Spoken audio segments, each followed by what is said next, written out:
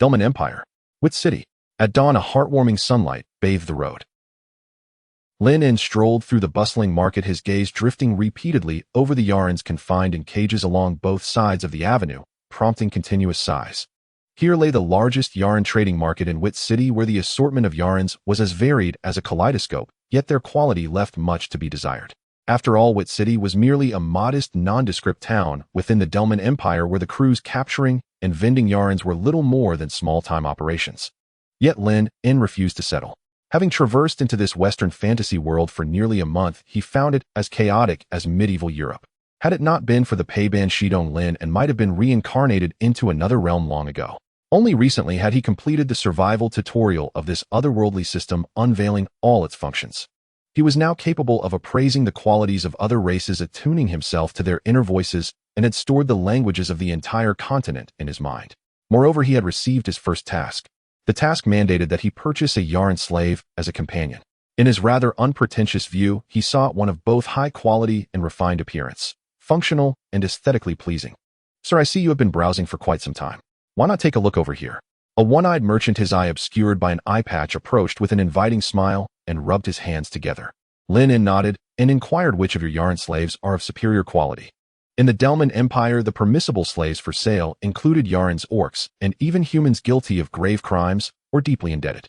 Yet the system clearly favored yarns, much like Lynn's own peculiar predilections. The merchant led Lynn into a snake-type yarn and remarked, "Sir, noticing the sword on your back, you must be an adventurer." A snake-type yarn excels in the art of toxins, and her powerful tail can serve as an unusual substitute for a hand. Price 10 gold coins. Lynn asked, "Are there any others?" "And here is a lizard-type yarn. Her endurance is exceptional, capable of attending to a dozen men seamlessly. After purchasing her, you might even rent her out to serve a throng of patrons each day. Price 8 gold coins. Lynn shook his head. The merchant persisted in his introductions, his stall teeming with yarn slaves. Alas, abundance did not equate to quality. Lynn still found none that suited his taste. Just as he was immersed in his dismay, a distant plaintive inner voice reached his ear. "I feel so miserable. Help." The desperate plea caught Lynn's attention. Turning around, he beheld a slight cat-type yarn. She was curled up in a cramped cage, trembling uncontrollably. Her cage had been deliberately placed at a distance, at least 20 meters apart from the adjacent cages of other yarns. "Mother, I should have listened to you. I am doomed to perish." Tears welled in the cat maiden's shut eyes, streaking down her grimy cheeks. Upon witnessing the information, Lynn's eyes lit up. Compared to other yarns, among whom even in a grade innate talent was a rarity, this little cat maiden held promise. "What ails this cat-type yarn that renders her so frail?" he asked. The merchant, upon hearing Lynn, glanced at the cat-type yarn in her cage and replied indifferently, "She's merely suffering from a cold, nothing serious. If you wish, a single gold coin will suffice to claim her." Evidently, the merchant was being untruthful. By positioning her apart, he clearly feared a contagion might spread to the other yarn slaves. Merchants like him would never spend money to cure their yarn slaves. Their living conditions were so squalid that even a cure would likely lead only to a relapse. Ailing yarn slaves faced two outcomes. If they recovered, they would simply be resold. If not, they were discarded into the wild. In the eyes of the merchant, this cat-type yarn was on the brink of death, ensuring profit no matter the price. "Very well, I shall take her." Lynn withdrew a gold coin from his sleeve and flicked it toward the merchant with his fingertip. Upon seeing the coin, the merchant's eyes sparkled. He caught it with both hands and, wary of deceit, he turned away to bite the coin with his teeth to verify its authenticity. Turning around with a beaming smile, the merchant declared, "Sir, you possess discerning taste. This cat-type yarn is now yours." He then unlocked the iron cage with a key. At the sound, Luoli struggled to open her eyes. Upon realizing the door had been opened, she attempted to rise and escape, only managing a few centimeters before collapsing once more. Undoubtedly, she was feeble. Lynn cast a glance toward the merchant, who awkwardly explained, "She erred yesterday. I neglected her meal. It is normal to lose strength when one has a cold." "I am not referring to that. Do not forget the slave mark. A magical seal could be used to affix a permanent slave mark. Once the slave mark is imprinted, one is condemned to serve the master for life. Any resistance becomes a fate worse than death, and even upon the master's demise, the mark will ultimately slay the slave." Though Lynn did not intend to use the slave mark to mistreat the cat maiden, he also wished to avoid a fatal reversal at her hands. After all, even men must sleep. One cannot simply turn a blind eye, can one? The merchant, realizing that Luoli was nearly at death's door, instinctively refrained from further interference. To avoid detection, the merchant hastily retrieved a magical seal from his pouch and said, "Please provide me with a strand of your hair, or a nail will suffice." Lynn scratched his head and offered a strand of hair. The merchant placed it on the seal's base and fused it with magic, and as the hair was absorbed, wisps of white smoke emerged, advancing steadily toward Luo Li. "No, no!" Luo Li cried out in terror, her eyes widening as she writhed backward until her back pressed against the cage, where the merchant seized her neck with one hand. "Where would you like the mark placed?" the merchant asked. "On the sole of the foot," Lynn replied after a moment's thought. The cat maiden possessed exquisite features and delicate charm. He preferred the mark to be inconspicuous so as not to mar her beauty. "Very well." The merchant rotated Luo Li and stamped a fiery magical seal onto the sole of her foot. After a cry reminiscent of a slaughtering hog, the already fragile Luo Li finally succumbed to unconsciousness. Lynn carried Luo Li back home. He lived in a small wooden cabin of about 50 square meters in Haixizi village on the outskirts of White City. Though tiny, it contained everything one might need. Once home, Lynn set Luo Li down beside the fireplace and wrapped her in a woolen blanket. Then he opened a cabinet and took out a bottle of dreamy pink liquid formerly known as a healing potion. The reward for completing the Otherworld survival tutorial had been 5 bottles of healing potion and a large iron sword. Because of this, Lynn had dared to spend a single gold coin to snatch up an epic-level cat-tiered girl at a bargain price. He lifted Luo Li into his arms and carefully fed her the healing potion. About 2 minutes later, Luo Li's inner voice echoed in Lynn's ears. "So warm, just like mother's embrace. Have I gone to heaven?" Luo Li groggily opened her eyes. The blurry outline before her sharpened into Lynn's fairly kindly smile. Startled, she let out a sharp cry. The fur on her ears and tail bristled at once, and in a reflexive response, she lunged to sink her teeth into Lynn's neck. Yet before her teeth could close, the slave mark beneath her feet activated. A harsh crackling sounded as blue lightning wrapped around Luo Li's entire body, rolling her eyes back in her head. "Well now? Electric therapy, huh?" Seeing this scene, Lynn could not help recalling a certain figure from his original world. The electric shock lasted for about 3 seconds. When it ended, Luo Li lay peacefully asleep on Lynn's lap, having fainted once more. Helpless and amused, Lynn laid Luo Li back onto the wool blanket. After deliberately putting some distance between them, he silently called up the system task in his heart. Task: purchase a demi-human slave as a companion. Status completed. Reward: 1 bottle of body cleansing elixir, 5 silver coins. Pending collection. Lynn silently chose to claim it, and a bottle of body cleansing elixir together with 5 silver coins appeared in his hand. The official currency of the Delman Empire was the mark. The system's monetary rewards were also in marks. Marks came in 3 denominations: gold, silver, and copper. 1 gold coin equaled 20 silver coins, and 1 silver coin equaled 100 copper coins. However, because of war and natural disasters, the Delman Empire had fared poorly in recent years. Inflation was severe, and naturally White City had not been spared. Originally, a whole loaf of black bread had cost only 5 copper coins. Now that same loaf astonishingly sold for 50 copper coins. It was already more money than one hand could hold. After transmigrating here following the optimal route laid out by the Otherworld survival tutorial, Lynn had toiled for a month, only managing to save up a single gold coin and 7 silver coins. After subtracting the cost of purchasing Luo Li and adding the task reward, he now had 12 silver coins left. Lynn did not particularly mind. The system's functions were fully unlocked now, and he could afford to take things slowly. As for the body cleansing elixir, liquid infused with magic power. After drinking it can enhance one's physique. As Lynn stared at the elixir, its information automatically popped up. In short, drinking it would make him stronger, the more the better. Without hesitation, Lynn downed it in one gulp. Interestingly, the body cleansing elixir tasted remarkably like the zinc gluconate oral solution from his original world. 10 seconds later, Lynn felt his body grow slightly feverish. After a minute, the heat faded. Gripping the large iron sword, he discovered that the once heavy weapon now felt much lighter in his hands. With a casual swing, the blade sliced through the air with a howling whistle. By his estimation, it could probably sever a human skull. Just then, a soft groan sounded from behind him. The little catgirl seemed to be waking up. Lynn put away the iron sword, turned, and looked at Luo Li. Purposefully keeping his distance, he spoke in the demi-human tongue. "How do you feel? Not uncomfortable anymore, right?" Luo Li watched Lynn warily, her expression bared and feral, yet out of fear of the electric punishment, she dared not attack again. Soon she realized that the suffocating sensation of impending death in her body had vanished. "How can this be? I seem to be fine." Luo Li caught a whiff of the potion's scent. Turning her head, she noticed the healing potion nearby. Was it he who saved me? After a moment of silence, Luo Li drew back her bared teeth. The claws that had been digging into the floor relaxed as she asked softly, You can speak the demi-human language." "A little," he replied. Luo Li froze for a second, then her gaze dimmed as she whispered thank you. Lynn smiled faintly. There's no need. I bought you to work for me, and saving you was part of that. Luo Li lowered her head and did not reply. Sitting on the wool blanket, she hugged her left foot and stretched out her small tongue to lick the slave mark on her sole. The sight instantly melted Lynn's heart a tiny bit. He had always been fond of beast-eared girls. Saved, but now I can never escape, she thought. 2 clear trails of tears slid down Luo Li's cheeks. Lynn consoled her, saying, I don't have a habit of abusing slaves. As long as you work hard, you'll live well. Luo Li nodded lightly. After a moment of silence, she murmured, understood, master. You haven't eaten yet, have you? Lynn asked. Remembering the slaver's claim that Luo Li had not eaten since yesterday, Lynn went into the kitchen and brought out the leftover lunch. Luo Li's gaze was completely captured by the food in the bowl.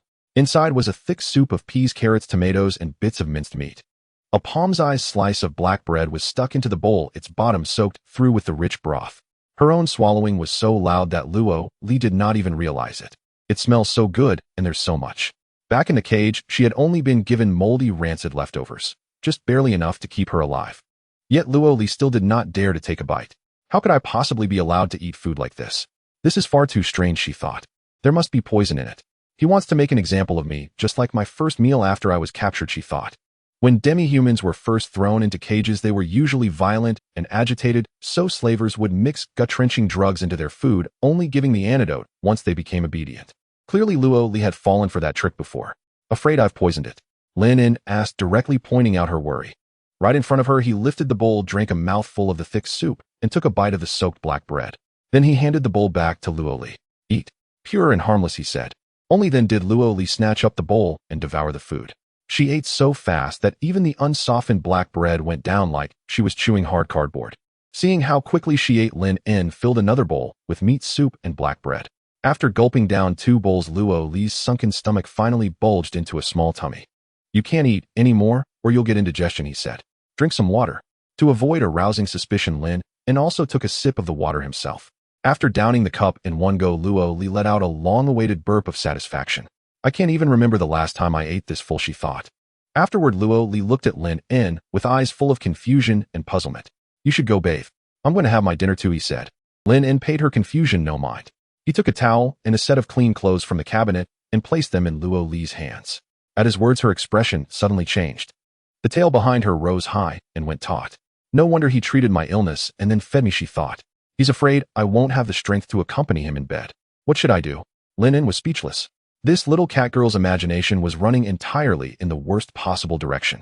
He had simply thought she must smell after being locked in a cage for so long. I'm not ready, Luo Li stammered, fear clouding her eyes and panic in her voice. Don't hit me, she pleaded inwardly. What's there to prepare for when it's just a bath? Lynn asked, feigning ignorance. I mean that sleeping. As Luo Li forced the word out, her whole body trembled. Her hands clenched around the towel so tightly that it twisted into a dead knot. Lynn smiled faintly, took 2 deliberate steps back, and said, relax. It's just a bath, nothing more. As long as you work hard, I won't force you to do anything you don't want to do. Luo Li's eyes flew wide in shock. Really? Why else do you think I bought you? Lynn countered. With genuine sincerity, he added, I just want to let my wealth snowball. Just that. That's almost too good, she thought. Master, I'll go bathe, then Luo Li said. Wait a moment. Master, don't panic. What's your name? Lynn asked, though he already knew. Master, my name is Luo Li. I'm Lynn, he replied. After Luo Li left, Lynn poured the remaining meat soup into his own bowl and sat waiting for the black bread to soak through. He watched the black bread continuously drinking in the soup. Far too skinny. Quite an eyesore, he muttered. Morning. Before Lynn awoke, Luo Li took the initiative to tidy up the house. Having traversed from an era dominated by robotic vacuums, the boy was not accustomed to cleaning, so the task was quite substantial. Luo Li did this because she felt a bit guilty after enjoying an extravagant meal the previous day. At the same time, she feared she might not have another opportunity to eat well soon. In truth, it wouldn't matter if she didn't eat lavishly again. Even moldy and rotten food, as she had experienced before, was sufficient as long as it filled her stomach. When Lynn opened his eyes, he found Luo Li wrapped in a woolen blanket sitting at the foot of his bed, quietly watching him. Good morning, master. Morning. Lynn rose and walked into the bathroom. Suddenly sensing something amiss, he turned back to take another look. The room appeared to have become significantly cleaner. To be precise, it was spotless. The wooden cabin was not made of marble, and achieving such cleanliness was no easy feat. Luo Li, you did a great job. Luo Li's cat ears twitched, and she promptly replied, I'm ready to work. Later we'll head to the Adventurers Guild. After washing his face, Lynn noticed that the system task had also updated.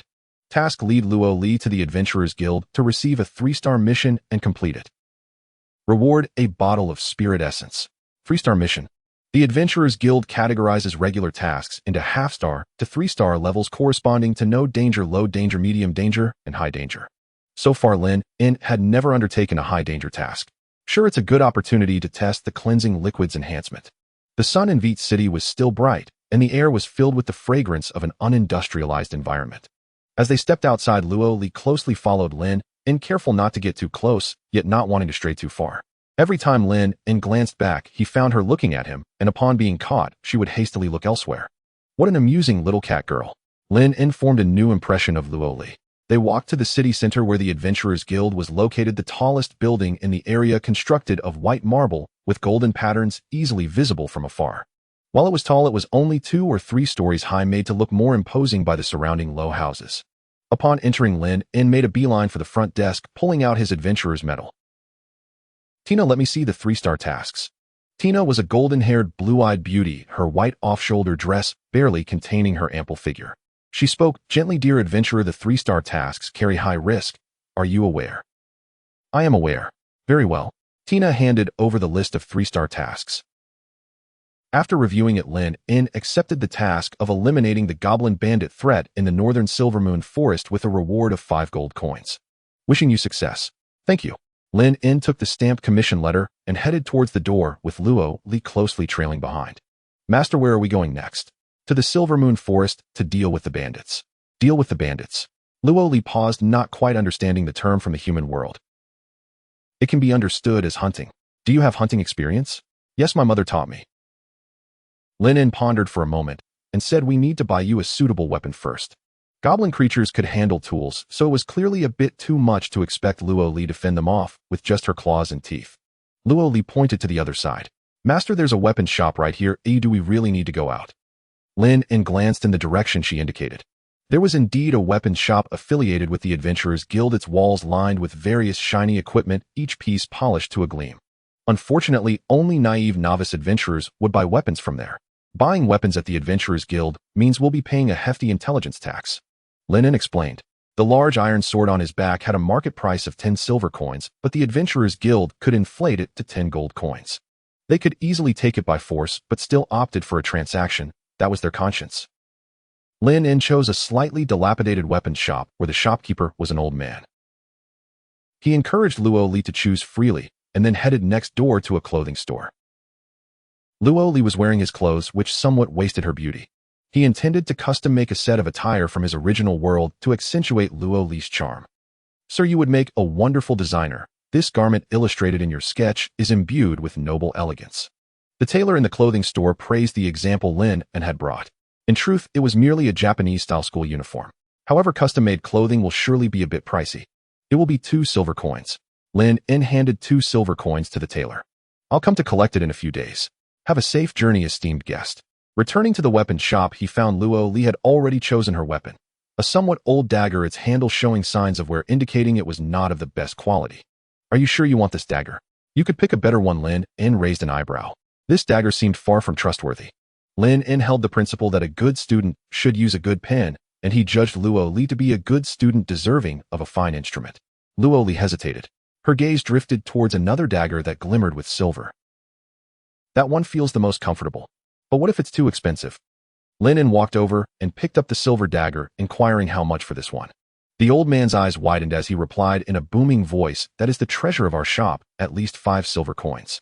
Lynn felt a wave of exasperation wash over him. 3 coins. I acknowledge its exquisite craftsmanship, but with so little iron its value cannot exceed 3 silver coins. Seeing the old man still hesitating, Lynn added, I'm an adventurer, weapons are exchanged quickly. Let's be friends. The old man nodded without further hesitation. Then it will be 3 silver coins. Lynn tossed 3 silver coins onto the table and handed the dagger to Luo Li. It's yours now. Luo Li carefully accepted the dagger with both hands.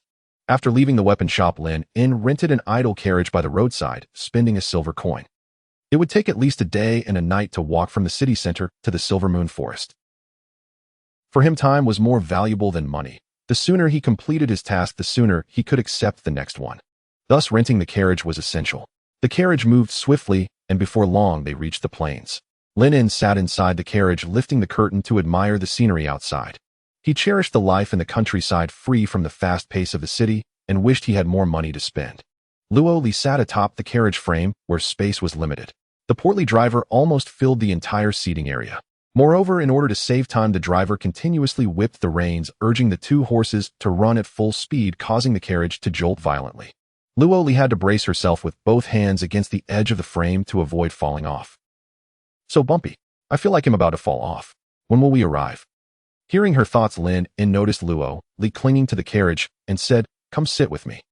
Luo's cat ears twitched, but she did not respond. Lynn repeated himself. Luo glanced around, confirming that there was no one else aside from the driver. Then she turned to Lynn pointing at herself uncertainly. "Me. Yes, I can't be calling the driver, can I? A runaway horse won't take us to the Silver Moon Forest." Just as Luo was about to move, the driver turned around and said, "Sir, keep an eye on your slave. She wants to climb into the carriage, which will dirty my vehicle."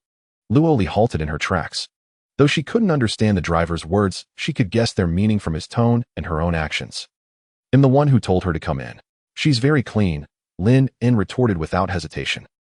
"Get in." Lynn spoke again to Luo in the language of demihumans. Luo froze for a moment before quickly climbing over to Lynn's side. The driver frowned, muttering something about strange people under his breath, but he said nothing more. Luo immediately felt relieved. "At last my bottom doesn't hurt anymore." Grumble. However, while her bottom no longer hurt, Luo's stomach growled. She lowered her head in embarrassment, clutching her belly. "Goodness, please don't make noise. I'll think I eat too much." This wasn't entirely her fault, as she had risen early to clean and had burned through energy far beyond her usual consumption, something Lynn had now realized. But he didn't point it out. Instead, he calmly took out some black bread and boiled peas from his backpack, cutting a slice for himself, sprinkling some peas on top as he asked, "Did you have breakfast?" "No," Luo shook her head, already salivating.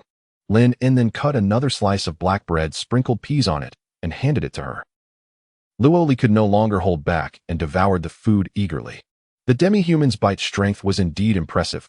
While Lynn had to slice his black bread carefully with a knife, Luo could easily gnaw through it, likely due to her hunger. Seeing her enjoy the meal, Lynn reminded her, "You don't need to be so reserved. In the future, if you wake up before me and want something from the kitchen, just take it. If you're hungry, tell me directly. I won't let you go hungry." Luo was taken aback, and after swallowing her mouthful of bread, she lowered her head and softly responded, "Oh, he is so kind to me. Aside from my mother, it seems like this is the first time someone has been so nice to me." Unbeknownst to Luo, her thoughts were crystal clear to Lynn. He smiled, subtly pleased. He had successfully won her heart. Next would come the returns on this investment. For an epic-level catgirl, any investment was worthwhile. At noon, the carriage arrived at the Silver Moon Forest. As the driver departed, he dared to mutter curses about the demi-humans sitting inside. Lynn ignored him, and following the map drawn on the commission letter, headed deeper into the Silver Moon Forest. "Let me know if you notice anything." Luo possessed an level sensitivity, adept at detecting her surroundings. "Understood." Luo nodded earnestly, her dreamlike pupils scanning the area back and forth, her black and pink furred ears twitching occasionally, like a serious student preparing for an exam. The most prosperous city surrounding Vite City was Moritol, renowned for its fine wines and dancers. The rampant banditry in the Silver Moon Forest was due to the merchant caravans traveling from Vite City to Moritol having to pass through this area. When banditry was not yet at its peak, the Lord of Vite City would commission adventurers through the Adventurers Guild to hunt down the bandits for a hefty reward, which was how Lynn had come to take on this task. Once the banditry reached a certain level, the Lord would establish a formal bandit-slaying army to conduct a thorough sweep of the trade routes in the Silver Moon Forest. As they walked, Luo's serious expression suddenly changed. Her cat ears perked up, and she pressed her dagger against her chest. "Master, be careful. There are people ahead." Lynn also gripped the sword on his back, and under Luo's guidance, they soon spotted 5 goblins not far away. These green-skinned goblins emitted a nauseating odor reminiscent of decade-old socks, prompting Lynn to pinch his nose. But Luo showed no reaction. "You can endure this." Lynn couldn't help but be curious. A catgirl's sense of smell should be far more acute, and the stench should be stronger for her. Luo glanced at Lynn, her mouth opening slightly before she hesitated, lowering her head in embarrassment. "This smell is similar to the food I ate in my cage, but if I say that, Master will surely think him filthy." Lynn was thoroughly shocked by Luo Li's thoughts. He had long known that demi-human slaves had a terrible quality of life, but he hadn't realized just how horrendous it was. Even the refuse from a busy restaurant wouldn't smell this bad. It seems you're a very resilient demi-human. Truly impressive, Lynn praised Luo Li, interrupting her spiraling thoughts. After confirming that only these 5 goblins were present for a while, Lynn said, "Let's take action, I'll leave one alive." "Understood, master." Luo Li sprang from the bushes like a lightning bolt, closing in on the goblins. As the goblins finally reacted and reached for their crude clubs, Luo Li's sharp gaze focused, and she plunged her dagger into one goblin's heart. A spurt of blood splashed onto Luo Li's face, and just to be safe, she struck again. After Luo Li charged out, Lynn followed to draw the attention of the other goblins. Facing them was like slicing through vegetables. With a commanding swing of his 20-kilogram iron sword, he sent the first goblin's weapon flying, and then decapitated it in one swift motion. Before the remaining 3 goblins could react, Lynn gracefully swung his sword again, cleaving through the goblins on both sides. The last goblin, finally snapping back to reality, tossed aside its weapon and ran away, crying out in fear. Luo Li, moving with overwhelming speed, tackled it down, using the hilt of her dagger to pummel its head until it could no longer resist, finally stopping to catch her breath. Lynn approached her content and affectionately ruffled her cat ears. Luo Li smiled lightly, squinting her eyes, and instinctively lifted her chin. Lynn then turned his gaze to the goblin curled up on the ground, its head cradled in its arms, completely paralyzed by fear, babbling desperate pleas for mercy. In the goblin tongue, Lynn asked, "Do you have any other accomplices? Speak up, and I might consider sparing you." The goblin was taken aback, incredulously replying, "You speak our language." Lynn had already raised his sword. Startled, the goblin quickly answered, "About 2 kilometers south there's our camp, with 7 more goblins. You are so powerful they will surely be no match for you. I've said everything. Please, I beg you to keep your word." 7 goblins were indeed not a match for him. Lynn had a clear understanding of his own strength now. As long as he wasn't facing a situation where they could surround him, he could easily dispatch 2, and the rest would be left in a state of shock. "Begone." Lynn allowed Loli to dismount from the goblin, who, overjoyed, knelt on the ground, bowed 3 times, and then scrambled away. At this moment, Lynn turned back and looked at the goblin again. "I've let you go, yet we meet again." Lynn spoke in the language of demi-humans. Upon hearing this, Loli quickly caught up with the goblin and tackled it, plunging a dagger into its heart. Subsequently, her thoughts resonated in Lynn's ears. "Master is so honest." Lynn chuckled to himself. A month prior to his arrival in this world, the survival tutorial had taught him that kindness could only exist without the burden of risk. Imprinting Loli as a slave was one thing, killing this goblin was another. Lynn took out his adventurer's medal, which possessed storage capabilities, and began to collect the goblin's cheap weapons and animal pelts. While not particularly valuable, they could fetch a decent price at the market. The adventurer's medal would also automatically record the location and the number of enemies slain, confirming whether the adventurer had completed their task. The more enemies defeated, the brighter the medal would shine. When Lynn turned to praise Loli, he noticed her expression was somewhat off. "Wait, did Master just pat my head? He wouldn't be preparing to sleep with me, would he?" The restorative potion. Loli suddenly became flustered, her small hands nervously scratching her long black hair. This quirky little catgirl. She had clearly enjoyed being patted on the head. "What are you daydreaming about? We need to move on." Lynn gave her a light tap on the head before walking south. Loli paused for a moment, wiped the blood from her face, and hurried to catch up with Lynn. "Phew, thank goodness, I must be overthinking it." The goblin's foul stench was easily detectable, especially since it was the site where goblins had long resided. Loli soon discovered the 7 goblins dashing out like lightning to tackle and kill one. Lynn followed suit, drawing their fire, and effortlessly dispatched 3 goblins before the remaining 3 turned to flee. Yet they could not outrun the cat-eared girl. Loli quickly maneuvered in front of them, forcing the 3 goblins to confront her as they swung their large cleavers. After dodging, Loli realized she couldn't engage in close combat. She threw her dagger at the 3 goblins, who hurriedly swung their cleavers to deflect it. Seizing the opportunity, Loli darted between the legs of the leftmost goblin and with all her might slammed into them, knocking them down like dumplings.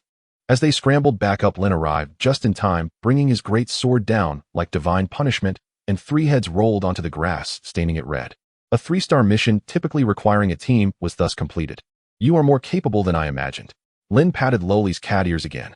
Loli shivered, retreating a bit once he stopped, timidly saying, "Master, please don't suddenly pat my head, my body reacts."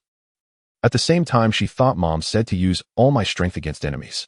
I must also give my all to those who are kind to me. They'll let you know in advance next time. You wouldn't refuse, would you? Lynn asked half-jokingly, half-seriously. Loli pondered for a moment, then shook her head. Patting my head is harmless, it's not an excessive request. Master is so kind to me, if he wants to pat, let him pat. With her affirmative response, Lynn stored the weapons and pelts in the metal and looted the goblin camp. Aside from the food not owned by goblins, he found some coins and a ticket. Goblins didn't use human currency. These coins were clearly stolen and tucked away in a corner, muddy, but still usable. After counting, the total value of the coins amounted to 21 gold, 12 silver, and 64 copper, which indeed brought Lynn a small fortune. However, what caught Lynn's attention was the ticket. It was an admission ticket to the Moritol Lord's auction, embellished with gold edges and tied with silk bearing the Lord's signature. Though it had a torn corner, it was unclear if it was still valid. As Lynn examined it, Loli suddenly sensed something, her expression shifting dramatically. She rushed to Lynn's side, panic-stricken, saying, "There are goblins. Many goblins. They are getting closer. Master, run." As her words fell, numerous armed goblins emerged from the thicket ahead, gathering densely. Conservatively estimated to be over 50. What in the world have I disturbed the goblins' lair? This scene left Lynn utterly astonished. Such a number of goblins required a lord to command an army for eradication. How could this possibly be a 3-star task? Run? Lynn turned on his heel to flee, with Loli closely following, glancing back intermittently to gauge their distance from the goblin horde. In terms of speed, the goblins could not keep up with them. However, a tall goblin at the back, carrying a white-haired elder goblin, raised a crude staff high and began chanting a spell, altering the situation.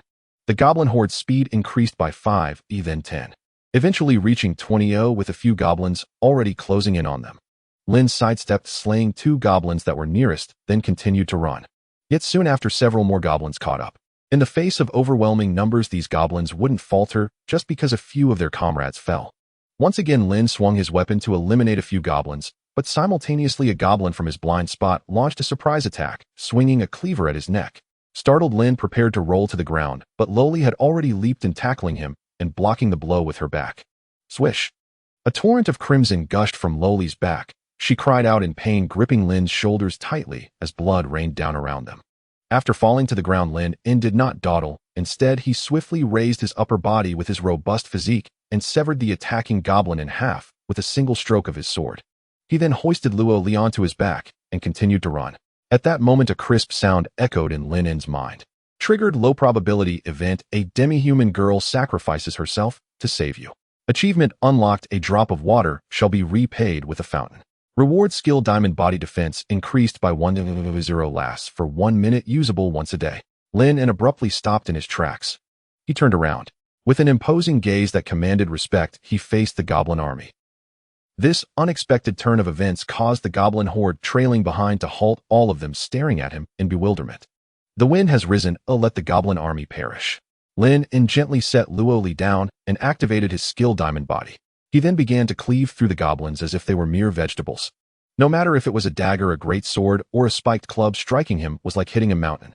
Impossible to budge, and the attackers would be repelled in return. Yet Lynn wielded his sword with grace, leaving behind a ground littered with the remnants of goblins. Each swing of his sword heralded the arrival of death. Before long, the surviving goblins began their retreat, but by then the effect of the acceleration magic had worn off. Before the goblin matriarch could finish reciting her spell, Lynn had already eliminated all but the large goblin and the matriarch herself. As the matriarch's acceleration magic fizzled out, the large goblin made a desperate bid for escape. However, Lynn did not pursue. He raised his massive iron sword high and swung with all his might. The sword sliced through the air with a whoosh, and traveling at an astonishing speed, obliterated the large goblin's head. The large goblin fell to the ground. The goblin matriarch followed suit. It seemed her legs were not functioning while preventing her from getting up. She could only wriggle her bottom in an attempt to escape as she watched Lynn close in on her. "Spare me, and I will teach you magic." At that moment, the goblin matriarch surprisingly spoke in human language. Lynn brought his sword down upon her. Swish! The goblin matriarch's body exploded, green blood spilling as she fell to either side. It was merely a low-level acceleration magic. Any first-tier mage could teach it given the right payment. Lynn immediately returned to Luo's side, confirming that her wound was life-threatening, and administered a second healing potion to her. "Do you not fear pain for standing in my way?" As he looked at the drowsy Luo nestled in his arms, just waking up, Lynn curiously asked. Luo gently rubbed her blurry eyes, realizing she was in his embrace. Her face flushed, and she attempted to wriggle free, but Lynn firmly pressed her back down. She lowered her head and murmured, I do fear, but this is what a slave ought to do. If my master falls, the slave seal will kill me. If I fall, my master might be able to save me. Lynn sighed inwardly, recognizing her as a clever little catgirl. With decent talent, she was efficient in her work, knew her priorities, and was quite beautiful. Acquiring Luo Li for a single gold coin was a return on investment surpassing even that of Buffett's lifetime. Don't do that next time. Lynn had already activated Diamond Body. You performed excellently today. What reward do you desire? Luo Li cautiously extricated herself from Lynn's embrace, taking a moment to catch her breath. My master's body is so warm, being held made me so nervous I didn't know what to do. Thankfully, I managed to slip away. She then shook her head gently. I do not want anything. Don't be shy. We can earn a great deal from this mission. Also, let me pet your head. Lynn rubbed his hands together with mischief in his eyes. In truth, while Luo Li was unconscious, Lynn had already petted her for quite some time, but there was a difference between doing it secretly and openly. The thought of Luo Li being willing to shield him from harm made him unable to resist the urge to stroke her head. After a brief pause, recalling her earlier words, Luo Li leaned in, offering her head for Lynn to ruffle. At the same time, her thoughts drifted toward him. Though I say this, I've already been treated so well. If I make excessive demands, my master might get angry. She then added, I just want to be full. Though I really want to eat meat. Lynn had already grasped Luo Li's thoughts. He tentatively reached out to her cat ears. As his fingertips brushed against them, Luo Li jolted, biting her lip, but saying nothing. Lynn then seized one of her cat ears and began to rub it without restraint. Off. Luo Li recoiled, quickly curling up her hands, tightly covering her ears. Just the medicine. Oh no, I was fine with head pats. Why touch my ears? Returning to White City, it was already deep into the night. At this hour, the Adventurers Guild was certainly closed. Lynn intended to head home first and visit again tomorrow. However, passing by a butcher shop, he decided to take a chance and walked inside, looking for any sign of life. Fortune smiled upon him as he noticed a burly man sharpening a knife. Hey, what are you sneaking around for?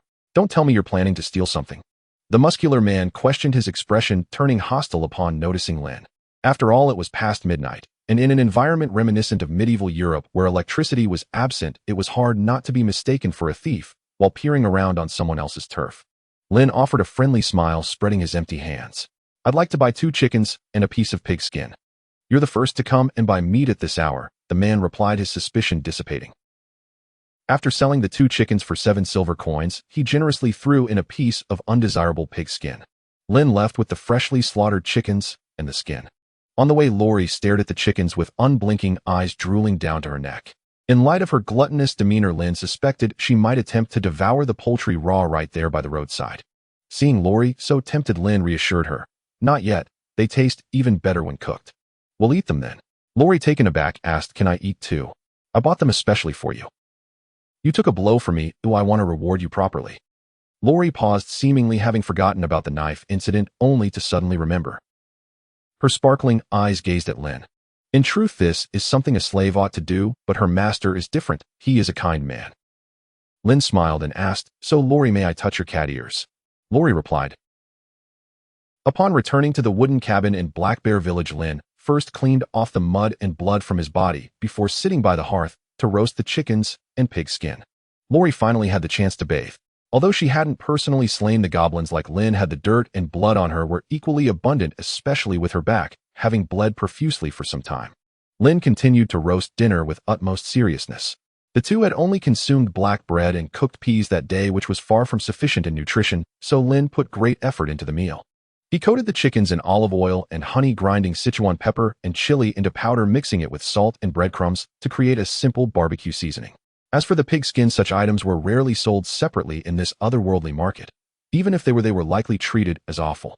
Thus the owner had simply given him a piece. It seemed the people of this world had yet to grasp the allure and rich aroma of roasted pig skin. With the oil bubbling and sizzling from the pig skin, Lynn could hardly contain his cravings. After her bath, Lori, now smelling of fragrant soap mixed with a hint of cat, squatted beside Lynn. Lynn removed his gloves, gently patting her half-damp head, and stoked the fire in the hearth to make it blaze even more brightly. Before long, the delectable roasted chickens and pig skin were ready, placed upon the table.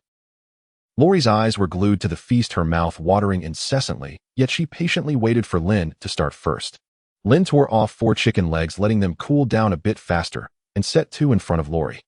Go ahead, but remember to blow on them, they're hot. Okay, master.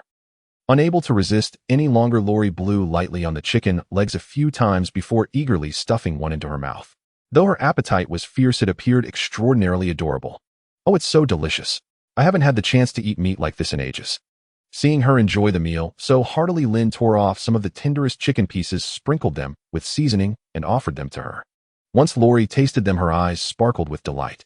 Afterward, Lori also tried the neglected roasted pig skin, biting into its crispy layer and unleashing a burst of rich aroma, as if her taste buds had ascended to paradise. Lori even found herself in tears from joy. After being captured, she could never have imagined that one day she would savor such a dinner again. Even if this were my last meal, it would be worth it. At that moment, Lynn earnestly remarked, Lori, I want to touch your cat ears. Lori hesitated for a moment, then obediently moved closer to him, squatting down and presenting her ears for his hands. Lynn grinned widely, grabbing one ear in each hand and gently kneading them, relishing the warm, fluffy texture that brought him joy. Noticing Lori tightly closing her eyes in anticipation, Lynn gradually slowed his movements until her expression relaxed and her inner thoughts began to surface. Having my ears touched feels quite nice. Lynn arrived at the Adventurers Guild early the next morning. He had completed his quest and was here to collect his reward.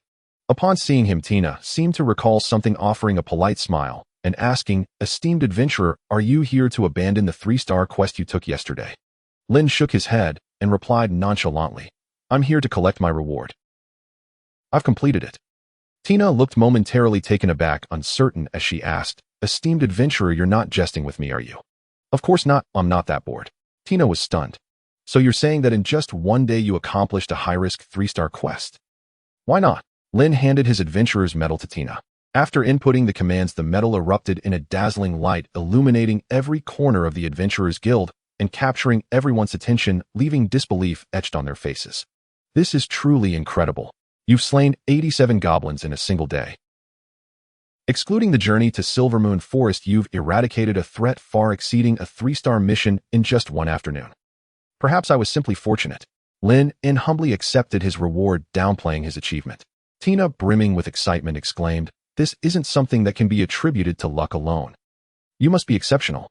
In addition to your reward, please accept these 2 items. Lynn received the items. Tina handed him a golden medal and an admission ticket. He recognized the significance of the former. The gold medal was an advanced adventurer's medal awarded only after completing at least 5 3-star missions.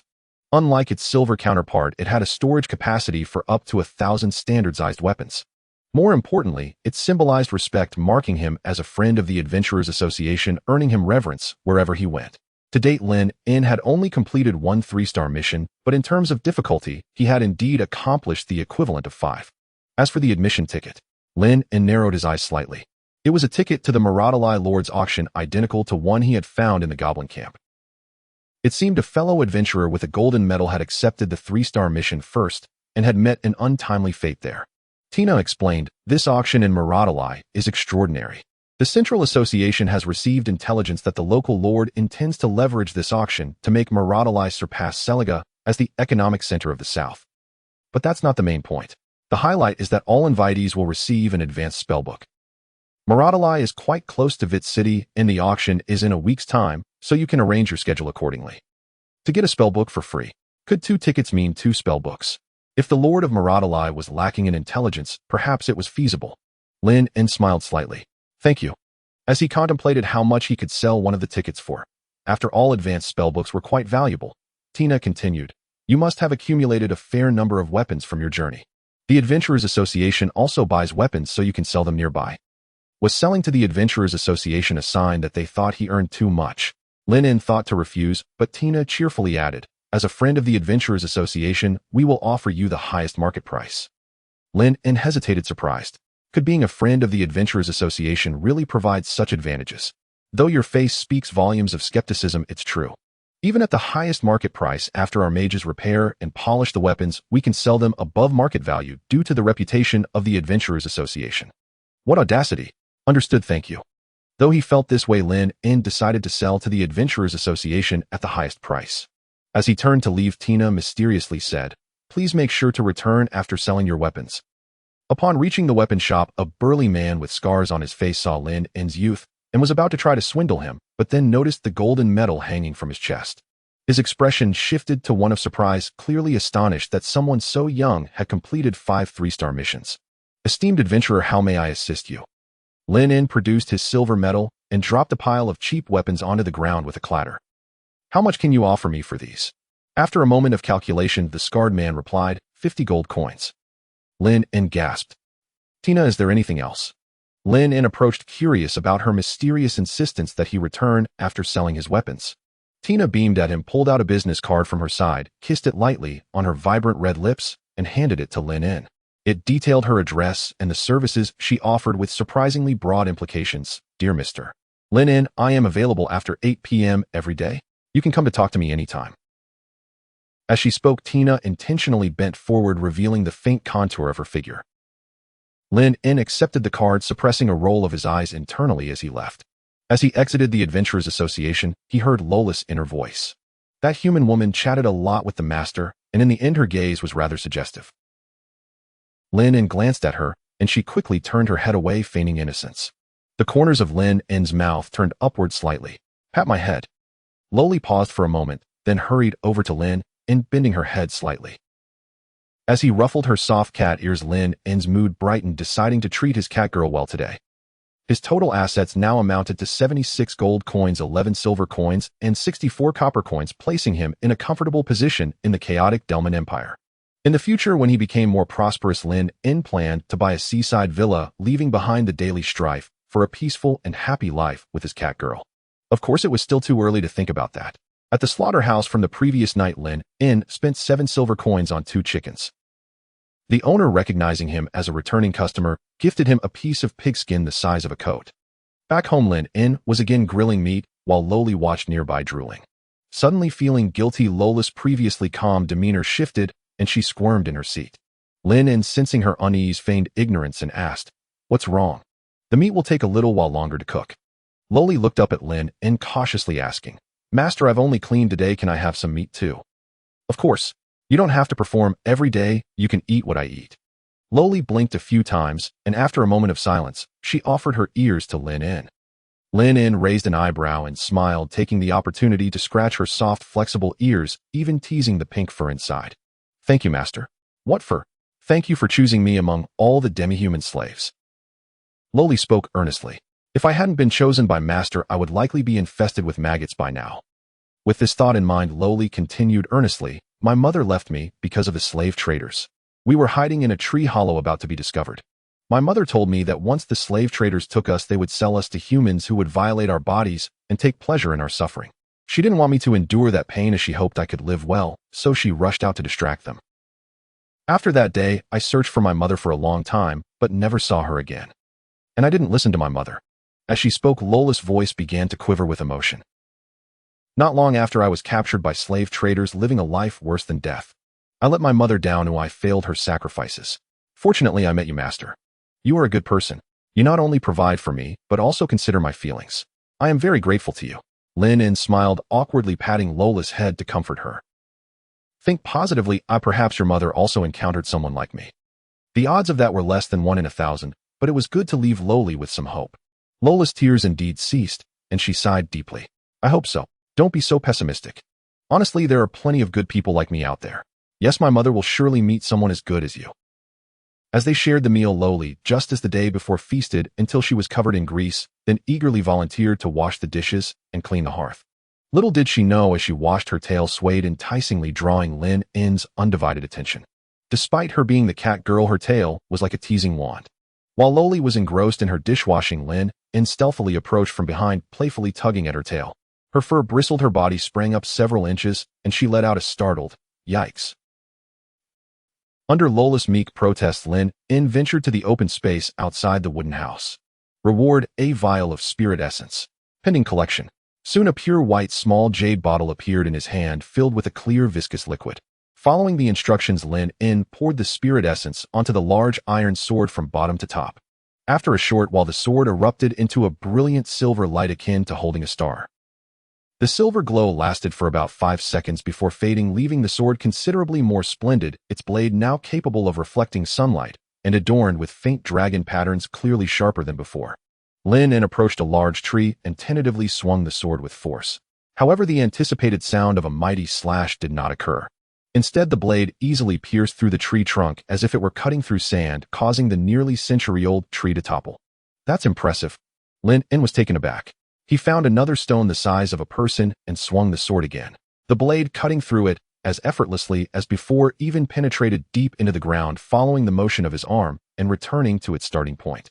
Now it truly felt like it could slice through iron and mud. Weapons and spirit tools possess essential differences. This is normal. Please master the strength as soon as possible. Oh, so you're alive, huh? After a moment of silence. Host, you really know how to talk. Lynn grinned. So, does this mean that as long as it's not a spirit tool, nothing can withstand my sword? Correct. Spirit tools must have varying strengths as well, right? Yes. The Great Iron Sword is currently only a beginner spirit tool. It can be upgraded by absorbing spirit essence or through combat. Powerful spirit tools can even cultivate on their own. Then can you reward me with 10 or 20 vials of spirit essence directly for the next mission? That way my progress could improve more quickly. After a long silence. Master, I am an accompanying system, not a wishing well. After those words, the system ceased to respond, appearing quite startled. Lynn shrugged. While the system was a bit stingy, the fact that they could communicate was a good thing. Communication meant there was room for negotiation, making it more flexible than a rigid program.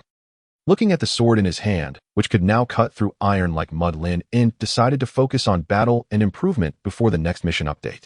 In the ensuing 7 days, Lynn diligently completed 3-star tasks to enhance his great iron sword.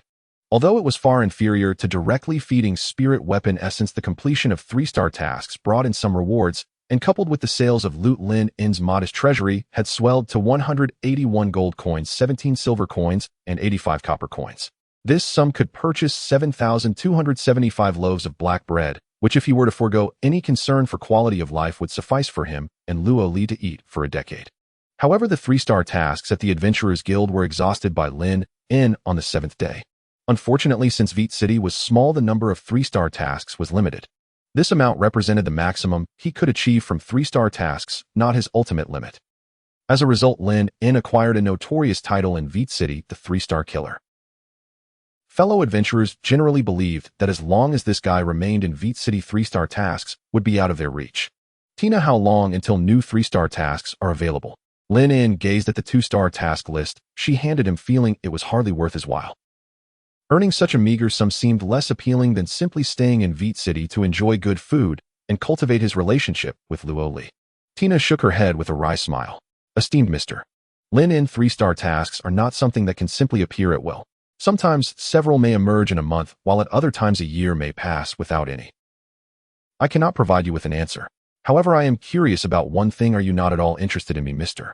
Lynn? Given how long it had been since she had presented her card, it was only reasonable that Lynn should have reached out to her, unless he had forgotten.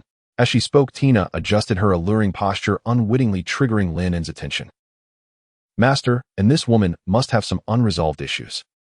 Luo, who could not understand human language, silently thought to herself upon witnessing this. Lynn felt he was gravely misunderstood, a wave of embarrassment washing over him. After Tina exhibited some flirtatious behavior, it was only natural for his gaze to wander to that area, right? But he found no interest in Tina. It was not that she lacked femininity, but rather she simply did not fit the tastes of a gentleman like him. I'm still young and prefer to focus my energy on my career, Lynn replied dismissively. Tina pouted, seemingly realizing that Lynn simply did not fancy her. However, she did not give up on trying to get closer to this important individual and changed her approach. All right, but Mr.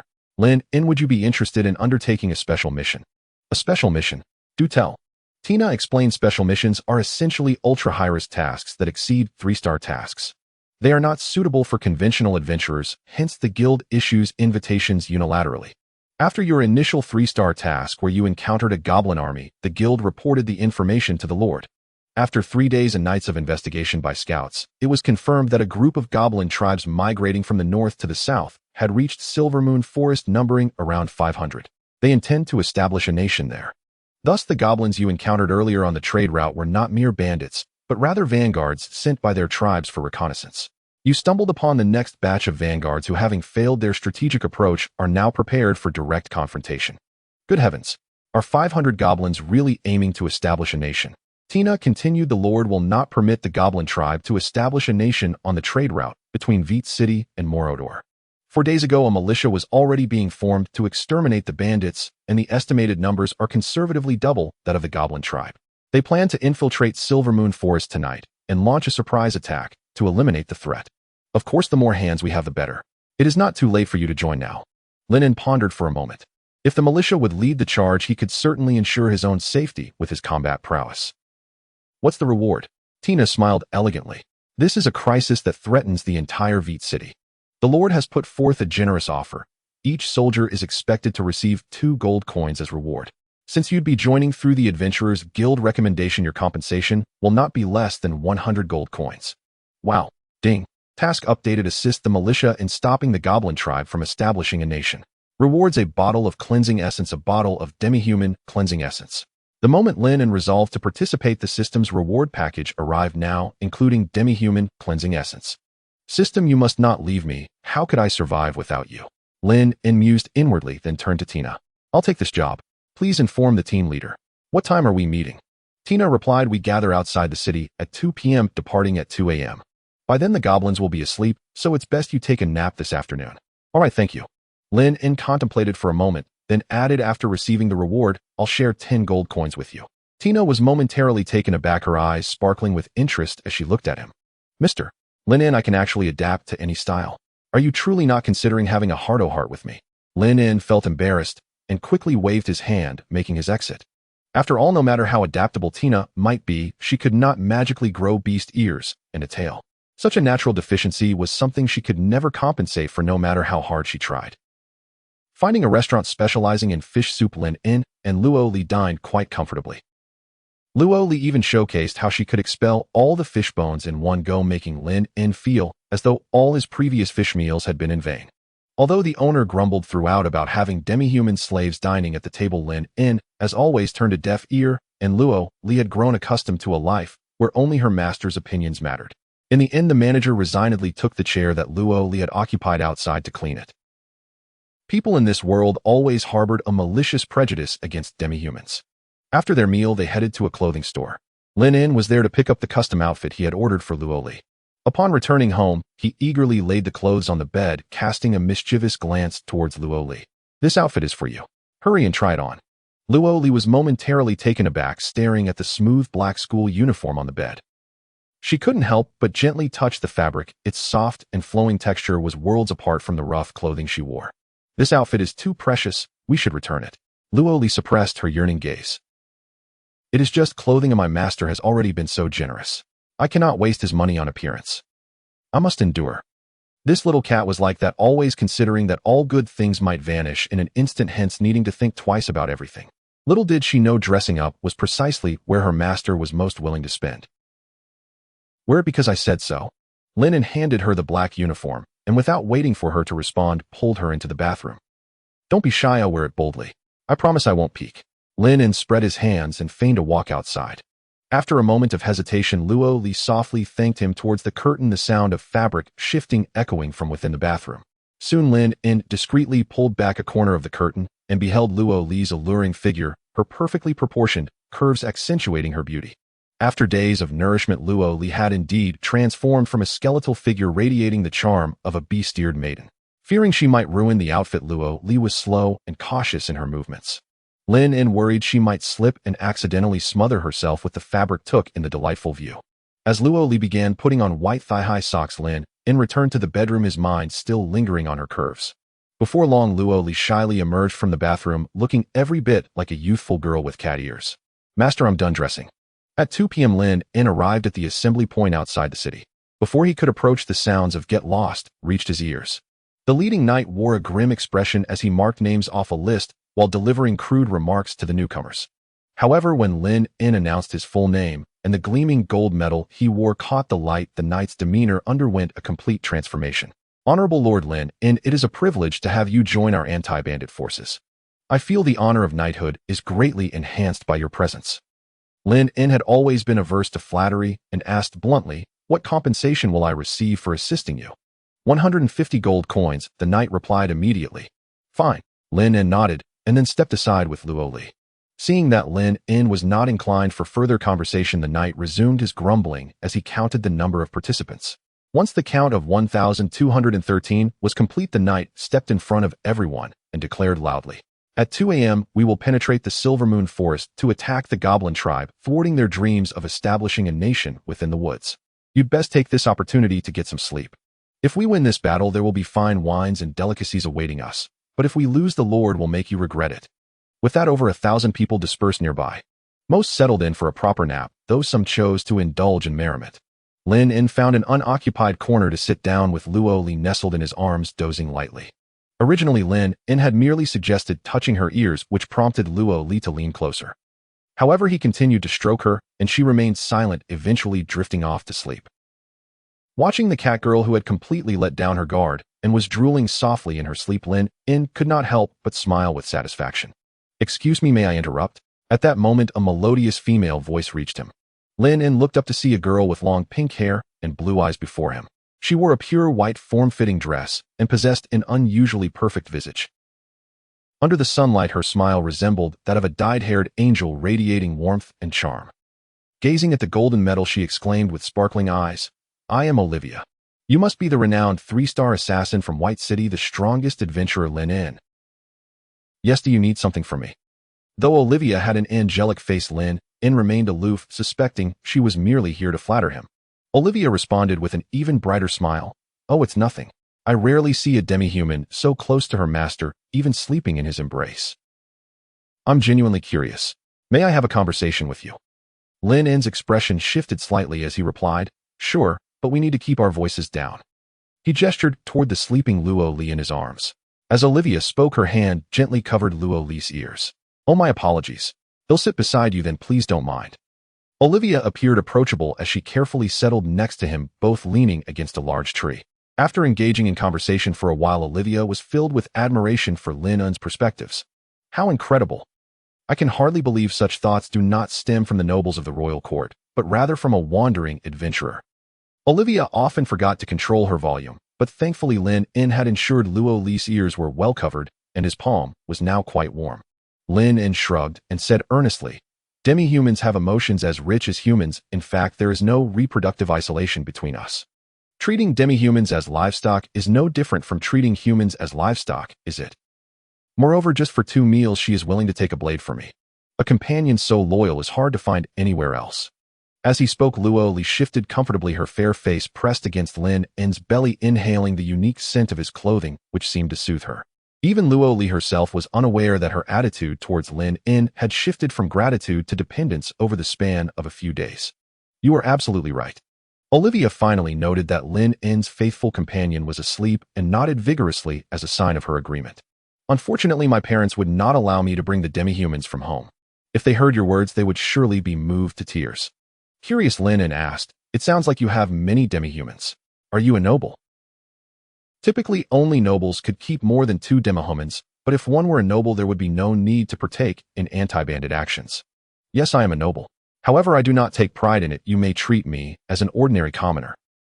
Olivia casually patted Lynn on the shoulder. Lynn nodded. "In that case, I have no intention of favoring nobles." His advanced education had conditioned him not to show preferential treatment to nobles, and he even entertained thoughts of hanging the majority of them from lampposts. Olivia laughed. "You really are a unique person. Enough about me, let's talk about you. Why would a noble like you come to fight bandits? Did you sneak out?" This seemed the most reasonable explanation, if not the only one. "Of course not. My family agreed to my participation in the anti-bandit efforts, but I cannot share the reasons with you. You must understand, nobles have their own secrets." Lynn rolled his eyes. "But you just said not to treat you like a noble." "That's different," Olivia replied, shaking her head, her pink hair swaying captivatingly. "But I can tell you that soon they will change their minds." "Oh." Olivia looked at Lynn. "I plan to leave my home." "Why? Did you have a falling out with your family?" Olivia shook her head. "Not exactly a falling out, it's simply for freedom. Noble life is quite dull. Each day, I either study various etiquette or pay visits to this count or that, exchanging pleasantries. I've been weary of such days since I was 7. I constantly fantasize about becoming an adventurer like you." Lynn expressed his agreement with Olivia's sentiments. "Life is precious, love is even more valuable, for freedom's sake, both can be forsaken." "Wow." Olivia's eyes widened in admiration as she gazed at Lynn, exclaiming, "Did you come up with that yourself? It's truly poetic and philosophical." The uncontrollable sigh managed to wake Luo Li from her slumber. Groggy Luo Li climbed out of Lynn's embrace, seemingly catching a whiff of someone else's scent. Turning her head, she was rendered speechless upon spotting Olivia.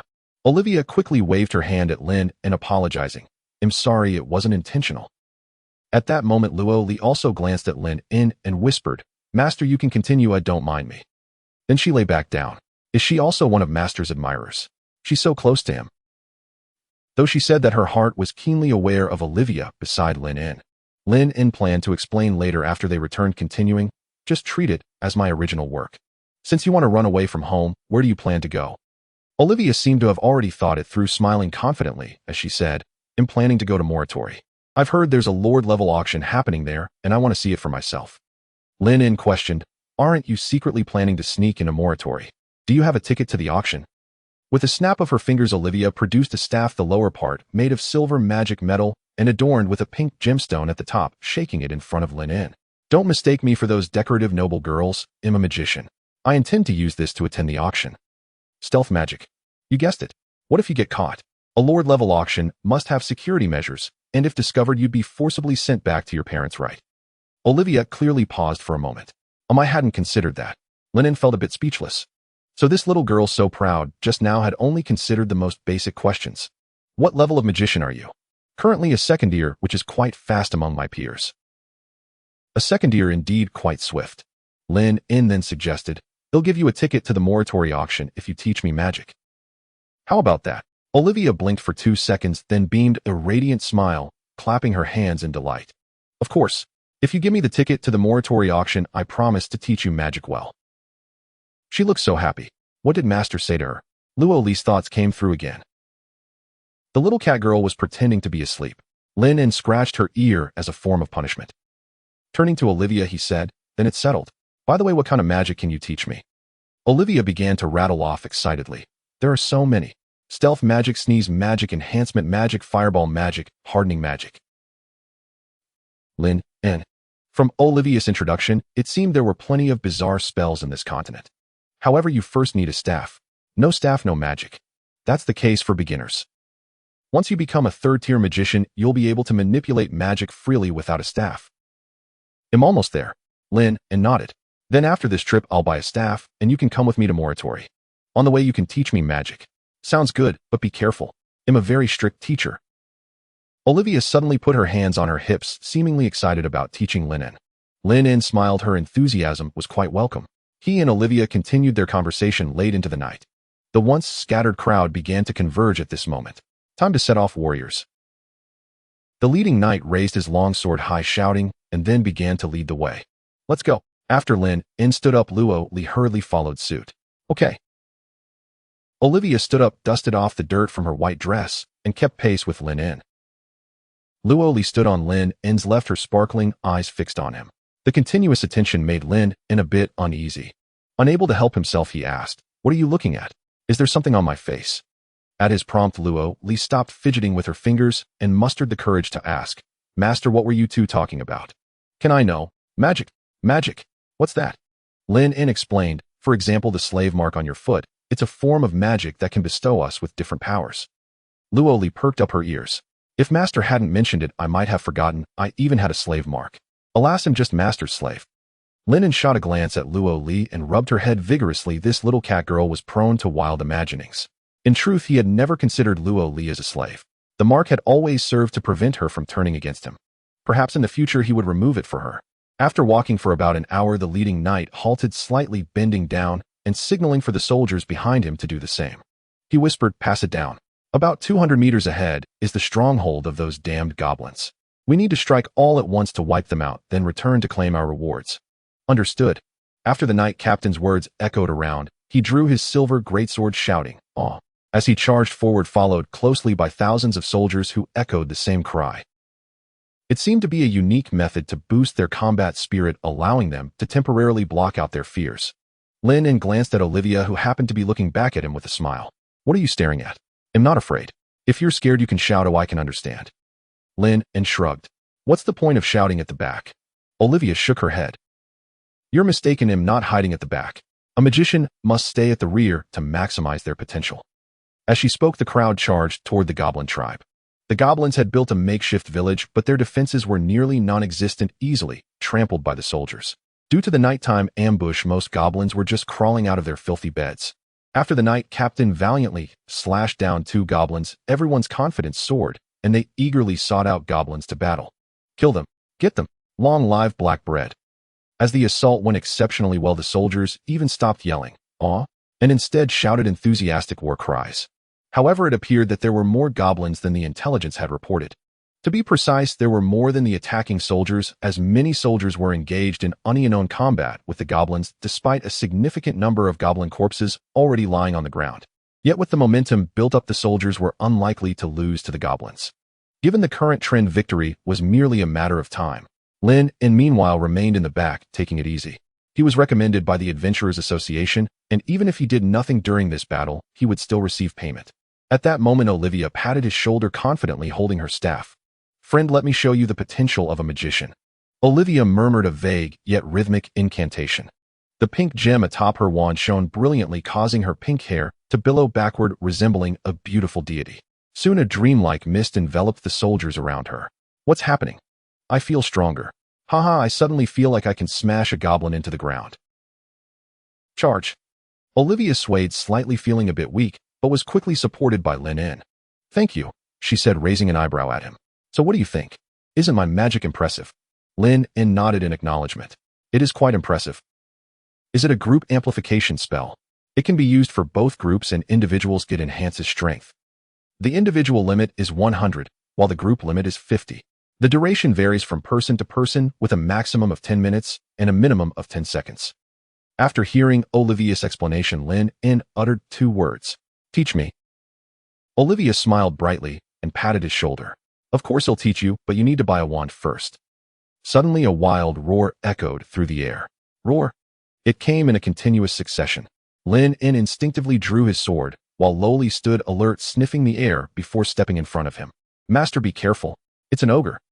Monsters over 3 meters tall, with skin resembling burn scars and a small face adorned with sharp teeth, emerged. There were 11 of these ogres in total. The identification function revealed to Lynn that each ogre was at the 3rd tier with strength rated A and agility rated D. What on earth are those things? My goodness, they're monsters. Monsters are here. Should we keep fighting?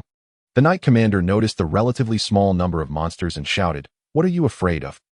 We've almost wiped out the goblins. Let's work together to deal with these monsters. Listen to my commands." Before the Knight Commander could finish, one ogre hurled another away with brute force. Boom! The Knight Commander was crushed into a bloody pulp. The ogre that stood back up let out a roar and charged toward the soldiers. Several brave soldiers rushed in to confront it. However, their weapons shattered against the ogre's body, and the creature seized several of them, crushing them with ease, leaving a gruesome scene. Alert: the ogre's skin is protected by magical armor. Normal attacks are ineffective. Destroying the magical armor can nourish spiritual artifacts. At this, the soldiers' fighting spirit crumbled completely. They all fled toward Veet City, some even discarding their armor to quicken their escape. Once a few began to flee, more quickly followed suit. As half of them passed Lynn, the ground nearby became littered with abandoned equipment. "We should run too." Olivia was clearly flustered. Seeing Lynn remained still, she waved her hand in front of him. After snapping back to reality, Lynn asked her, "Can you use your strength magic one more time?" "Why do you ask?" "I can use it again, but I will faint afterward." "Then please do it for me. I will take down those ogres." Olivia was taken aback. Before she could respond, Lynn charged toward the nearest ogre, with Loli leaping ahead of him, landing atop the ogre. The ogre swung its massive hand to swat her away, but Loli was quick, climbing onto the ogre's head and stabbing its eye with a dagger. Roar! The ogre cried out in pain, slapping its own head with both hands, while Loli deftly jumped down, causing the ogre to inflict 2 resounding blows upon itself. Blinded, the ogre was unable to evade Lynn's thrusting sword. In the next moment, the massive blade tore through the ogre's magical armor, blood seeping from the wound. With all his strength, Lynn thrust forward. The enormous sword slowly pierced the ogre's abdomen. Roar! As the ogre collapsed, Lynn heard its final thoughts. It considered itself a monster. At that moment, the massive sword shimmered with a hint of silver, its first manifestation as a spiritual artifact. Behind him, Olivia was left dumbfounded. She was drenched in sweat. Without hesitation, she cast the strength magic on Lynn alone. Lynn felt a surge of power increase by 100. Was this what it meant to be a chosen one? That potion had elevated him to the 3rd tier, but now he felt like a fourth-tier warrior. With an additional minute of the indestructible body, a spiritual artifact capable of piercing magical armor, and Lola's support, he charged toward the remaining 10 ogres. Seeing this, Loli dashed ahead, once more leaping to block the vision of one ogre. Lynn effortlessly pierced through the ogre with a single stroke. The movement was fluid, akin to slicing through a cake. Seizing the opportunity, another ogre threw a punch, but Lynn activated his indestructible body just in time, standing firm, without sustaining any damage, even preventing any retreat, though the impact cracked the ground beneath him. Before the ogre could react, Lynn delivered another decisive strike, cleaving the nearby ogre in half. At that moment, the remaining 8 ogres finally realized something was amiss. After exchanging glances, they clumsily turned to flee. The surviving goblins quickly followed suit. They wished to escape, but they could not. Lynn merely glanced at the remaining soldiers and simply commanded, "Chase." That single word ignited their spirits, and they eagerly picked up their discarded weapons, pursuing with fervor. Though they could not defeat the ogres, they could slaughter the defeated goblins. With Loli obstructing the ogres, they were hindered by their towering size and slow reactions, unable to prevent Lola's swift assaults as she blinded them. Each time an ogre lost its sight, it was soon slain by Lynn. The number of ogres diminished rapidly, from 8 to 6, then from 6 to 3. In the moment Olivia fainted, she witnessed the last ogre having its limbs severed, its head decapitated by Lynn, which was then kicked like a ball. The victorious soldiers erupted into jubilant cheers, every one of them shouting Lynn's name. When Olivia awoke, she found herself lying on a neatly made bed. After propping herself up, the movement stirred Lori, who was curled up on a blanket, and the two exchanged glances for several seconds. Lori immediately bounded into the kitchen, where Lynn emerged carrying a pot of stew. "You're awake. How do you feel?"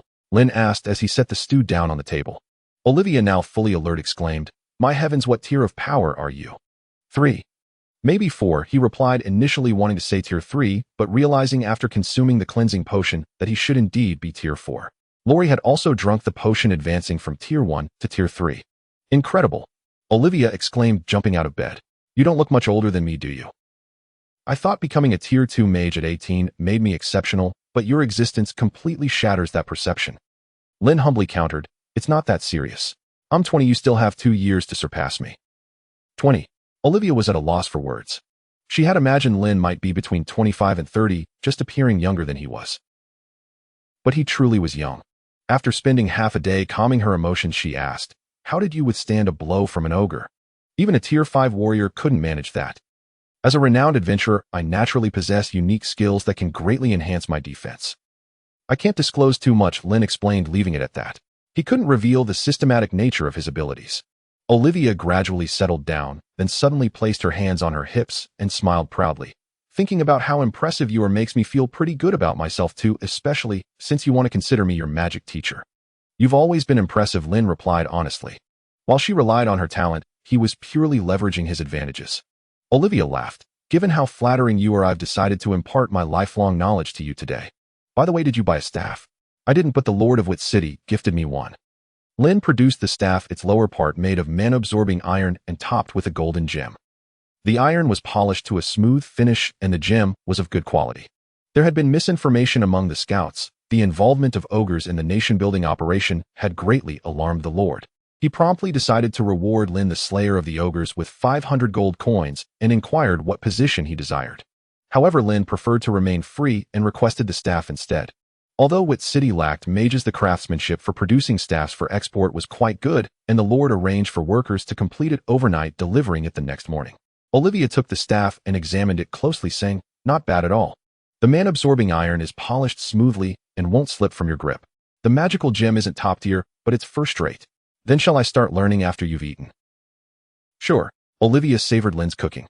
In a medieval world where culinary skills were scarce, the stew he prepared was rich in color and delightful in taste. After a taste, she couldn't stop herself from eating more. "This is incredible. You're more skilled than our royal chef." Lynn shrugged. Us surpassing medieval cooks wasn't difficult. The secret was to use ample ingredients like a small workshop. After finishing a generous bowl of stew, Olivia stood up, holding her stomach. "Let's go. If it's easier to learn outside." "All right." The two headed for the door together. Seeing this, Lori sat up from her blanket, her eyes fixed intently on Lynn's retreating figure. "Where is the master going? It seems like he doesn't plan to take me with him. Should I follow?" Lynn paused in his steps and turned back, inviting, "Lori, if you want to watch magic, you can come along." He usually spent time with Lori, and it was the first time he noticed how concerned she was about his every move, especially with another woman around. Lori was startled by Lynn's sudden invitation, but after a moment's thought quickly followed him. In the woods outside Black Bear Village, Olivia slyly glanced back at Lori, who seemed preoccupied, and playfully tapped Lynn on the shoulder. Your half-elf girl seems a bit jealous, as she might have feelings for you. Lynn raised an eyebrow. Feelings about what? Olivia laughed. Even a noble like me understands that. Don't feign ignorance. I suspect you have feelings for her too, considering the outfit you made for her looks better than my dress. Lynn replied seriously, I can also design clothes for you. Olivia blinked, then rolled her eyes. Don't start. She quickened her pace. After walking a bit further, Olivia stopped and stretched luxuriously. Let's settle here, it's open and sunny. All right, what do I need to do next? Lynn asked.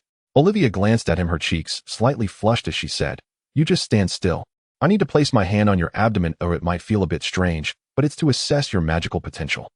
Lynn nodded calmly. Understood. He lifted his shirt, revealing his well-defined abs. Olivia placed her hand on his abdomen, feeling a slight tremble in her own fingers for reasons she couldn't explain. Then her hand began to glide over his abs, and the temperature between them gradually rose, becoming quite intense. Don't move, this is just the prelude to the spell, really. I'm not moving, you seem a bit nervous, Lynn remarked seriously. He found nothing unacceptable about it, given that he had read enough fantasy novels where this was akin to assessing one's magical roots. However, Olivia's face turned even redder, recalling the heroic image of Lynn slaying the ogre last night, which had left a profound impression on her. Yet this wasn't love, it felt more like admiration. My blush is because I'm a noble, and my interactions with the opposite sex have been limited to handshakes and toasts. Even my magic mentor was female, so please don't misunderstand. Oh, I understand now. Lynn nodded, somewhat comprehending. He wished he could utilize a skill to read minds just to see if Olivia was being truthful. Finally, Lynn's abs began to glow, prompting Olivia to withdraw her hand quickly. Focus on the warmth, then tell me. The hotter it gets, the stronger your magical potential is. You'll be able to learn more spells and learn them faster. If it feels scalding, don't be alarmed, it won't actually hurt you. I once felt a temperature as hot as boiling water. In the next moment, Lynn's scream erupted like cannon fire, echoing for miles as he uncontrollably twisted and ran in every direction. Olivia was bewildered. Even if he had been scalded, his reaction seemed excessive. Using her sensing magic on the fleeing Lynn, Olivia immediately felt fire ignite in her palm and swiftly cut off her magic, shaking off the flames. Oh my God, this is a freak. As she marveled, Olivia conjured a non-lethal water sphere, accurately drenching Lynn from head to toe. Thus drenched like a drowned rat, Lynn halted, casting a mournful glance at Olivia.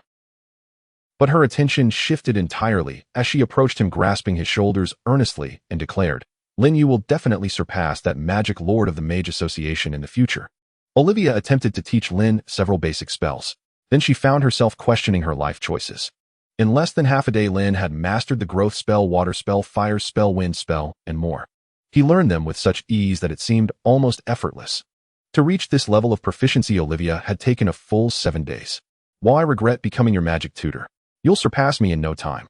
Olivia lamented, her face twisted in sorrow. Her sapphire-like eyes brimmed with tears, evoking a sense of pity. Lynn, feeling somewhat embarrassed, scratched his head and offered a comforting smile. Don't be sad. If it comes to it, I can always return the favor and be your magic tutor in the future. The tears in Olivia's eyes vanished, replaced by a flicker of resentment. You're truly insufferable.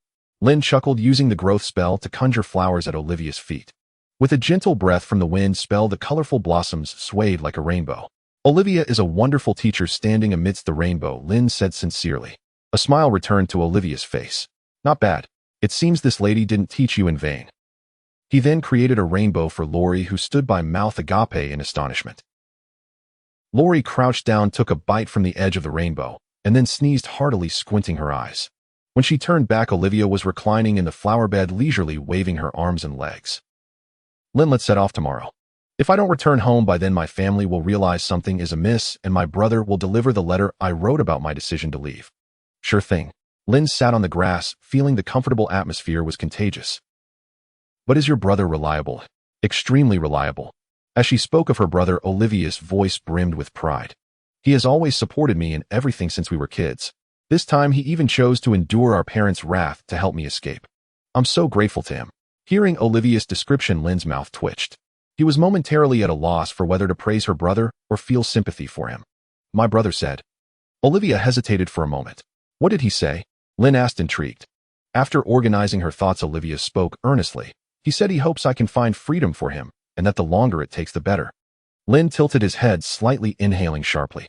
Having a brother like that is enviable. He felt ashamed of his earlier doubts. So I mustn't let his intentions down.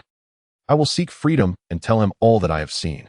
After the sun set, Olivia made her way to the city center, knowing Lynn's room only had a single bed, and she certainly couldn't stay the night. Once Olivia departed, Lori approached and poked Lynn's cheek, whispering, "Master, shall we head back too?" Lynn nodded. We should return as well. Learning magic with Olivia had left him utterly exhausted. All he wanted now was a hot shower followed by a comfortable sleep in his bed. Lori's ears twitched, her thoughts drifting to him. At last it's just me and the master. Upon returning home, Lynn quickly ate a little something before heading to shower. Meanwhile, Lori washed the dishes. After finishing his shower, Lynn finally rid himself of the smell of sweat. Yet he felt even more fatigued. He tossed aside the old blanket and laid out a new one for Lori, saying, "Get some rest early." Then he blew out the candle and sprawled on the bed, enveloped in the comforting covers. Oddly enough, sleep eluded him. He felt as if something was missing, but he couldn't recall what it was. Soon Lori's thoughts drifted into his ears. "I really can't stand that woman. The master forgot to pet my head and ears today." Lynn suddenly opened his eyes. That was it. He realized he had indeed skipped a routine today. He hadn't patted Laura's head and ears. He turned to look at Lori. In the dim light of the night, Laura's eyes shone with the distinct glow of a feline, like two round radiant bulbs. "Lori, I just remembered something." Lori shot up from the blanket, eagerly asking, "What is it?" "Could it be that the master has recalled it?" Lynn nodded. "I haven't patted your head and ears today." "I want to pat your head and then your ears." "Not allowed." Lori dove back into the blanket. Then a barrage of thoughts came rushing in. Oh, what is Lori doing? She's a servant, and the master treats her so well. Doing this will only upset him. So foolish, so foolish. What now? Is there a crack in the ground where I can hide? Lynn couldn't help but laugh at her antics. Lori was truly that kind of girl, cold on the outside, yet warm within. She appeared taciturn, but her inner world was rich and vibrant. Lynn spread his hands and feigned seriousness. "I am your master. You cannot refuse me. I want to pat your head and then your ears." Laura's eyes lit up, and she promptly ran to the bedside, presenting her head to him. "Go ahead, master. I didn't mean to refuse earlier. Cover yourself with the blanket. It's cold at night." At Lynn's request, Lori retrieved the blanket and draped it over herself. Only then did Lynn rub his hands together as if savoring a delicious meal, placing one hand on Laura's head and gently massaging it in a clockwise motion. With his other hand, he grasped her warm ear, squeezing and releasing, feeling the warmth radiate into his fingers. "I don't understand. It's only after the master has patted me that I feel at ease. What is this all about?" Lynn listened to her thoughts, smiling silently. This indicated that Lori had already begun to depend on this home. It was no surprise given the harsh environment that demi-humans faced. Whether it was the law of the jungle and the forest, or being caged and waiting for sale, compared to a comfortable and companionable little nest, it felt like entering paradise. However, Lynn also recognized his own shortcomings. Lori lacked a sense of security, yet remained taciturn, which led him to inadvertently overlook her whenever others were around. Patting her head and ears was such an easy task. He decided to be more attentive to Lori from now on, providing this diligent catgirl with ample security.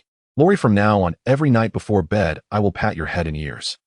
Lori froze for a moment, then stiffly nodded, her face turning red. While her body may have felt rigid, Lynn noticed that her tail was wagging behind her, as if expressing her joy. "I want to pat your tail." Lynn seized the opportunity to say this. He raised his hand, fingers poised in the air, ready to scratch. Laura's expression changed abruptly. Her tail stopped wagging, and she shook her head in clear refusal. "That's not allowed." Lynn understood from Laura's thoughts that this refusal was genuine, and he spread his hands. "Last time I didn't mean to surprise you. I just couldn't help myself. This time I promised to be gentle." Lori continued to shake her head, her expression now one of panic. "Master, you really can't touch my tail." Her thoughts conveyed that this was a more serious "not allowed" than before.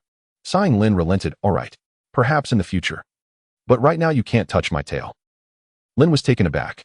Was there really this much to consider about touching a tail? Luoli lowered her head, carefully cradling her tail, appearing pitiful in her demeanor. "Should I tell my master? Our tails can only be touched by a husband who has pledged his life." Her inner thoughts echoed clearly in her ears. At that moment, Lynn felt somewhat bewildered. Soon a subtle smile crept onto his lips. Since it could happen in the future, he wasn't in a hurry at this moment. The days ahead were long. Luoli simply had yet to come to terms with the inevitable that would come to pass. Then I'll continue to touch your ears. Upon hearing this, Luo Li relaxed her guard and withdrew her tail, stretching her ears back into Lynn's hands. It's nice to have ears to pinch every day. After a while, Luo Li suddenly asked, Master, can I learn magic like you? Learn magic? Lynn replied, puzzled. I'm not sure if demihumans can learn magic. Why the sudden interest? Luo Li took a deep breath and said, I want to be more useful. My master is getting stronger too quickly. I'm feeling increasingly inadequate. Now Lynn understood. Luo Li was afraid that she would be discarded, returning to that dark and hopeless time. She lacked a sense of security. Tomorrow I'll ask Olivia for you. If it's possible for you to learn, I'll ask her to teach you. Luo Li visibly trembled, her voice filled with excitement. Thank you, master. Morning arrived. Olivia came to find Lynn bright and early. It was clear she was terrified of returning to that wealthy household. To expedite her journey, she even rented a medium-sized carriage. The three of them climbed in. The coachman, as usual, attempted to deny Demi-Humans entry, but was silenced by Olivia and Lynn's retorts. The carriage was spacious. Compared to the one Lynn rode last time, this one was much more stable. 3 sleek black horses galloped ahead, kicking up clouds of dust behind them. At this pace, they would reach Moritol in about 4 days. Your demi-human companion wants to learn magic. Yes, Lynn said, stroking Luo Li's head. She's very sensitive and fears becoming useless one day, so she wants to grow strong like me. Olivia's eyes brightened as she looked at Luo Li. What a lovely little cat. I want to take her home. Lynn shrugged. Not happening. As you said, demi-humans and humans are not so different. They can learn magic just as well. Olivia added, the demi-humans in my family have all learned basic magic. Then can you teach her? I'm willing to pay for it. Olivia chuckled. Let me finish. How about this? I teach your demi-human companion magic and you teach me the demi-human language. Why do you want to learn the demi-human language? Could it be that Olivia wanted to communicate with her family's demi-humans? But noble demi-humans are usually bought at high prices. They should speak human languages. I want the chance to converse with unfamiliar demi-humans like this cat-like one in front of me, but unfortunately language is a barrier. I see. Lynn understood. That's fine, let's settle it then. Of course. Lynn turned to Luo Li. She agreed to teach you magic. Luo Li, who had been wide-eyed watching their conversation, jumped up in excitement. Then, realizing her reaction was a bit too strong, she awkwardly sat back down. Olivia couldn't hold back her laughter. What an adorable violation of decorum. Lynn gently ruffled Luo Li's head. He had decided to show her more affection yesterday. He even shared Olivia's compliments with her. Blushing, Luo Li said to Olivia in the demi-human language, thank you. What is she saying to me, eh? Olivia asked, intrigued. She says you're cute too. Lynn translated, though not accurately. Olivia couldn't restrain herself as she stepped forward, excitedly ruffling Luo Li's little white face and planted a kiss on her forehead. Oh, what a strange woman. But she seems quite nice. Perhaps I shouldn't resist for now. A light smile graced Lynn's lips. With his encouragement, Olivia quickly grew familiar with Luo Li. At noon, the carriage came to a halt. The coachman took out some provisions to snack on, and Olivia kindly offered some berries and nuts. Then she and Lynn found a small stream. After having a picnic there, Luo Li eagerly sat in front of Olivia, her cat tail swaying back and forth, signaling her desire to learn magic. Olivia smiled and repeated what she had said to Lynn to Luo Li. Then her hands moved to pat Luo Li's belly, rubbing it until it glowed. Feel the temperature well and tell me accurately. As soon as she finished speaking, Luo Li jumped as if electrocuted, plunging headfirst into the stream. Upon resurfacing, she shook her wet head, pouting as she sprayed a stream of water. Olivia was taken aback. Lynn quickly asked, what did it feel like? Luo Li thought for a moment, her expression filled with fear. It felt like a slave trader was pressing a hot iron against me. It startled me. Lynn relayed her words to Olivia. Olivia was at a loss for words. After a long pause, she placed her hands on her hips, exclaiming in frustration, are you all sent by the gods to torment me? What happened to being the best of the best? Why is everyone stronger than me? Without a doubt, Luo Li's magical talent, if not superior to Lynn's, at least surpassed hers. Lynn smiled faintly. Perhaps the master's talent is contagious to the slaves? That seems reasonable. He speculated it was the effect of the cleansing elixir. After all, advancement might merely be a side effect of the cleansing, while the true essence lay in the improvement of one's physique. But Olivia, upon hearing this, looked at Lynn with a strange expression. Lynn felt uneasy under her scrutinizing gaze. Just say what you want to say. Olivia stared wide-eyed and said, you want to trick me into becoming your slave? You're such a terrible person. This was outrageous. Luoli had jumped into the water. Why did it seem like Olivia was the one who had lost her mind? I'm not interested in controlling a girl who seeks freedom. I'm only interested in draining your magic, Lynn said, spreading his hands in all seriousness. It's best that way. Olivia nodded and turned her attention back to Luoli. By the way, what magic do you plan to have her learn? I suggest something different from what you're learning so it complements better. Lynn rubbed Luoli's head in a clockwise motion as if it helped him think. Luoli is incredibly fast. She's exceptionally suited to be an assassin. What do you think about her learning invisibility magic? It's a good idea, Olivia affirmed enthusiastically. However, invisibility magic is advanced. Even if she has the talent, she cannot master it instantly. That's all right. I can stay in Moritol for a few days and take in the scenery along the way. Then there's no problem. Olivia began to teach Lori the art of invisibility. As it turned out, mastering invisibility magic was no easy feat. Olivia repeatedly told Lori to feel the essence of nature and imagine herself as part of it. Lynn was left bewildered by these instructions. After 2 hours, Lori finally managed to become invisible for a brief moment. Her body became transparent for about half a second, which momentarily sparked a glimmer of color in Lynn's weary eyes. I'm sorry, Master. I'm so useless, Lori lamented, lowering her head in disappointment upon realizing that her invisibility lasted only half a second. Don't doubt yourself, you are very capable. Learning invisibility magic is inherently a lengthy process, Lynn said, wrapping his arms around Lori and patting her shoulder in encouragement. Just then Olivia suddenly spoke up. Lynn, I feel something is off. What seems strange?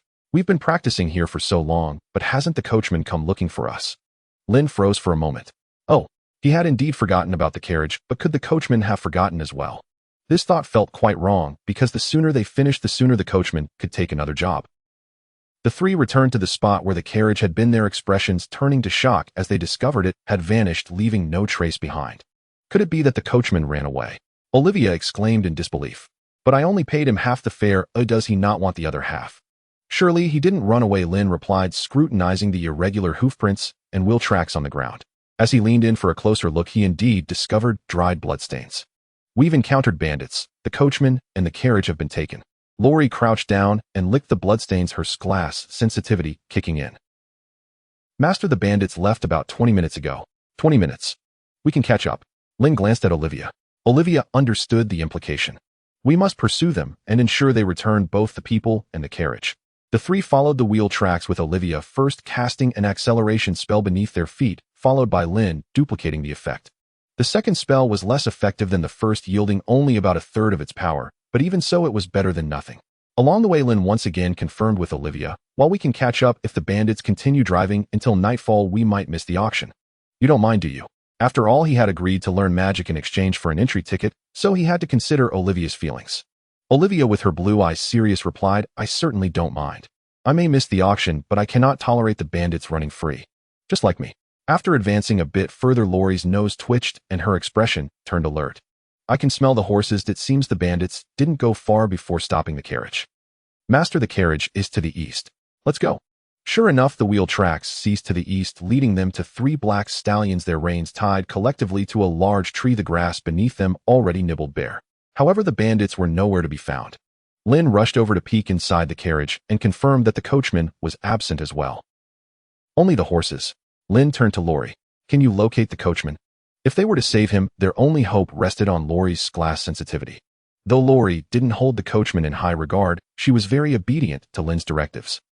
She climbed atop the carriage frame, sniffed the area where the coachman had originally sat, then jumped down to scent the air in all directions. He's just ahead of follow me, Master. Lori resumed, leading the way. After a brief jog, they finally halted in front of a thicket. Through the leaves, they glimpsed numerous indistinct figures. Lori cautiously parted the branches, revealing a chilling scene. Hundreds of people were bound to tree stumps, suffering varying degrees of injuries. They were all finely attired, seemingly headed to the Moritol auction. Among the crowd, Lynn spotted the coachman, his leg drenched in blood, his expression one of sheer terror. On the blood-soaked ground, he could see fragments of bodies, the wounds already dried, likely remnants from a previous batch of victims. At the center of it all stood a hooded figure clad in black robes, a large cauldron before him simmering with a viscous liquid resembling oil bubbling noisily and emitting a foul stench. The sorcerer raised his arms, chanting a grotesque incantation, and periodically bits of flesh were submerged into the cauldron. It seemed that once the current stock was exhausted, the new captives would be next. He doesn't even need a staff. He's at least a third-tier sorcerer, Olivia said, suppressing her nausea, her voice barely above a whisper. And this is dark magic. Practicing it is a taboo in every nation due to its disruptive nature, and its potency far exceeds that of ordinary magic. Her complexion paled. It was a shock to her that the carriage was not merely robbed, but taken by a dark sorcerer. It's no wonder he managed to capture so many. Lynn remained calm. After all, he was a master of close combat. Are you all right? If you're frightened, Lori, and I can handle this. Olivia's voice trembled slightly, yet remained resolute. I want to join a seeking adventure like you. Is the life I aspire to. Trust me, I will overcome my fear. It was evident that Lynn's ferocious slaughter of the ogres had left a significant impact on her. At that moment, the dark sorcerer suddenly turned, revealing his grotesquely tattooed face and pitch-black eyes, which fixed intently on the thicket where the three hid. I've heard everything you've said. There's no need to hide. Come out. With a flick of his sleeve, the surrounding thicket was uprooted, and Lynn and the others had no choice but to reveal themselves. Having these captives was already sufficient. I wanted to spare you, but since you refuse to leave, consider yourselves an additional meal. The dark sorcerer smiled sinisterly, his teeth stained with blood, exuding a repugnant odor. Realizing they had been discovered, Lynn stepped forward boldly. Why practice dark magic when you could be honing white magic instead? The sorcerer scoffed disdainfully. Dark magic is a wondrous thing, brimming with endless power, though the price. Before he could finish, Lori seized the opportunity to flash before him, thrusting her dagger down with force. As a third-tier catgirl, she could close the distance to her enemy in an instant. Bang! Lori's dagger did indeed strike the dark sorcerer's body, but it ricocheted off, embedding itself into the trunk of a nearby tree. Lori gasped in shock. Seeing the sorcerer's hand reach for her, she quickly blinked back to Lynn's side, the sorcerer grasping at nothing. A cat-type beastman with extraordinary speed. The dark sorcerer regarded Lori with keen interest. I won't eat you, I will make you my puppet. He then turned to Lynn, saying, hand her over, and I'll let you all go. However, Lynn's attention was not on the dark sorcerer. At the very moment the dagger shattered, the system task updated. Task: defeat the dark sorcerer. Reward: a bottle of spirit essence, 500 gold coins. 500 gold coins. Evidently a preparation for the auction, waiting for an unexpected turn of events. Hey, I'm talking to you. The dark sorcerer grew a bit irritated. At the same time, Lynn closed the system page, casting a cold glance at the dark sorcerer before striking with his sword without hesitation. The sorcerer was momentarily taken aback, but his expression quickly twisted into a snarl. You choose to disrespect me. He conjured swirling dark energy with both hands to meet the blade. Clang! At the instant their hands made contact with the sword, all the force behind the sorcerer's attack vanished. His demeanor shifted drastically, and he let out a roar.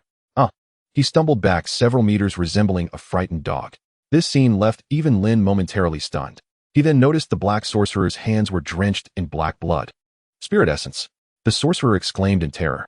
At this moment, Olivia also came to a realization. I remember now. Spirit essence specifically targets dark sorcerers. Your sword can cut through ogre armor, which makes it a spirit weapon. So that's how it is.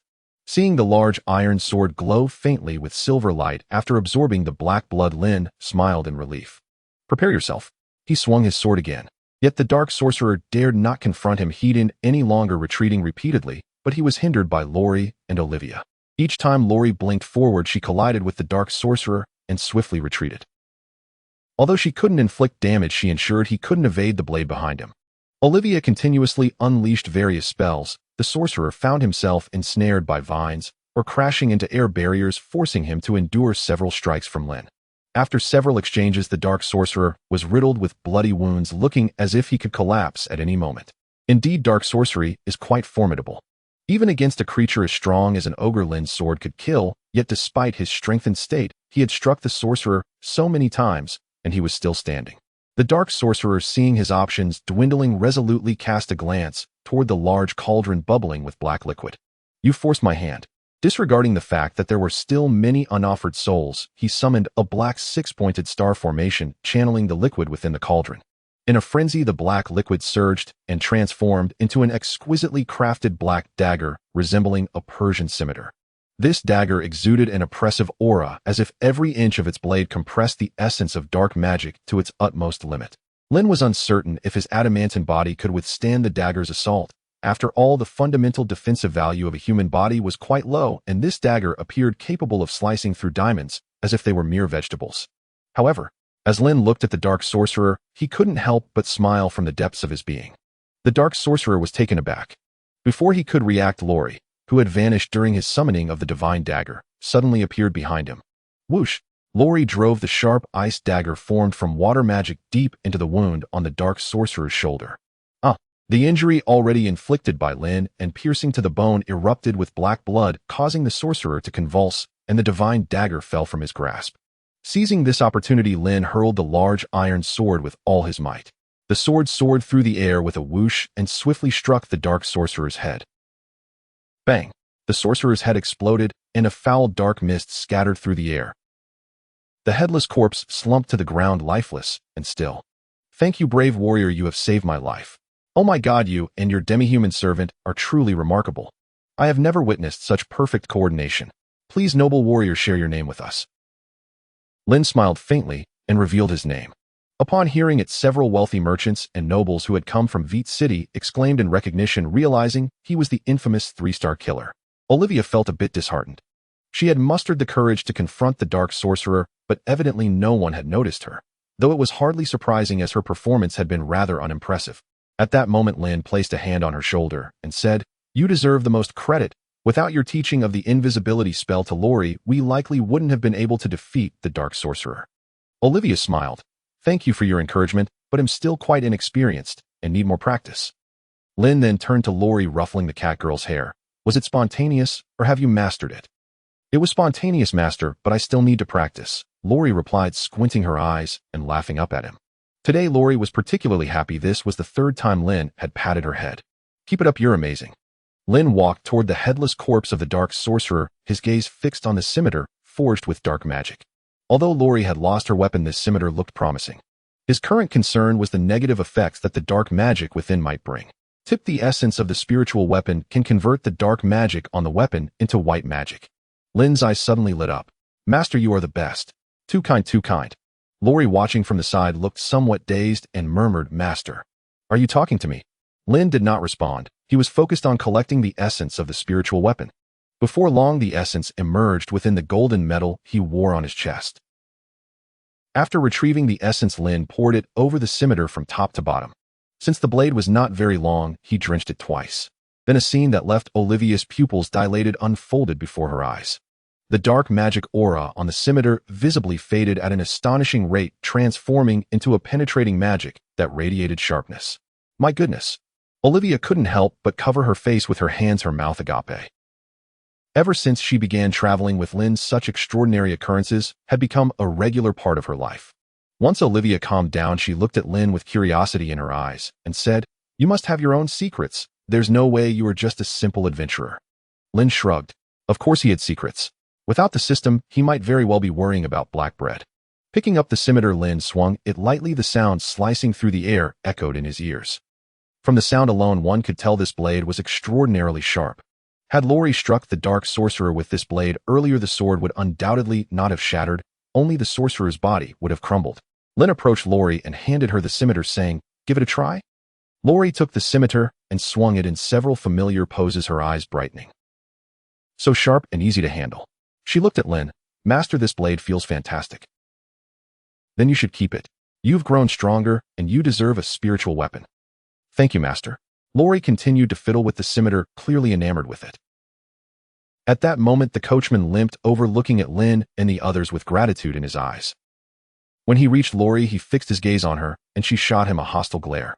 In the next moment, the coachman knelt fervently on the ground, his hands raised high above his head, saying, "Respected demi-human goddess, please forgive my earlier rudeness. I promise it will not happen again." After saying this, the coachman prostrated himself on the ground, bowing in reverence, incinerating the CPU of Lori standing before him. "Master, what is wrong with him?" Lori did not understand what the coachman was babbling about, finding the scene awkward. Lynn chuckled. "You saved his life. He is apologizing for not letting you into the carriage earlier." Most farmers possess a low level of understanding, and this coachman, seeing Lori suddenly appear behind the dark sorcerer, had begun to regard her as a divine being capable of slaying demons. Upon hearing this, Lori felt a bit dazed, and then remarked with some emotion, "I never thought humans would apologize to demi-humans." "So do you forgive him?" Lori nodded. "I wasn't angry in the first place. I suppose I'm just used to it. As long as master treats me well, I don't care about others' opinions." "Get up, she forgives you." Lynn helped the coachman to his feet, glancing at the injury on his thigh, confirming he could no longer drive. But thankfully, Lynn was not in need of a carriage now. After revealing the awkward situation, the wealthy merchants and nobles heading to Moritol all scrambled to offer their assistance, partly out of gratitude and partly out of fear of encountering the dark sorcerer, again hoping to travel alongside Lynn. Ultimately, they reached a consensus to journey together, taking Lynn and his companions with them. Before setting off, Lynn also stored the headless corpse in the golden medal. Olivia questioned in confusion, "What are you doing? Do you have a penchant for desecrating corpses?" Lynn rolled his eyes. "Don't think of me as some sort of weirdo. Did you not say that dark magic is forbidden? Since he was hiding in the forest brewing monkey soup, I surmise he might be wanted by certain official organizations. I plan to take his corpse to claim a reward." Olivia suddenly understood. "Oh, I see. I can't believe I didn't think of that." She then patted Lynn on the shoulder. "Traveling to Moritol with you was indeed the right choice. Who knows when this experience might come in handy." Although she had amassed enough money to support her travels, money always runs out, and perhaps she could become a bounty hunter someday. Learning magic from you was also a wise decision. Lynn complimented her, then chose a comfortable carriage and took Laura's hand as they sat down. Unlike before, this time, everyone felt it was perfectly normal for Lori to sit inside, and even Lori herself was surprised. "Shall we go?" "Sure." After Olivia climbed in the grand and luxurious caravan, set off once more on the road to Moritol. Outside the city of Moritol, Lynn stood before the majestic stone city walls, pausing in his steps. In comparison, the earthen walls of its city seemed like something a child would construct while playing in the mud. At the city entrance, there were 5 checkpoints, each manned by soldiers inspecting incoming people and goods. Here one could already see a bustling crowd lined up, all eager to enter Moritol, with Lynn and his companions positioned toward the back of the queue. However, every individual subjected to inspection was subsequently pulled into a row of small wooden huts nearby. Only after emerging from these huts could they enter the city, which puzzled Lynn. He turned to the noble girl beside him. "What are those wooden huts for?" To his surprise, Olivia's tone was even more perplexed. "I think my question is even greater than yours. According to imperial law, there shouldn't be huts next to the checkpoints, and everyone coming out of those huts looks miserable." Having seen a fair bit of the world, Lynn knew well that the waiting in those huts was unlikely to be anything pleasant, and he decided to take it in stride. "Well, we'll find out when it's our turn." As he spoke, he absent-mindedly rubbed Loli's cat ears for stress relief. Loli obediently maintained her posture, standing motionless beside Lynn. "Master touches me several times a day now. How it feels wonderful to be needed." She could naturally sense Lynn's care, and her heart brimmed with delight. While waiting in line, Lynn took a moment to roughly calculate his wealth. He currently possessed 1181 gold coins. What this amount could achieve in Moritol remained uncertain, but at least in Vit City, it was enough to ensure a worry-free existence. Every coin he had was painstakingly saved. While to be honest, most of it was generously given by the system. If there truly were any rare treasures at the auction, he was prepared to act when the time came. Finally, it was their turn for the routine inspection at the checkpoint. After the soldiers sequentially checked the 3 of them, one pointed toward the wooden huts, signaling for them to proceed. Lynn asked, "May I inquire what we're supposed to do over there?" "You'll find out when you get there," the soldier replied, showing no intention of elaborating. He did emphasize, "You can only enter the city after you come out from there." Lynn rolled his eyes before they reluctantly walked into the wooden hut. Inside stood a well-groomed gentleman in a suit holding a ledger. With an impassive expression, he introduced himself. "I'm Charlie from the Delman National Tax Bureau. I am here to assess your taxes." "Taxes?" Lynn immediately responded, "I'm an adventurer. The Adventurers Guild has already taxed each of my commissions before I received my rewards." To be honest, the tax rate for adventurers was quite high. For every 5 gold coins he earned, 1 was paid as tax. Charlie remained expressionless. "That's different. This is the newly instituted war tax from the Empire, requiring you to pay 35 of your monthly income until the war ends. You were likely unaware as you were traversing through the forest these past few days. Now you must settle the tax." Lynn was taken aback. 35. And that was on top of the taxes he had already paid. It was hardly different from outright robbery. Olivia's expression grew even more troubled. Let's not forget she was a runaway noble, and her family must surely be searching for her. Paying taxes under her own name would mean her information would be recorded in the ledger. If her family found out and leveraged connections to investigate the tax records, they would easily uncover Olivia's whereabouts. However, Charlie seemed experienced as he quickly discerned Olivia's predicament from her expression. He calmly added, "If your professions involve theft, smuggling, or heretical practices, you may choose to pay your taxes anonymously." As he spoke, Charlie leisurely summoned a disposable wand. This wand carries a forgetting spell that can erase the memory of events that occurred 2 minutes prior. "After you report your personal information honestly and pay your taxes, I will write, 'Anonymous has paid taxes in the ledger.'" You can then use the wand to cast the forgetting spell on me, and I will forget your real information. As long as you see Anonymous has paid taxes when I look down, you can take the tax receipt with you. In front of Charlie, Lynn and Olivia were left speechless. To be fair, this was rather shocking.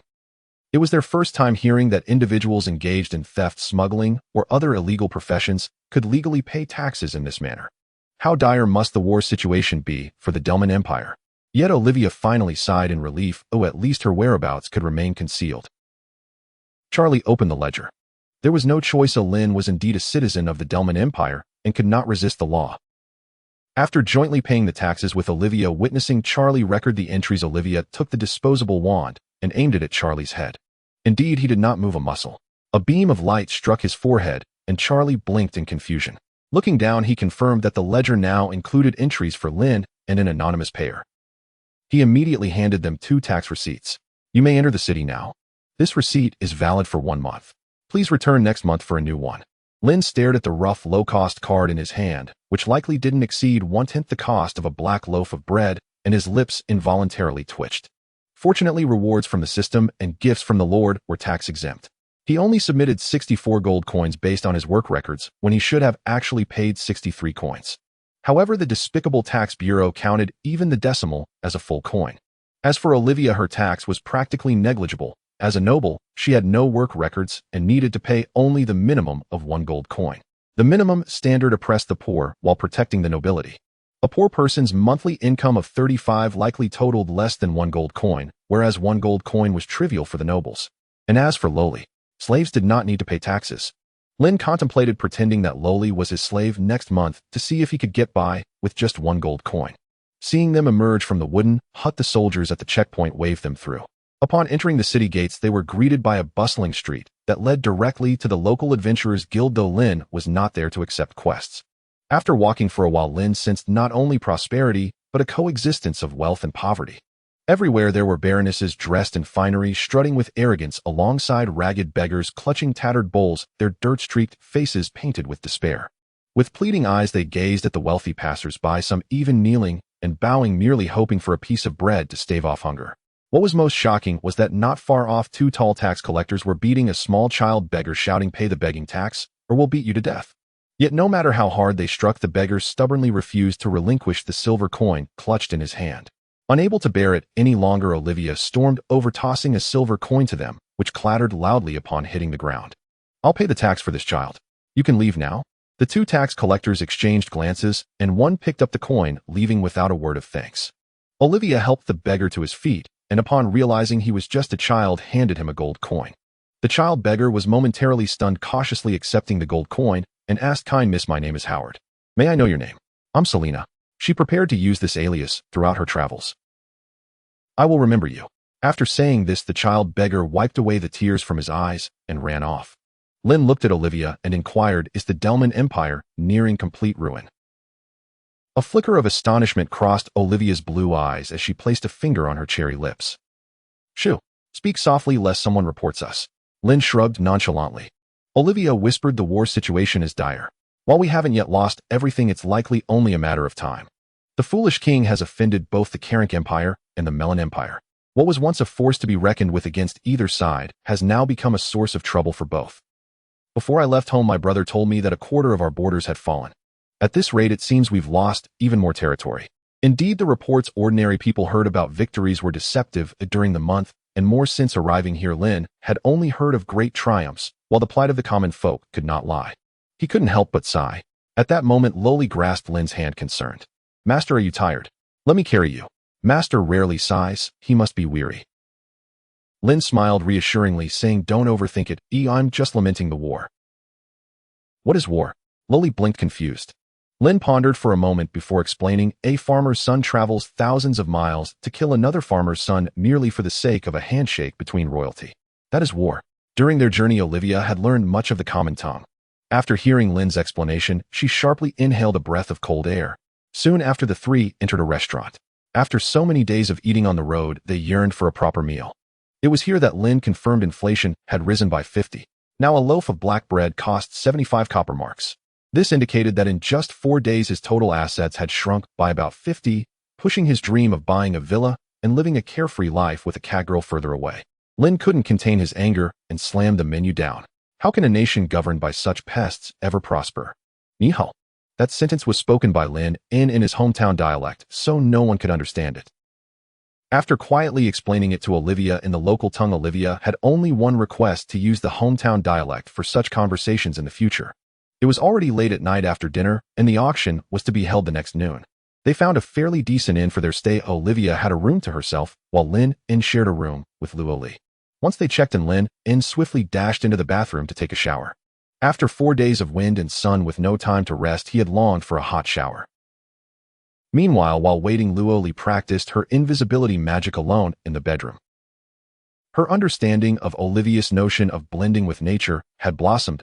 All she needed now was to refine her skills through practice. When Lynn emerged from the bathroom, he found the room empty. He was taken aback, asking Luoli, "Strange, has she gone to find Olivia?" In the next moment, Luoli suddenly appeared behind him, covering his eyes with her hands. "Guess who I am?" Lynn smiled slightly. There was no need to guess. After all, it was the language of the demi-humans. "I suppose it must be Olivia," he jokingly replied with his eyes closed. Luoli puffed up her cheeks and leaned on his shoulder, rubbing her teeth against his clothes. "Master, you're wrong. You're just pretending to guess." Lynn spread his hands. "I'm not, am I? You're intentionally guessing wrong. She thinks I'm lying to her." Luoli nibbled at his clothes, playfully tugging at them. "I knew it was you the moment you covered my eyes." Lynn turned to embrace her slender waist, resting his cheek on her shoulder. The scent wafting from her shoulder was delightful, a fragrant aroma mixed with the warm scent of a little kitten. Luoli's cheeks quickly flushed, and she gently pushed Lynn away. "Master, I know. You're being too close. What's wrong with being a little close?" Lynn reached out to rub her little cat ears, and miraculously Luoli's racing heart calmed down. Soon she felt the warmth of his embrace, which was comforting. After a long hesitation, Luoli softly said, "But for us demihumans, only the closest opposite sex can do this." "Then I should do it even more." Lynn tightened his embrace, stating earnestly, "Aren't I your closest opposite sex?" Luoli was stunned. Her inner voice began to clash. Master's words seem valid. It feels strange. "Oh no, what's happening? My temperature is rising. I shouldn't be feeling this way. Maybe I should ask Master to let go." But Master's reasoning is correct. He is indeed my closest opposite sex. If I don't act this way, will he think I don't see him as someone close? This isn't like touching a tail. No, it's not like that. Should I endure it? Ultimately, under Lynn's soft coaxing, Luoli's mind short-circuited, and she gave up resisting. So Lynn took the opportunity to embrace her thoroughly. When he finally released her, Luoli was already flushed and overheated, her thoughts a whirlwind. She didn't dare look Lynn in the eye and dashed toward the bathroom. Lynn sighed softly. It was a pity. The original little kitten was about to become fragrant. The guest room lacked a blanket, but had a sofa. After her shower, Luoli lay on the sofa, curling up in a very obedient manner. Lynn, however, remained alone in the large bed. But Luoli was merely still. She wasn't asleep. From the moment she lay on the sofa, her restless inner voice had not quieted. It wasn't that the sofa was uncomfortable. After all, in the little wooden house, Luoli had always slept on the floor. It was just that demihumans, once accustomed to an environment, disliked switching to another. Having had Luoli for almost a month and seeing that she had grown plump, Lynn decided to take the opportunity to invite her to share his bed that night. Lynn was an action-oriented person. He immediately sat up and said to Luoli, "Why aren't you sleeping yet? Are you uncomfortable?" Luoli was taken aback. Realizing Lynn was concerned about her, she quickly replied, "Master, I'm fine. I just have a bad habit of not being able to sleep in a new environment." "Then you should come sleep with me. That should help." Lynn gently invited her. Luoli's delicate body shivered, shaking her head like a rattle drum. No, we can't sleep together." "Why not? It's not like touching a tail." Luoli continued to firmly refuse. "Even if it's not touching a tail, it's still not okay. It's just too awkward, Master. I can't imagine how uncomfortable I'd be sleeping in the same bed." Lynn pondered for a moment, shifting to the edge of the bed. "Luoli, do you know why I noticed you weren't asleep?" "Why? Because I can't sleep in a new environment either. So I invited you up to help me," Lynn said seriously. "Having a familiar scent nearby will make me feel more secure." Luoli froze, her entire body, seemingly petrified, her mind overloaded. Lynn, seeing this, sighed in disappointment. He had rushed it. Perhaps it wouldn't work after all. At that moment, Luoli suddenly darted behind the covers, interrupting his thoughts. "Master, you're so good to me. I want to help you sleep well too." Luoli faced away from him, her hands defensively crossed over her chest, speaking earnestly. Lynn immediately broke into a pleased smile, His invitation had succeeded. He reached over to wrap an arm around Luo Li's waist, gently scratching her a couple of times. Her stomach was pleasantly soft to the touch. Luo Li was startled by this gesture, her body tensing as she exclaimed, "Master, I'm here to work. You can only sleep, not do anything else. I know you're here to work. I just think that sleeping while touching your stomach will make it cozier." For some reason, saying it was for work while lying in the same bed sounded even stranger. Lynn didn't mind, however, being able to peacefully sleep while holding the little catgirl's stomach made him quite content. As for crossing the line, that might not be good and could backfire. "Then, master, you can hold my stomach while you sleep. I promise not to move around." "All right, good night." Lynn pretended to close his eyes, but he was actually listening to Luo Li's inner voice to gauge her emotions. Luo Li's feelings were chaotic, bombarded with various questions, wondering why she had agreed, but she kept trying to persuade herself. Eventually, feeling tired, Luo Li drowsily closed her eyes. She truly intended to sleep, just as Lynn had said. Having a familiar person nearby and inhaling their scent made falling asleep much easier. Before drifting off, Luo Li's last inner thought floated to the surface.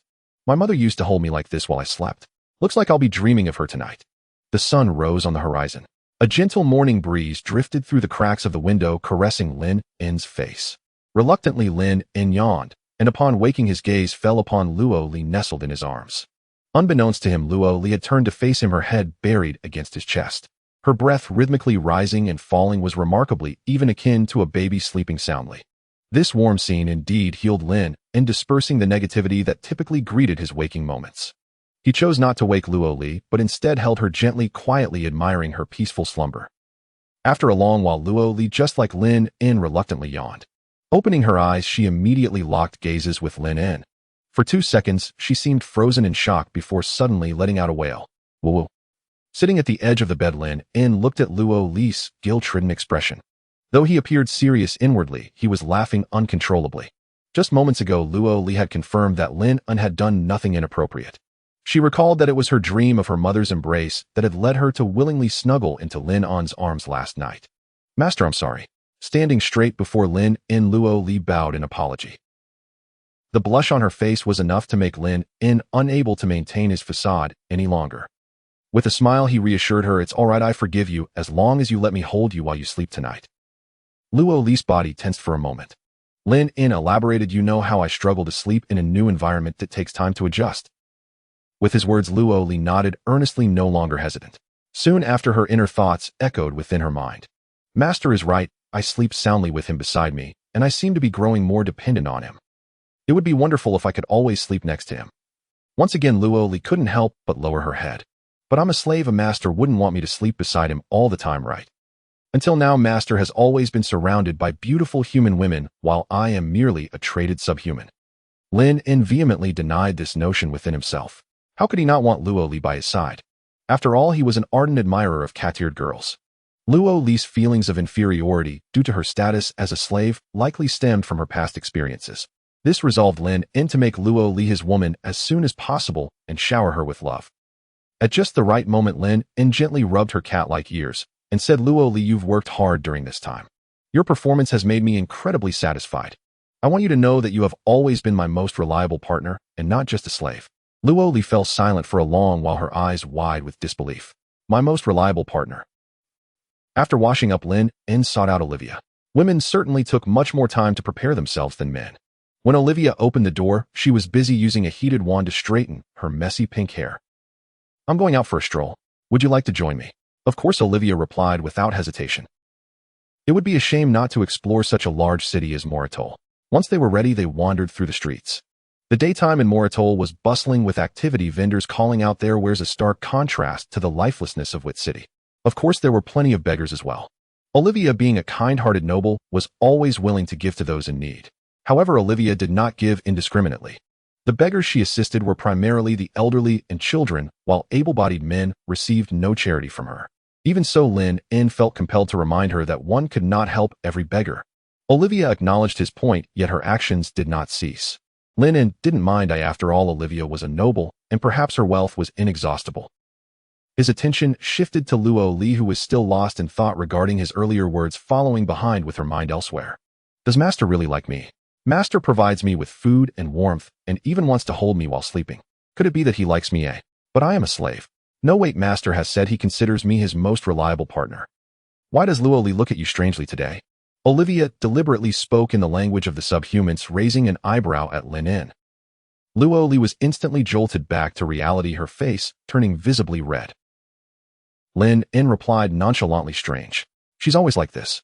Olivia was convinced at first I had my doubts, but seeing your reaction, I'm certain something happened between you two last night. Lynn nearly stumbled over her words. How did this young girl understand him so well? Yet he remained defiant. Strange people find everything strange. Strange people find everything strange. Luoli nodded in a soft agreement. Olivia. After wondering a bit longer, Lynn spotted the local bounty association. The bounty association, unlike the Adventurers Guild, was more private, with the latter being more official. To put it plainly, the bounty association accepted all requests, even those from elderly widows seeking companionship. Anyone could take on a request, even those with a criminal record. In contrast, the Adventurers Guild only accepted legitimate requests and permitted only normal individuals to take them on. Without hesitation, Lynn stepped inside. In the center of the hall, he found a wanted poster for the dark sorcerer he sought. His name was Alman, with a bounty of a whopping 1,000 gold coins. Of course, in this period of severe inflation, gold coins had lost much of their value. Lynn approached the front desk, summoning Alman's corpse to the ground. This is Alman's body. I'm here to claim the reward. The two male staff members exchanged glances, rummaging through boxes to retrieve the DNA reference provided by the issuer of the bounty. After a magical comparison confirmed it was indeed Alman's body, one of the male staff exclaimed, "This 1,000 gold coins is yours, take it." Huh. One of them tossed the 1,000 gold coins onto the table, a coin representing 1,000 gold coins. Before the war, the highest denomination in the Delman Empire was 100 gold coins. As inflation soared, the 1,000 gold coins were issued, and at this rate it seemed that a 10,000 gold coins denomination would soon follow. Lynn pocketed the 1,000 gold coins, but frowned and asked, "What's so funny?" The two male staff members continued to chuckle, waving him off as if shooing away flies. "It's nothing, you can go now. Yeah, just leave." Lynn rolled his eyes. Unfortunately, his ability to hear thoughts only worked on non-humans. He tossed a few coins onto the table and said coolly, "Care to rephrase?" The two male staff members were taken aback and hurriedly explained, "It's really nothing. It's just that Alman is the son of the leader of the Dead Hand organization, so they might retaliate against you." Right. You should be cautious for a while." Olivia looked at Lynn in shock. "This isn't a small matter. The Dead Hand organization is an influence of the Black Magic Association embedded in the Delman Empire, led by a 9th-tier sorcerer. If Alman is truly his son, your situation is dangerous." Lynn narrowed his eyes slightly. Killing a dark sorcerer on a whim had unexpectedly created such a big mess. "Don't worry, I can handle it." Olivia visibly relaxed, knowing Lynn had secrets of his own. "Right, my lord. Rest assured, as long as the master is safe, the subservient shall remain unharmed." Wonderful, no need for more words.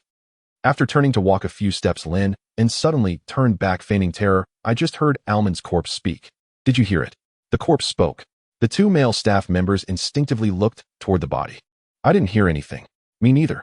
Lynn smiled slightly. Then it's nothing. I must have imagined it."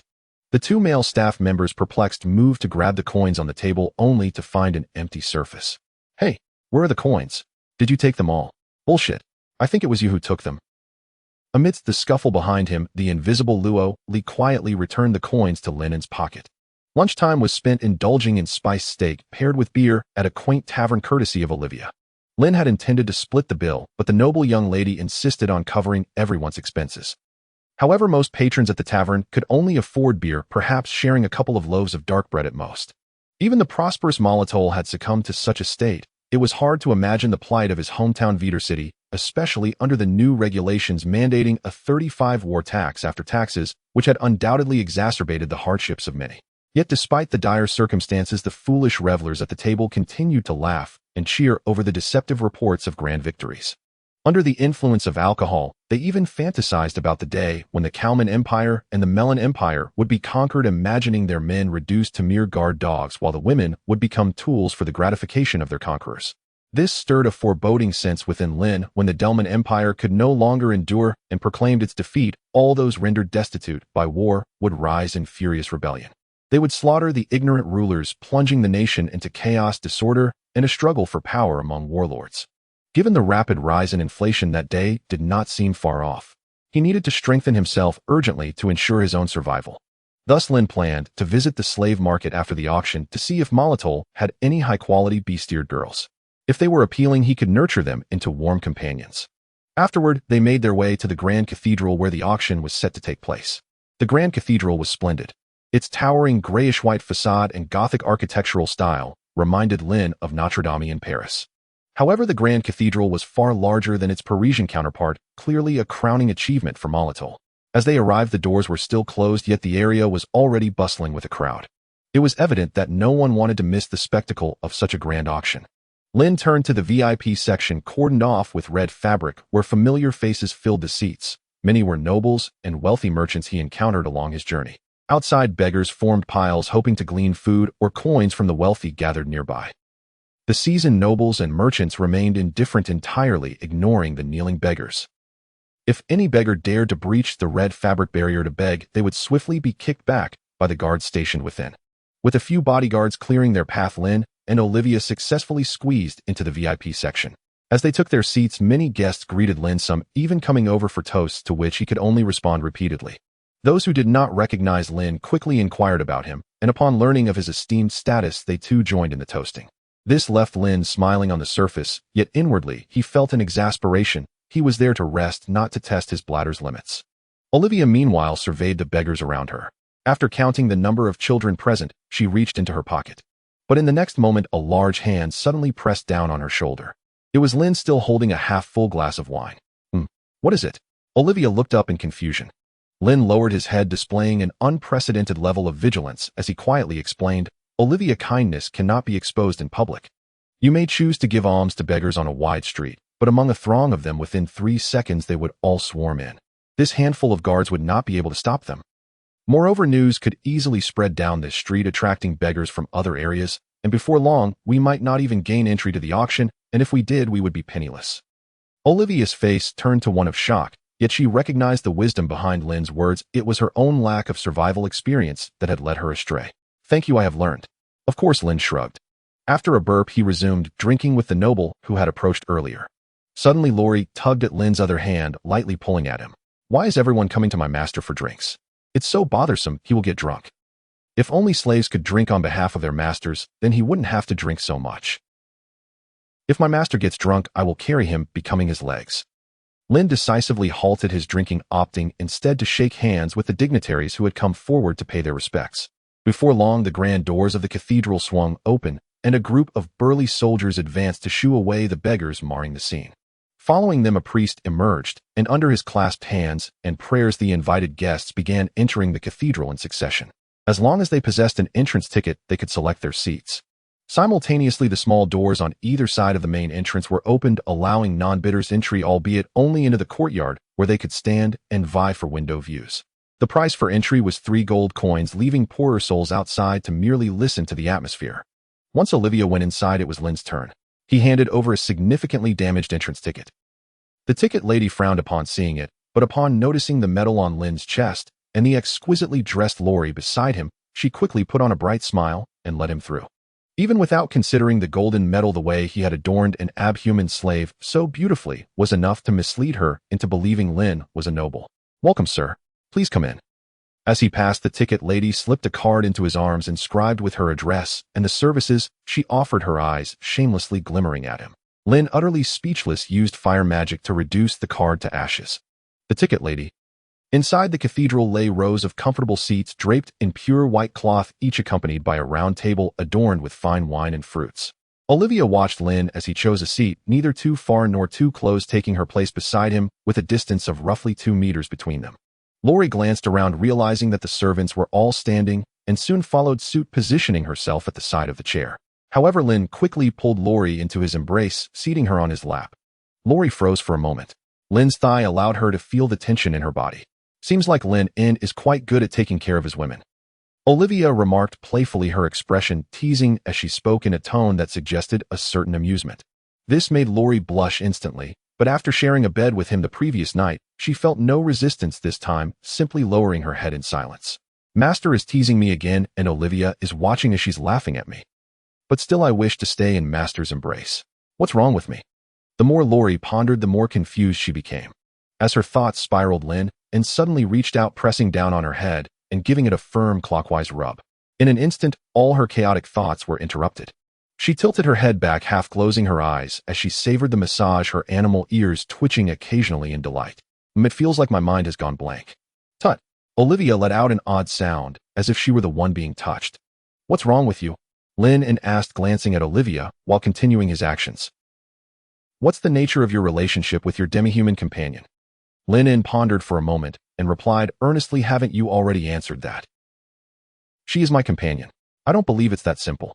The way she looks at you is anything but normal, and it's been that way every day. Olivia scrutinized him with her clear blue eyes. Besides, who feels so comfortable and dependent on a mere companion when touched? Lynn suddenly smiled mischievously. Olivia, you could also let me touch you to see how it feels. He was joking, but Olivia fell silent nonetheless.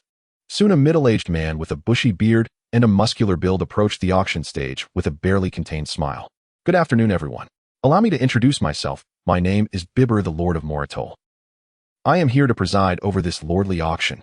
His voice was loud and resonant, seemingly amplified. Everyone present could hear him clearly. The church erupted in chatter. Although this was a lord-level auction, no one expected an actual lord to host it, igniting curiosity about what treasures the auction might hold. The first item was soon brought forth by a blonde lady dressed as a bunny girl strutting in with a catwalk. With a gentle smile, Bibber lifted the glass cover, and a beam of white light swept through the space. A round, lustrous, and sparkling sacred gem appeared before everyone's eyes. Even in daylight, its brilliance was unmistakable. This is the first item for auction, the luminescent pearl. It is a treasure of the deep sea formed over a century by the king of shells. Its radiant glow is 10 times more effective than a candle, and it will never extinguish, accompanying you until the end of time. The starting bid is 200 gold coins with increments of no less than 10 gold coins. The first auction item, being a deep-sea treasure, instantly stirred up enthusiasm among the nobles. Unlike shrewd merchants, they delighted in such extravagant trinkets. I bid 250. I bid 260. I bid 300. The atmosphere visibly intensified with excitement. Lynn glanced at the bunny girl's faux animal ears, and then squeezed Laurie's genuine ones, reflecting on how real is real and fake is fake. The two can never interchange. His focus was entirely diverted from the luminescent pearl. The system showed no response. Lynn speculated that when truly valuable items appeared, the system would issue a quest, so he merely needed to wait patiently. The second item for auction is the strong magic armor. It is a powerful protective gear. The starting bid is 500 gold coins with increments of no less than 10 gold coins. The third item for auction is the wing of the bone dragon. It is the best material for potion brewing. The starting bid is 800 gold coins with increments of no less than 10 gold coins. After several items with increasing value and starting prices, Olivia, filled with excitement, turned to Lynn. Now that we're here, why don't you participate a bit? I'm still waiting. You should at least join in a little on each one. Olivia chuckled lightly. I plan to wander to many places, so I can't waste so much money. I'll shout out for everything just to make it seem like I didn't come in vain. If you find something you want, just let me know. Lynn nodded in agreement, fully supporting Olivia's approach as it merely raised the prices for others. By the way, can you tell me about the Black Magic Association? Seizing the moment of boredom, Lynn inquired. You don't know? Olivia countered. Should I? Well, it's not that you should. Olivia's curious gaze fixed on him as she explained the war from 1,000 years ago is widely known. It's a story people often recount. 1,000 years ago. Lynn's mind went blank. I've forgotten most of it. Could you tell me more? Sure, it's no trouble. Olivia looked at Lynn with heightened curiosity. In simple terms, 1,000 years ago, the demons that existed since the creation of the world awakened from the earth. They began to indiscriminately destroy other races, attempting to regain dominion over this continent, seeking to turn all races, including humans, into food. The black mages were traitors among humans. They joined forces with the demons, becoming their minions. The black magic and the Black Magic Association were born from this. The demons were powerful and nearly unstoppable. Just when all races were about to be imprisoned, the gods awakened. They descended from the heavens, driving back the demons, and the black mages repairing the devastation of war, bringing light and prosperity back to the continent. Then the gods vanished. They left no trace of their existence, having mended the scars of war except for statues erected by various races in their memory, which have endured for 1,000 years. Lynn furrowed his brow. So I've offended an organization that has existed for 1,000 years. But it's not as severe as you might think, Olivia replied with a smile. They were pushed to the far north, a place of extreme cold where they can hardly thrive. 1,000 years have passed. They only dare to capture people for training outside the city. As long as you don't leave the city, they won't dare to retaliate against you. She glanced at Lynn's sword and Lori's dagger, which could greatly harm black mages. Lynn relaxed, realizing that it was not an invincible organization after all. The 10th item up for auction is the Black Soul Liquid. Biber's sudden exclamation pulled Lynn back into the auction hall. It is the soul liquid excavated from an ancient battlefield, its body a deep black. If one gazes at it for more than 3 seconds, an overwhelming sense of dread will arise. Multiple mages have confirmed that this is high-quality soul liquid. One must understand that soul liquid can only be born from the death of a powerful being under extreme emotional conditions. It is rare in itself, and being high quality indicates that both conditions are exceptionally met. Therefore, the starting bid for the Black Soul Liquid is 200 gold coins, with each increment no less than 100 gold coins. Ding. Task updated: acquire the Black Soul Liquid and pour it over the Great Iron Sword. Reward updated: 1 bottle of Soul Stabilization Essence. Ding. Reward modified: 10 bottles of Soul Stabilization Essence. Ding. Reward modified again: 50 bottles of Soul Stabilization Essence. Lynn turned his attention to the Black Soul Liquid, narrowing his eyes in seriousness. Inside a transparent vial, a swirling black mist moved erratically, resembling a slender snake, appearing unremarkable.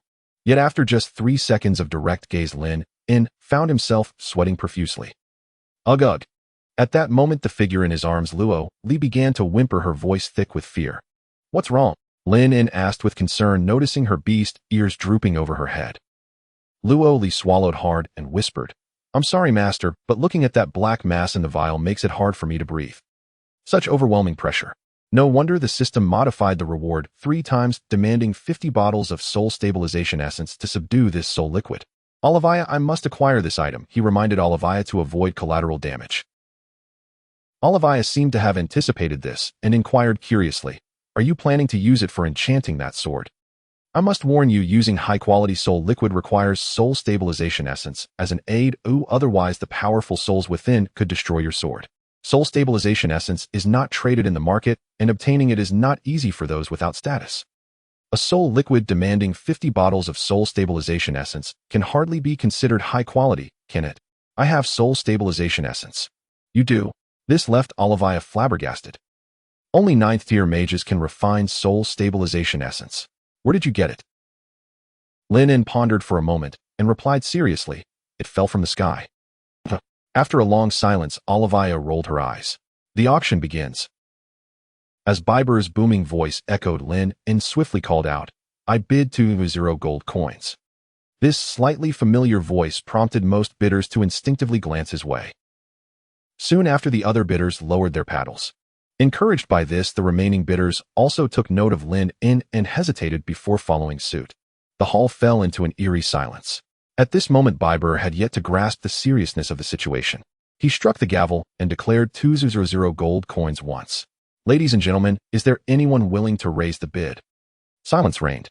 Biber looked bewildered and struck the gavel again, 200 gold coins twice. The value of high-quality soul liquid is immense. Is there anyone who wishes to raise the bid? Silence continued. Biber was utterly confused. Is there no one willing to raise the bid? He awkwardly asked again. Silence persisted. At this moment, everyone was fixated on Biber, yet no one spoke. Biber was completely dumbfounded. To stimulate bidding, starting prices are often set below the actual value of the item. Considering the Black Soul Liquid would be a hot commodity, he had made a significant concession with the starting bid. Selling it for 200 gold coins would be a massive loss. Truly, no one wishes to bid higher. While no one wanted to increase their bid, some began to express their discontent. It must be a cultural difference. In our auctions, once the hammer falls, continuous questioning is not allowed. How many times has he asked? Does he think we can't hear? Hurry and declare Lynn the winner. Exactly, he is my savior. How could I bid against him? Biber. Now he understood where the problem lay and shifted his gaze toward Lynn scrutinizing him gravely. Lynn met Biber's gaze, confidently shrugging. Acquiring the Black Soul Liquid at the starting price. Who said this auction was unfavorable? This auction was exceptional. 200 gold coins, 3 times sold. Biber, no longer hesitating, made a decisive strike. After all, the Black Soul Liquid was not the main focus of this auction. Ding. Task completed. 50 bottles of Soul Stabilization Essence delivered along with a gold medal. Even faster than Lynn, the system credited him the 50 bottles of Soul Stabilization Essence without waiting for him to claim it. Subsequent items were brought forth one after another, seemingly more valuable than the black soul liquid, yet the system remained silent. Having made a significant gain, Lynn felt a wave of drowsiness wash over him. Luoli looked up at Lynn and hesitated for a moment, and then shyly asked, Master, would you like to rest your head on my shoulder for a while? Lynn nodded. This catgirl was becoming increasingly proactive. Who could resist a nap with a catgirl? All right, huh? Before he could finish his thought, his attention was drawn to an item slowly walking onto the stage. It was a woman whose neck and above were shrouded in black cloth. Her skin was as pale as jade, her curves remarkable, and her flowing golden hair cascaded down to her waist, exuding the refreshing scent of early morning. When this fragrance wafted past the noses of those nearby, it invigorated them all. But none of this was the most eye-catching. The most captivating aspect was the pair of long, beautiful legs beneath her. Upon seeing those legs, Lynn finally understood what it meant for legs to be longer than the lives of ordinary people. Not only Lynn, but even Olivia, who stared at those legs too long, instinctively wiped away some drool. Luoli glanced between the beautiful woman on stage and Lynn then narrowed her eyes to watch him. Seriously, it seems the master is already alert. He doesn't need me anymore. Lynn snapped back to reality, quickly petting Luoli's beast ears and smiling. The scent she carries has a refreshing effect. It's quite timely. Luoli nodded, but clearly the scent hadn't even reached him before he was already alert. Ahem. Seeing that the esteemed guests were all captivated by the physique of the item, Biber revealed a satisfied smile and said, I assume everyone is very curious about the beauty of this item, right? Several exclamations of curiosity slipped out instinctively. As for the beauty of such an extraordinary figure, people simply couldn't help but let their imaginations run wild. Biber nodded, smiling broadly, then reached out to remove the black cloth that covered the head of this item. Hiss! There stood a fairy. She was stunningly beautiful, with pointed ears and delicately crafted features that seemed to have been sculpted by the hands of God himself. Even the most worldly nobles and affluent merchants could not help but gasp in awe at her presence. Soon the crowd gathered around the window erupted into a cacophony of excited screams and shouts. Many of them began to whistle at the fairy, eager to catch her attention. Beneath her calm exterior, the fairy concealed a hint of fear, yet she seemed well-trained, smiling in response to the whistlers. At that moment, the data analysis was complete.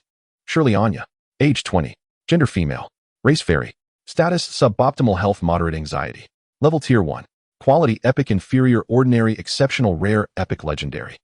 Ability details: strength A, defense B, speed B, stamina B, agility A, intelligence S. What a beautiful fairy. Surely the master will buy her, considering he hasn't blinked in all this time. Lynn snapped back to reality and quickly blinked. Loli must have misunderstood him. The ever-disinterested Lynn was simply assessing the fairy's quality. This fairy was of epic quality, second only to legendary, just like Loli. However, he couldn't fathom the crowd's reaction and turned to Olivia. I admit the fairy on stage is beautiful, but does she really warrant such a fuss? He even struggled to understand why a tier 1 fairy would be arranged behind the black soul liquid. As soon as his words left his mouth, Olivia fixed her gaze upon Lynn. Lynn felt a chill run down his spine under her intense stare and joked, though I am handsome, you needn't look at me like that. What are you talking about? Olivia squinted, her tone growing more curious. Fairies were nearly extinct during the Great War 1,000 years ago. The fact that one is on display at the Moritol auction is a historical moment in itself. Lynn was taken aback. Olivia pressed on, Lynn, please be honest with your magic instructor. Why do you seem like someone who has suddenly appeared in this world? He began to sweat. Not at all, Lynn forced a casual smile. I'm not familiar with that great war from 1,000 years ago, so I know little about fairies. Yet logically, no one should be unaware of that war. It seemed he could no longer dodge the issue. Lynn could only fabricate a story. Well, actually, I once suffered from amnesia and forgot much of what I learned as a child. That period was quite painful, and I prefer not to recall it. Olivia furrowed her brow, her blue eyes reflecting regret. I'm sorry, I didn't mean to pry. I hope my curiosity hasn't hurt you. How about you teach me magic this evening as penance? Sure. Fortunately, Olivia was easy to persuade. Lynn silently apologized to her in his heart. Speaking of which, fairies are rare and beautiful. I imagine all men must want to claim her right. Yet Lynn shook his head resolute. If what you say is true and fairies have been endangered for 1,000 years, then this fairy won't be sold. Olivia was taken aback, glancing at the envious expressions of those around her. How could she not be sold? At Bieber's request, Shirley obediently spun around a few times, performing a split that showcased her figure. After these symbolic gestures, Bieber surveyed the eager guests with a hearty laugh and announced, The 15th item up for auction is a female of the fairy race. The rarity of her kind speaks for itself. Moreover, this fairy is exceptionally beautiful. Thus, the starting bid for the female fairy is set at 1 million gold coins, with each subsequent bid not less than 1,000 gold coins. As soon as this was declared, the room fell into a stunned silence akin to that when bidding on the Black Soul liquid. The guests who were desperate to acquire the fairy could hardly contain themselves any longer. What nonsense! 1 million gold coins. Did you accidentally add 2 zeros? Oh my god, a starting bid of 1 million gold coins. How can you even say that? Bieber, tell me this is a joke. Faced with their inquiries, Bieber simply shook his head, chuckling. The starting bid is indeed 1 million gold coins. Is there anyone willing to place a bid? Realizing that Bieber was not joking, the guests exchanged glances, their expressions growing increasingly dissatisfied. 1 million gold coins. If this fairy were made of gold, I would still bid. I admit the fairy is lovely, but she isn't worth my entire fortune. Exactly, I don't want to end up begging on the streets with her. Bieber, you're ruining this auction. Seeing the crowd's reaction, Bieber maintained his smile and continued, is there anyone willing to bid? This is the 3rd time I've asked. If no one bids, this fairy will go unsold, and she is the last item of this auction. Once she goes unsold, the auction will end. Additionally, before everyone leaves, you can pick up a high-level magic book at the backstage, a gesture of goodwill from Moritol. Olivia beside Lynn took a deep breath. Lynn, you're incredible. Bieber has set a sky-high price, and this fairy really won't be sold. So can you read minds? Will you teach me? He could read minds, just not when it came to humans. This prediction was entirely based on his own judgment. Lynn looked at Olivia and said, I merely surmised that it would be better for Moritol to be the only city possessing a fairy than to let such a rare being fall into someone else's hands. In this way, all those curious about fairies would go to great lengths to witness her contributing to the prosperity of Moritol. Moreover, presenting a female fairy at an auction is the best way to link Moritol with fairies. Olivia wholeheartedly agreed with Lynn's perspective, nodding along in enthusiasm. Just as Bieber was about to declare the auction unsold, allowing the fairy to remain in Moritol forever, a booming voice suddenly rang out from outside the church window. I want that female fairy. The raspy voice resonated with such intensity that it drew the attention of everyone inside and outside the church. In the next moment, cracks appeared on the ornate stained glass, rapidly spreading until it shattered completely. 8 spectators burst through the broken window, 4 men and 4 women, each bearing dark veins surfacing on their faces, a potent demonic aura engulfing the sanctified cathedral. Dark sorcerers! Quick, get the fairy out of here! Bieber shouted at the blonde lady dressed as a rabbit. The blonde woman snapped back to reality, ready to take the fairy away. But in the next moment, 4 female sorcerers soared to the church ceiling, chanting bizarre incantations. A black square barrier expanded, locking the church in. The blonde's hand reached for the barrier, but in an instant her fingernails crumbled to dust. Nobles and wealthy merchants from all corners were locked inside. The spectators outside the cathedral were not within range. They scattered in panic the moment the chaos erupted, triggering a stampede. However, the black sorcerers' targets were not them, and no one attempted to intervene. Bieber immediately recognized the leader among the 8, shouting, Busius, what do you want? This is the main city. Busius, a man with red hair and black tattoos, sneered. The Black Sorcerers Association has been silent for too long. Today, we shall make a grand return. At this highly anticipated auction, all the distinguished guests will die in agony and despair. A gift for Moritol. While they conversed, Olivia and Lori quickly cast their invisibility spells, each taking hold of Lynn's hand.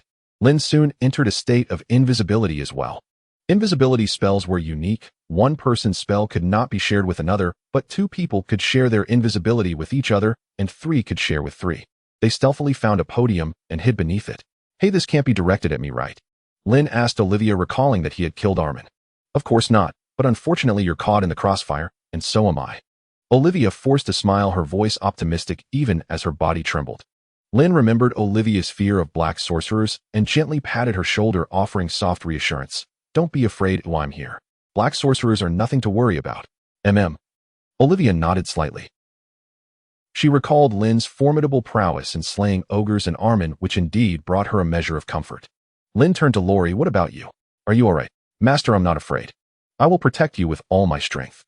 Lori gripped her Persian scimitar infused with penetrating magic and declared earnestly. Her inner voice repeated the mantra of wanting to protect her master.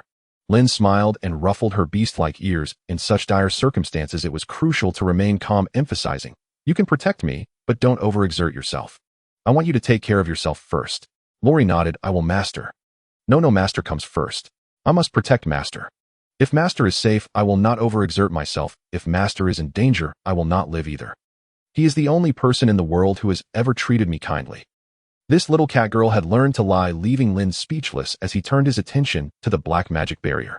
Inside, the trapped individuals were frantically brainstorming ways to break through the barrier. Yet no matter what they threw or how much force they exerted, anything that touched the barrier would instantly be corroded to dust.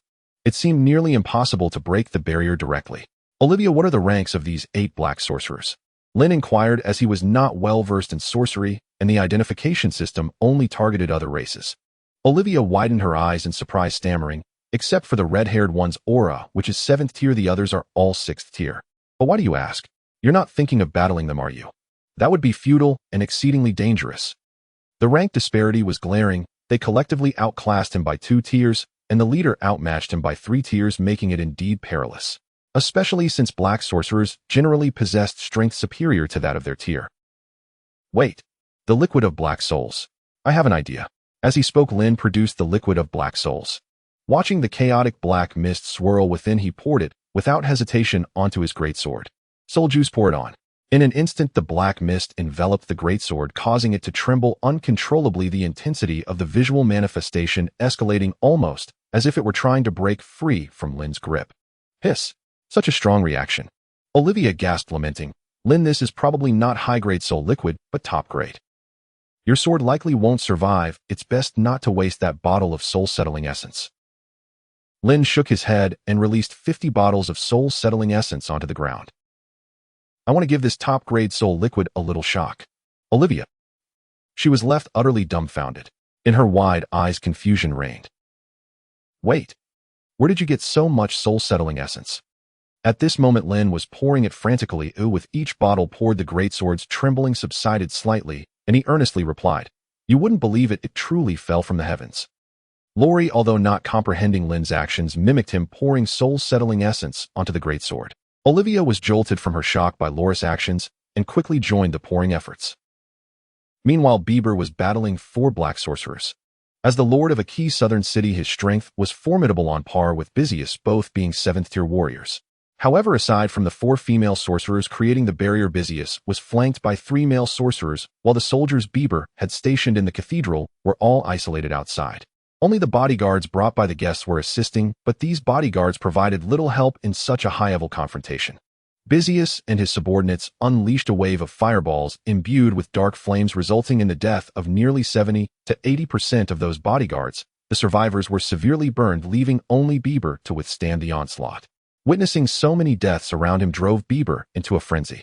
He summoned a massive hammer from thin air and swung it madly at Busius. The hammer seemed to be a spiritual artifact, creating a multitude of hammer-shaped phantoms that forced Busius and his men to retreat. Yet as Busius staggered back, a wild grin spread across his face. He conjured dark flames in both hands and unleashed fireballs to the sides. As the fireballs exploded, many of the trapped individuals were splattered with dark flames, causing chaos as they fled in disarray. Bieber was horrified, bellowing, Beast, if you have the guts, come fight me. The 4 male sorcerers surged forth, engaging Bieber. They did not need to defeat him, just to stall him briefly. The mission's goal was solely to eliminate the nobles and merchants participating in the auction, creating a massive uproar. If they entangled with Bieber, the knights of Moritol might arrive before they could kill him. After incinerating others, they would withdraw, and even if the knight brigade came, it would be of no consequence. As the situation spiraled out of control, the liquid of black souls, having absorbed all the soul-settling essence, continued to struggle desperately. Lynn slung the greatsword onto his back and brandished his staff, leaping into action. He cast water and wind magic upon the burning cathedral, allowing the injured to catch their breath. Immediately after, he directed lightning magic at Busius, conjuring a dark cloud in the sky that unleashed bolts of lightning toward him. Busius sensed the aura of the lightning magic, turning with a cold sneer. A 1st-tier sorcerer dares to show off here. As he spoke, a strand of his red hair floated forward, directly blocking the lightning. In the next instant, Busius unleashed black lightning at Lynn. Lynn stacked an acceleration spell beneath him and swiftly dodged as black lightning struck, creating pit after pit. As the final bolt of black lightning descended, he leaped high, narrowly avoiding the pit created by the previous strike. Goodoo. Lynn was drenched in sweat, nearly losing his life in the process. However, the time he had bought for Luo Li was sufficient as she suddenly appeared behind Busius. Her pink pupils were ablaze with fury, seemingly deeply concerned about Lin N's precarious situation. At the same moment, Lin N's eyes brightened, for the identification function indicated that Luo Li had made a breakthrough. She was now a fourth-tier assassin. Busius sensed the looming threat the moment Luo Li manifested and was about to use a teleportation spell to escape. Yet hiding beneath the podium, Olivia had been gathering her strength and now poked her head out, unleashing her wind magic as planned. A powerful gust not only disrupted Busius' spell, but also pushed him backward, causing him to encounter a curved Persian dagger. Realizing too late he could only angle his body as much as possible. Swish swish. The sound of a heavy object hitting the ground echoed. Busius screamed in agony. While Lin In emerged and scathed, one of Busius' arms was severed cleanly. Blood gushed from the severed stump like a showerhead. Luo Li immediately dashed forward, but in the next instant Busius, with a grotesque expression, used a growth spell on his remaining arm, stretching it out to seize Luo Li. With eyes ablaze, Busius snarled, "You beast, neither human nor animal, I will choke the life out of you." Before he could finish his words, bang! A sword entirely black and covered in scales pierced Busius' chest like a dragon. The hand that had grasped Luo Li instantly released its hold, and Busius stared in shock at the blade embedded in his torso. This was no ordinary sword. Not a drop of blood fell from Busius' chest, all of it being absorbed into the sword like a stream, including the wound where his arm had been severed. There was no blood left to flow. Sensing his life force rapidly draining away, Busius hastily attempted to pull the sword from his body. His palm burned from the heat, melting away to reveal bone. No, this can't be happening. Before he could finish, Busius was drained to a desiccated husk, collapsing to the ground. Immediately, the satisfied sword detached from Busius' body, flying to Lin In's side, circling around him. This scene left Lin In somewhat dazed. Only he knew that he had done nothing. The sword had acted on its own, slaying Busius. Tentatively, he reached out, and the sword aligned itself perfectly, its hilt rubbing against his palm in a seemingly affectionate manner. Lin In breathed a sigh of relief. It seemed the sword had not gone rogue, but instead acted according to his intentions. Just now it had responded because he wished to save Luo Li. "From now on I shall call you the Black Soul Sword." Lin In addressed the blade as the name Great Iron Sword no longer suited this exquisite artifact. The Black Soul Sword twirled in excitement, spinning in a complete circle. Then Lin In rushed to Luo Li's side, helping her up with concern. The Black Soul Sword followed closely behind it, no longer needed to be carried by Lin In. At that moment, Luo Li was coughing incessantly. Lin In patted her back and used the identification function, relieved to find that she was not seriously harmed. Olivia approached from beneath the podium, casting a healing spell on Luo Li, who soon stopped coughing and regained her breath. Meanwhile, Lin In noticed that the black magic barrier had dissipated. Looking up, he saw 4 hovering female mages fleeing into the distance, accompanied by 3 male mages. Clearly, they had realized their leader was dead and decided to abandon their mission. Lin In glanced at the Black Soul Sword, wanting to test its abilities once more. Understanding his intentions, the sword reared back like a horse and charged forward. As it approached the 3 male mages at the rear, they unleashed lightning torrents and fierce winds at the Black Soul Sword. In the midst of the tempest, the sword tumbled and rolled, ultimately crashing to the ground, half of its blade awkwardly embedded in the earth, appearing quite disheveled. This made Lin In, who had initially harbored high hopes, grimace. Could it be that the earlier kill of Busius had been mere luck? In the next instant, sensing Lin In's disappointment, the Black Soul Sword shot up from the ground and flew back into his palm. Unconsciously, Lin In raised the Black Soul Sword, feeling the energy drained by half as black mist erupted from the sword's scales, shooting toward the 7 black mages 200 meters away. The speed of the black mist was nearly impossible to evade. Once enveloped, the 7 mages found themselves frozen in place, unable to move. Hiss! Hiss! The Black Soul Sword guided Lin In's hand to slash twice the sound of the blade slicing through the air, mimicking the low growl of a war horse. In the next moment, Lin In was propelled forward, the Black Soul Sword pulling him toward the black mages. The first male mage stood still, his heart pierced, his eyes wide with terror before he was transformed into a desiccated husk. The second male mage met the same fate. As the Black Soul Sword pierced the third male mage and drained him, Lin In felt a wave of dizziness wash over him. His strength had been completely drained. The black mist holding the 4 female mages dissipated, and they scattered like mice fleeing from a cat. Lin In also fell from the air. Luo Li's hands pressed to the ground, immediately crawled over. She looked up at Lin In as he descended, adjusting her position. Thud! Finally, Luo Li successfully caught Lin In, though at the cost of being knocked down and covered in dirt. Feeling the softness of the ground, Lynn realized he had landed on someone. He quickly got up to check and froze upon seeing that it was Luoli beneath him. Foolish child. Lynn lifted her up and used the identification function again, relieved to find her just had some superficial injuries. He still asked, "Are you okay? Is anything wrong?"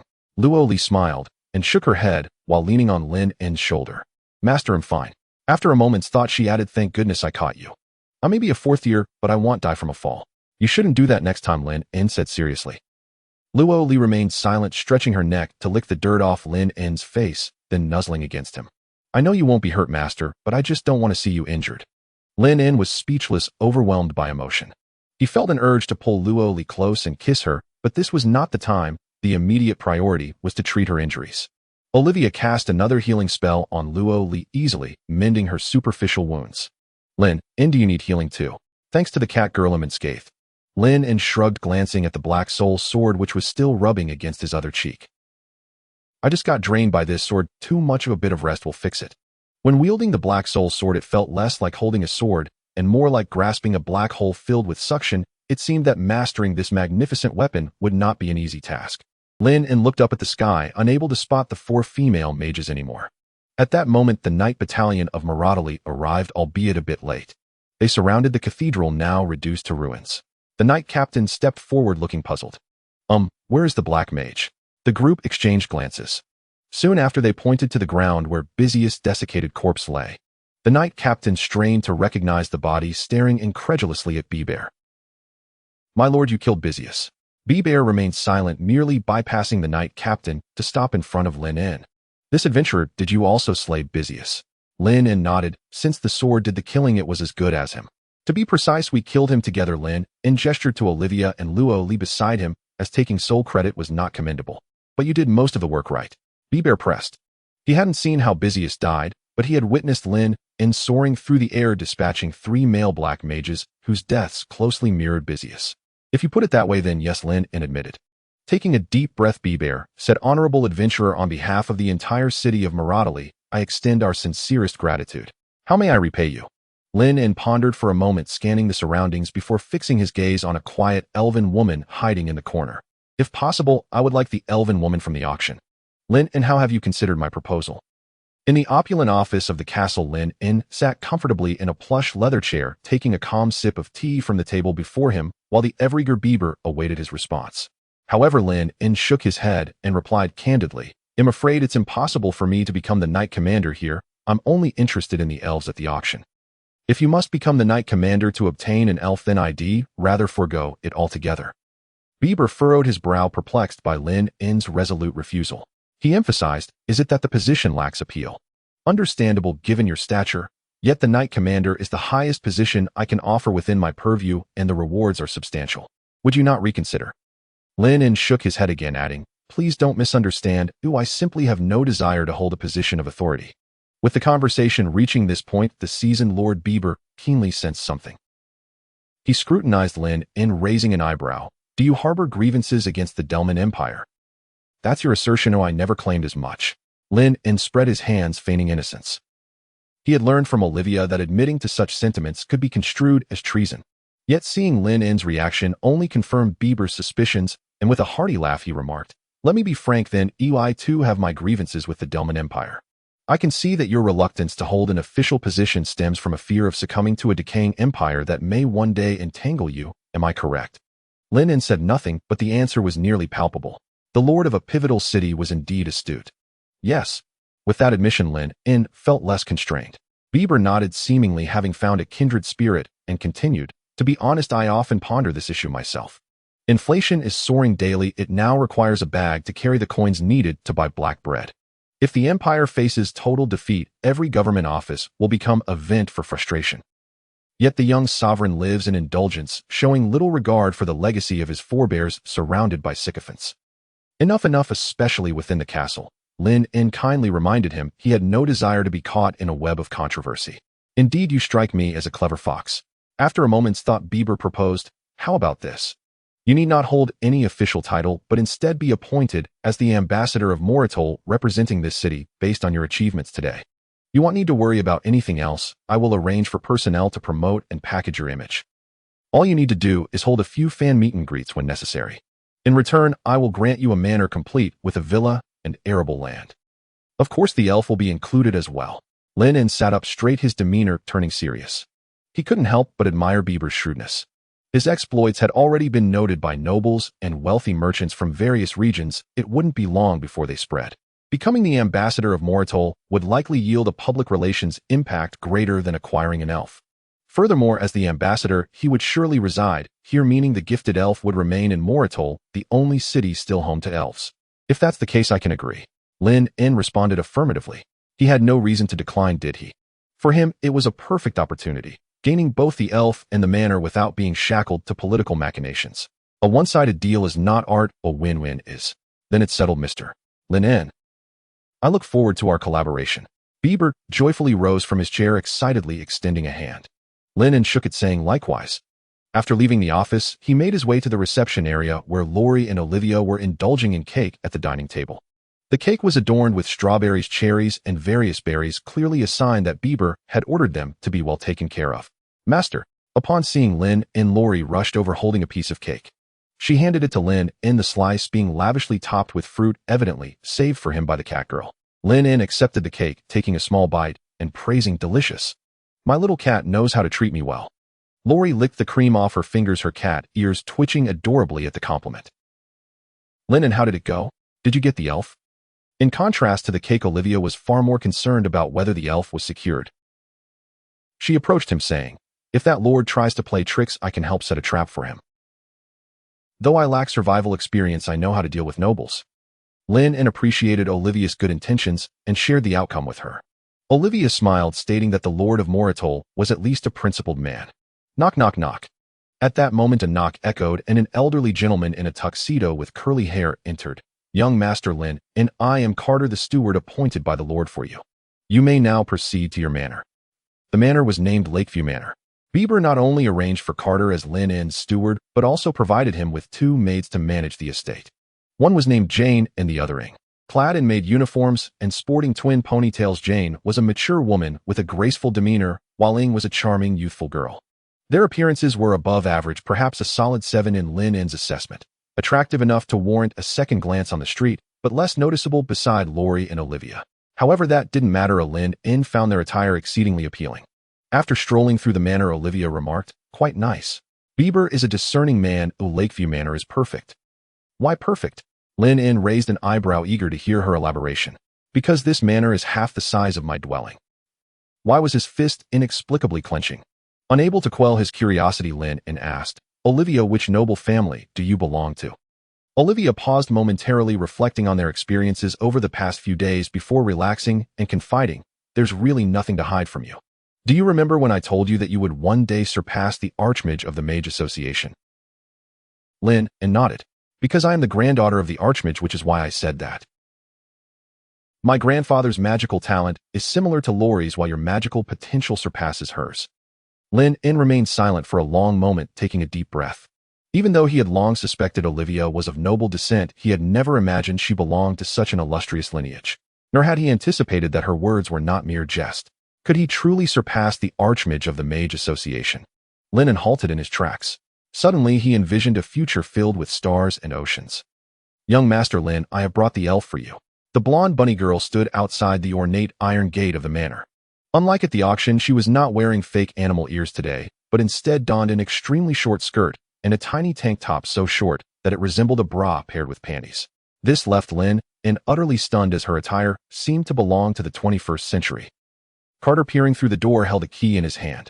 Without the Master Lynn's command, he dared not open it. Please come in. Upon hearing the instruction, Carter quickly opened the door and bowed, saying, after you. She hopped over to Lynn, in her crystal high heels seemingly weightless. My name is Lola, and I am responsible for delivering the elf. Lola pointed behind her where the driver was slowly bringing a cart. A large black cloth was draped over the cart, thoroughly concealing what was presumably the elf inside. Since elves were rare for safety reasons, they were transported in this secretive manner rather than walking openly alongside Lynn. Thank you for your effort. Would you like to come inside the villa for a glass of water? Lola intertwined her fingers above her head, nodding. I happen to be thirsty, so that would be kind of you, young Master Lynn. By the way, do you know who Andy Lau is? Lynn suddenly asked. Lola was taken aback. Who is that? Lynn clarified. Andy Lau, a singer, a superstar from Hong Kong. Lola looked even more confused. I've never heard of him. By the way, where is Hong Kong? Lynn frowned slightly and asked again, surely you know about bars or comic conventions. Lola's face was a canvas of bewilderment. I'm sorry, but what are you talking about? I don't understand a word. Lynn shrugged, instantly losing interest in Lola. He had assumed Lola was a time traveler, which explained her peculiar outfit. Perhaps you shouldn't come in after all. I'll have the servant bring over some water. I was just being polite. Lola. This abrupt change of tone caught Lola off guard, and she squinted her eyes, saying, as expected of a big shot, your behavior is truly inscrutable, quite different from what I imagined. The Sea Lake Manor had water pumps scattered everywhere, and Jane quickly brought over a glass of water, which Lynn watched Lola finish. Keep the elf safe and take care on your way back. He smiled and waved. However, Lola had no intention of leaving. She stepped forward and said, my father asked me to deliver this to you as well. Lynn took the jade vial, raising an eyebrow. This item seemed somewhat familiar. This is a vial of soul essence. My father mentioned you purchased the black soul liquid, and this is just what you need. Your father? Lola chuckled lightly. That's right, I am the daughter of Biber and the princess of Molitor. Lynn. He was completely taken aback. So Biber had provided such rare materials solely for his daughter. Suddenly Lola grasped Lynn's hand, pressing it to her chest as she said, young master, it's getting late. I would like to stay the night. As she spoke, she began to rub her hand against his. Olivia silently turned her head aside, whistling, while Lori initiated her mental barrage. Jane and Ing, the two maids, maintained their usual expressions as they believed this was how the young master ought to behave. Lynn quickly stepped back and declined.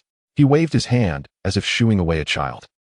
Who knew what devious plan that cunning Biber was concocting? No one would be foolish enough to send their daughter like this. After being rejected, Lola was not disheartened. Instead, she covered her mouth and smiled. Well then, young master, I shall take my leave. My father told me to keep an eye on you, so I will visit often. Also, I actually have a key to the manor, but I don't know how to use it. After Lola left, Lynn was still in a daze when Olivia patted him on the shoulder. As Lynn pondered Biber's intentions, he turned at the touch and asked, what is it? Olivia raised an eyebrow. She's making advances, aren't you going to take advantage of that? Lynn looked at her in disbelief, retorting, and then what? Not everyone is as kind-hearted as you noble folks. My deal with Biber was not to become his puppet. Olivia reassured him. It seems you know how to avoid the traps set by nobility. To be honest, when you first invited her in, I thought you would make the typical mistakes men often do. I was narrow-minded. You are not narrow-minded. Thank you. The innocent Olivia did not grasp the underlying meaning of Lynn's words. Lynn then patted Loris Beast's ears, which were similarly filled with confusion. Why doesn't the master have any interest in such an assertive woman? Suddenly Lynn leaned close to her ear and whispered, actually, I don't prefer pure-blood humans. I like you little cats more. Loris' body stiffened, her face turning crimson in an instant. Master, please don't tease me any further. Soon after, the driver released the elf, bowing to Lynn before driving away. Lynn turned his gaze towards the elf who was bouncing along the bumpy road. There stood Shelley, gazing helplessly at Lynn, her features rigid, yet still holding a smile. The appraisal function indicated that she was now experiencing severe anxiety. She is truly beautiful. Sigh, I knew the master would take her. Lori stood by, her ears drooping unconsciously. After a brief pause, Shelley suddenly clenched her fists. He is my future, I must perform well. With this resolve, Shelley bent her waist to make herself as small as possible while approaching Lynn stopping before him to kneel and deeply kiss his boots. Master, my name is Anya. From this moment on, I will wholeheartedly devote myself to serving your cause. Please accept me. Shuali spoke these words in human language, then began to remove her magnificent green gown. Every gesture she made was earnest and meticulous. It was evident that she had prepared well. I have no way out. He is a strong one. I hope he will treat me well. This was the silent plea of her heart. Lynn found himself taken aback. After searching his mind for a moment, he spoke in the unfamiliar elven tongue. Stop. Stop, please. Shuali froze for a moment, looking at Lynn with a mix of shock. Can he speak Elven? Master, please accept me, I beg you. Shuali lunged forward, clinging tightly to Lynn's thigh. Lynn could only cast a slightly desperate glance at Lori for help. From the moment Shuali began to undress, the thoughts of this catgirl were in turmoil, and seeking assistance from Lori would surely prove useful. Laura's cat ears twitched. Understanding the situation, she quickly helped Shuali to her feet. As Shuali was lifted, she struggled in fear, repeating in the subhuman language, pleading for them not to stop her. But Laura's third-tier strength was greater, and seeing that the other could speak the subhuman tongue, she held her firmly and commanded, stand up, do not kneel. After struggling in vain, Shueli obediently stood still. She looked at Lynn, her breath quickening. Why is he rejecting me? Does he not like me? What should I do now? Help me. She truly embodied severe anxiety. Though Lynn was unaware of the circumstances, it was clear that Shueli had lived under immense pressure since her capture, and following the war that had transpired during the day, her mental state was on the brink of collapse. Lynn spoke in subhuman. I am not quite fluent in Elven. Since you can speak subhuman, let us communicate in that language. Most people here understand it. My name is Lynn, and I will be your master from now on. Furthermore, such things are not mandatory in my presence. You may put your clothes back on first. Shueli stared blankly, unable to grasp Lynn's meaning. But before she could act, Lori swiftly adjusted the gown back onto her shoulders. Master, if I am not to be shared with you, then wouldn't I hold no value in your heart? Shueli lamented in subhuman, pleading earnestly. Lynn immediately grew serious. Who taught you that? Though you are beautiful, please believe me, your worth is not solely based on your beauty. There are aspects of you that attract me far more. Lynn stated with utmost sincerity. And what might that be? Confusion flickered in Zuela's eyes. You will know by tomorrow, Lynn yawned, gently patting Zuela's shoulder to comfort her. I am too tired now and need to sleep. You should rest as well, but first take a bath. Let Jian and Ing accompany you and get familiar with this place. This was Lynn's habit. He valued cleanliness, and every new member had to take a bath.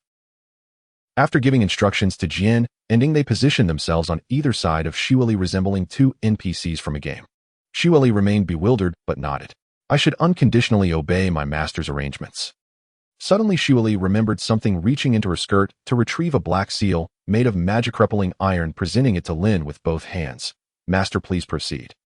Lynn looked at the seal with some surprise, saying, If you hadn't mentioned it, I would have forgotten. The slave mark is not a good thing for you. Why remind me? Shueli replied in confusion. But isn't this how it should be? Otherwise, how could you be my master? Why does he seem to disdain me? What have I done wrong?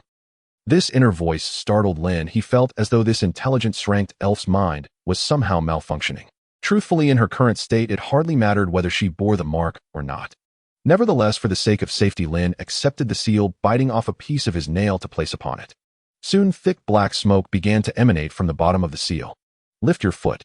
Such a beautiful elf should not bear scars. The soles of her feet were a fitting place. Shueli exhaled in relief and extended her leg.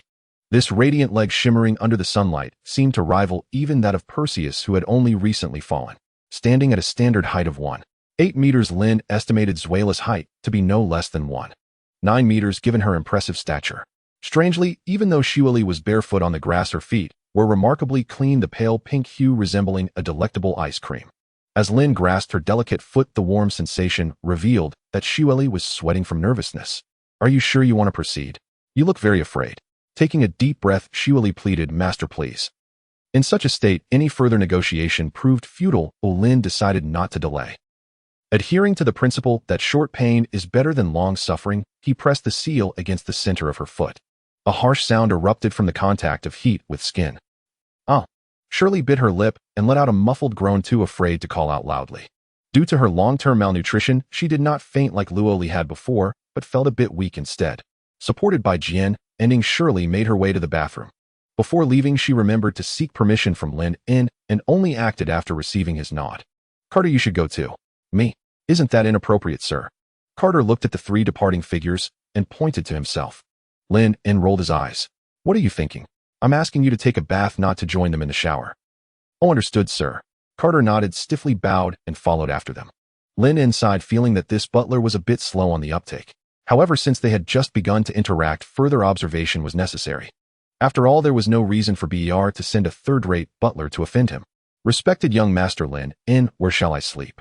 Olivia approached deliberately, using a humble tone. Lynn smiled slightly and replied, Did I say I would take you in? Olivia narrowed her eyes, looking at Lynn. You have so many rooms. You can't just leave a delicate young girl like me out in a perilous situation, can you?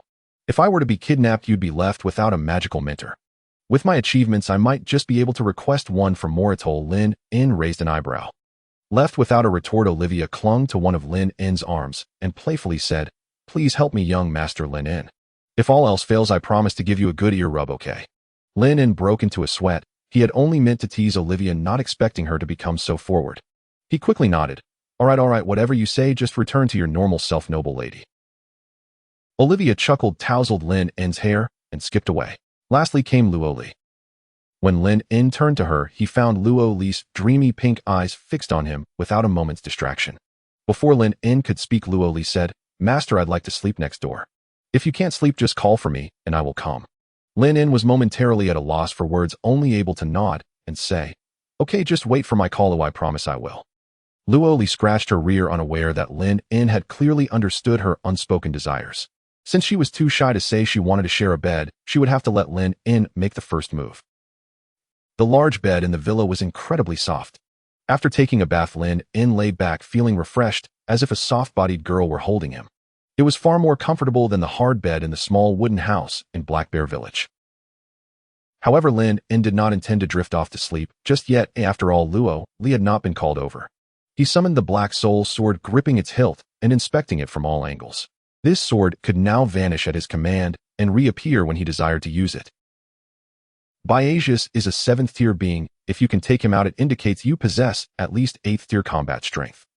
As Lin In spoke, the Black Soul Sword swung through the air, demonstrating its prowess, almost as if it were becoming sentient. The Black Soul Sword has only released 5 of its power. The remaining 95 requires blood activation. A mechanical female voice from the system suddenly chimed in. Though cold, it exhibited a sense of humanity. Lin In's eyes lit up. Only 5 unlocked. Then who is the original owner of the soul liquid? After a brief pause, the system replied, "It belongs to a powerful, colossal beast." That sounds almost conversational. The system fell silent for a moment before responding again. Its history is ancient and yet to be verified. Then continue your investigation. Be sure to manage your workload and don't overexert yourself. Work is paramount, health is secondary. Lin In imparted his values to the system. Understood. The system's cold voice seemed to carry a hint of humanity, albeit mixed with a touch of exasperation. Knock, knock, knock. At that moment, a knock sounded at the door. The Black Soul Sword vanished with a swoosh. Lin In assumed it was Luo Li wanting to come in and called out, "You can come in directly." Shirley pushed the door open, walked up to Lin In, and obediently knelt by the bedside. This surprised Lin In somewhat, yet he was momentarily captivated by Shirley's beauty. She wore only a thin white silk garment, and her skin, fresh from the bath, was a delicate shade of rosy white. Especially the fragrance emanating from Shirley, which was refreshing to Lin In.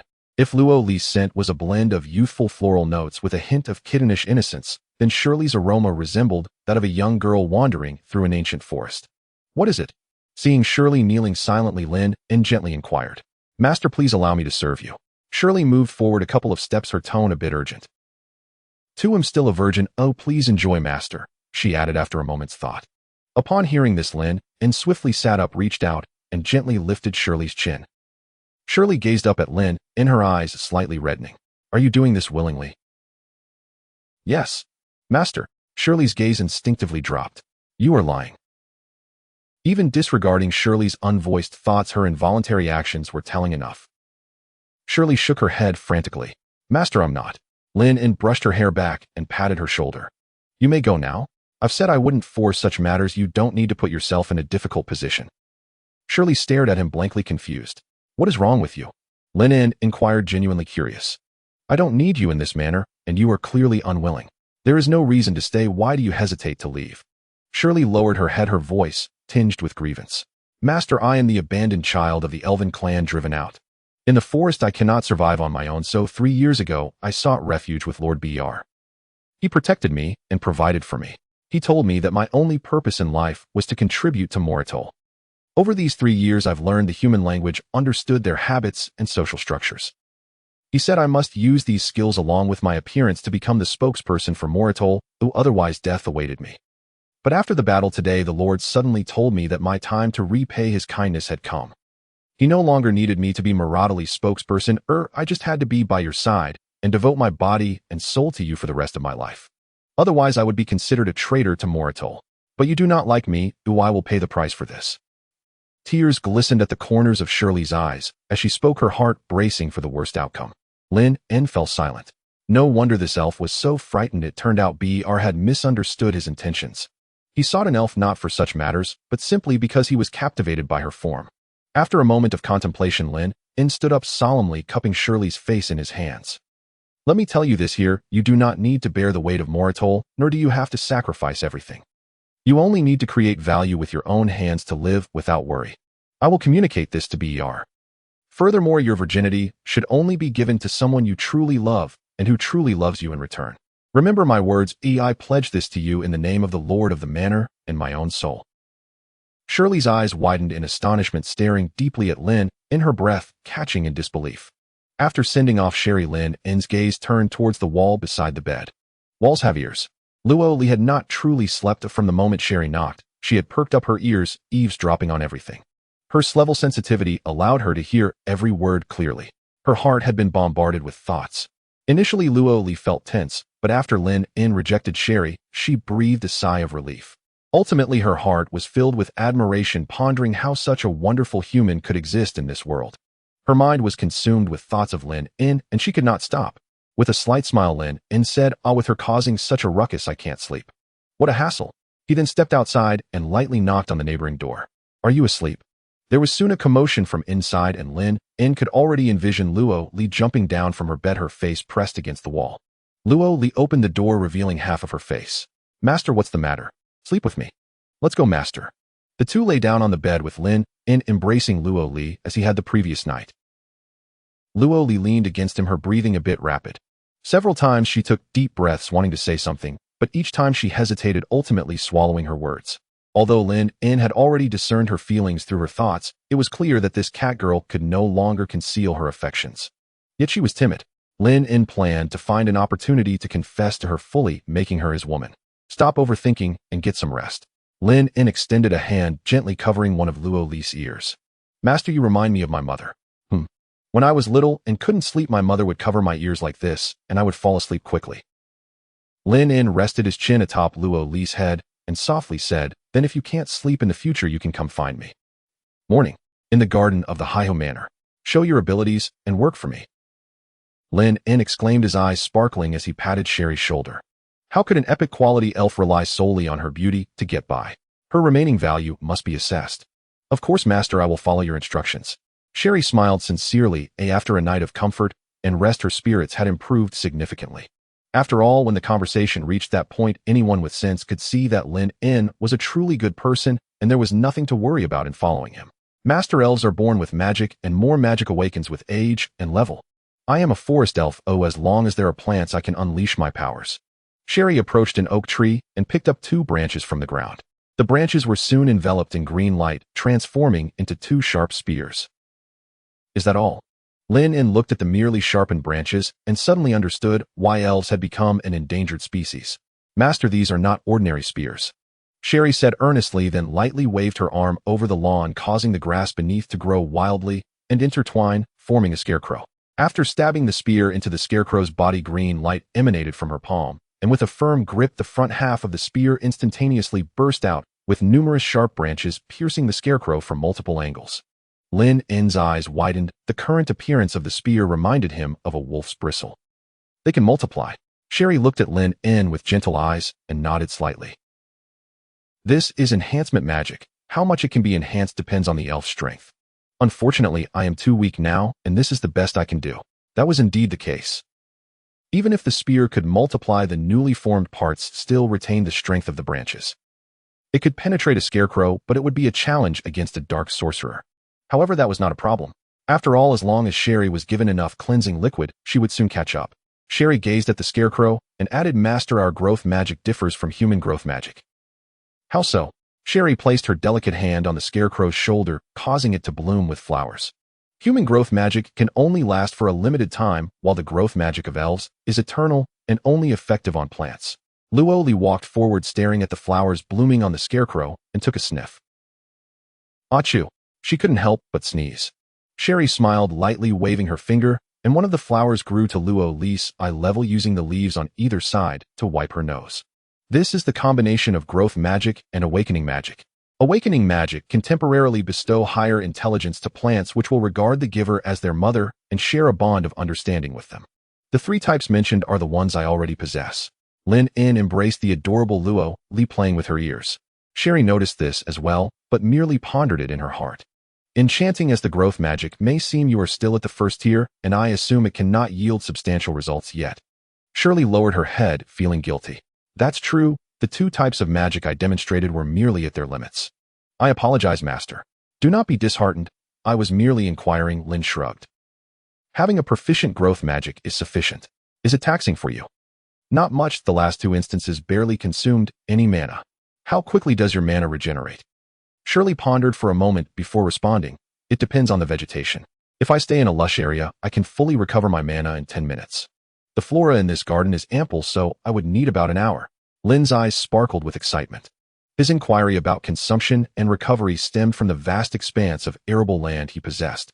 And the elves' growth magic was after all permanent. I wish to utilize your growth magic to cultivate crops, and do you think that feasible? Upon hearing this, Shirley nodded vigorously. Of course, master. My kind never forages in the forest. We directly accelerate the growth of fruit trees. Task updated. Task accompany Shirley to the fields. Reward a bottle of elven purification elixir. Excellent. The ingrained agricultural bloodline of the Huaxia people was awakening. In the medieval era, grain was a hard currency, and with no end in sight to the empire's wars, countless farmers were conscripted as soldiers, leading to a dwindling number of those who tilled the fields. Considering the inevitable war reparations, the price of grain in the future was unpredictable, whose stockpiling was undoubtedly prudent. Young master, I have returned. A distant, weathered voice rang out. Without needing to ask, it was clear that Butler Carter had returned. He, along with Jin, Enning, pushed a small cart filled with supplies. The seaside manor had been idle for a while, so it was nearly empty. Before dawn, Carter had roused Jin and Enning to head to the market for necessities. They returned just in time. Lynn approached Carter and asked, "Did you buy the seeds?" Carter pulled out a cloth bag from his bulging pocket. "All set, young master. These are top-quality wheat seeds, perfect for making sweet and delicious bread. However, it is still not the season for sowing." "No need to wait for spring," Lynn replied, taking the bag and waving his hand. "Follow me." Shirley and Lori immediately fell into step beside him, one on each side, while Carter and the others, though puzzled, followed closely behind. Upon reaching the farmland behind the villa, Lynn divided the seeds into 4 portions and handed them to the 4 individuals, who quickly set to work. Among them, Lori performed the best.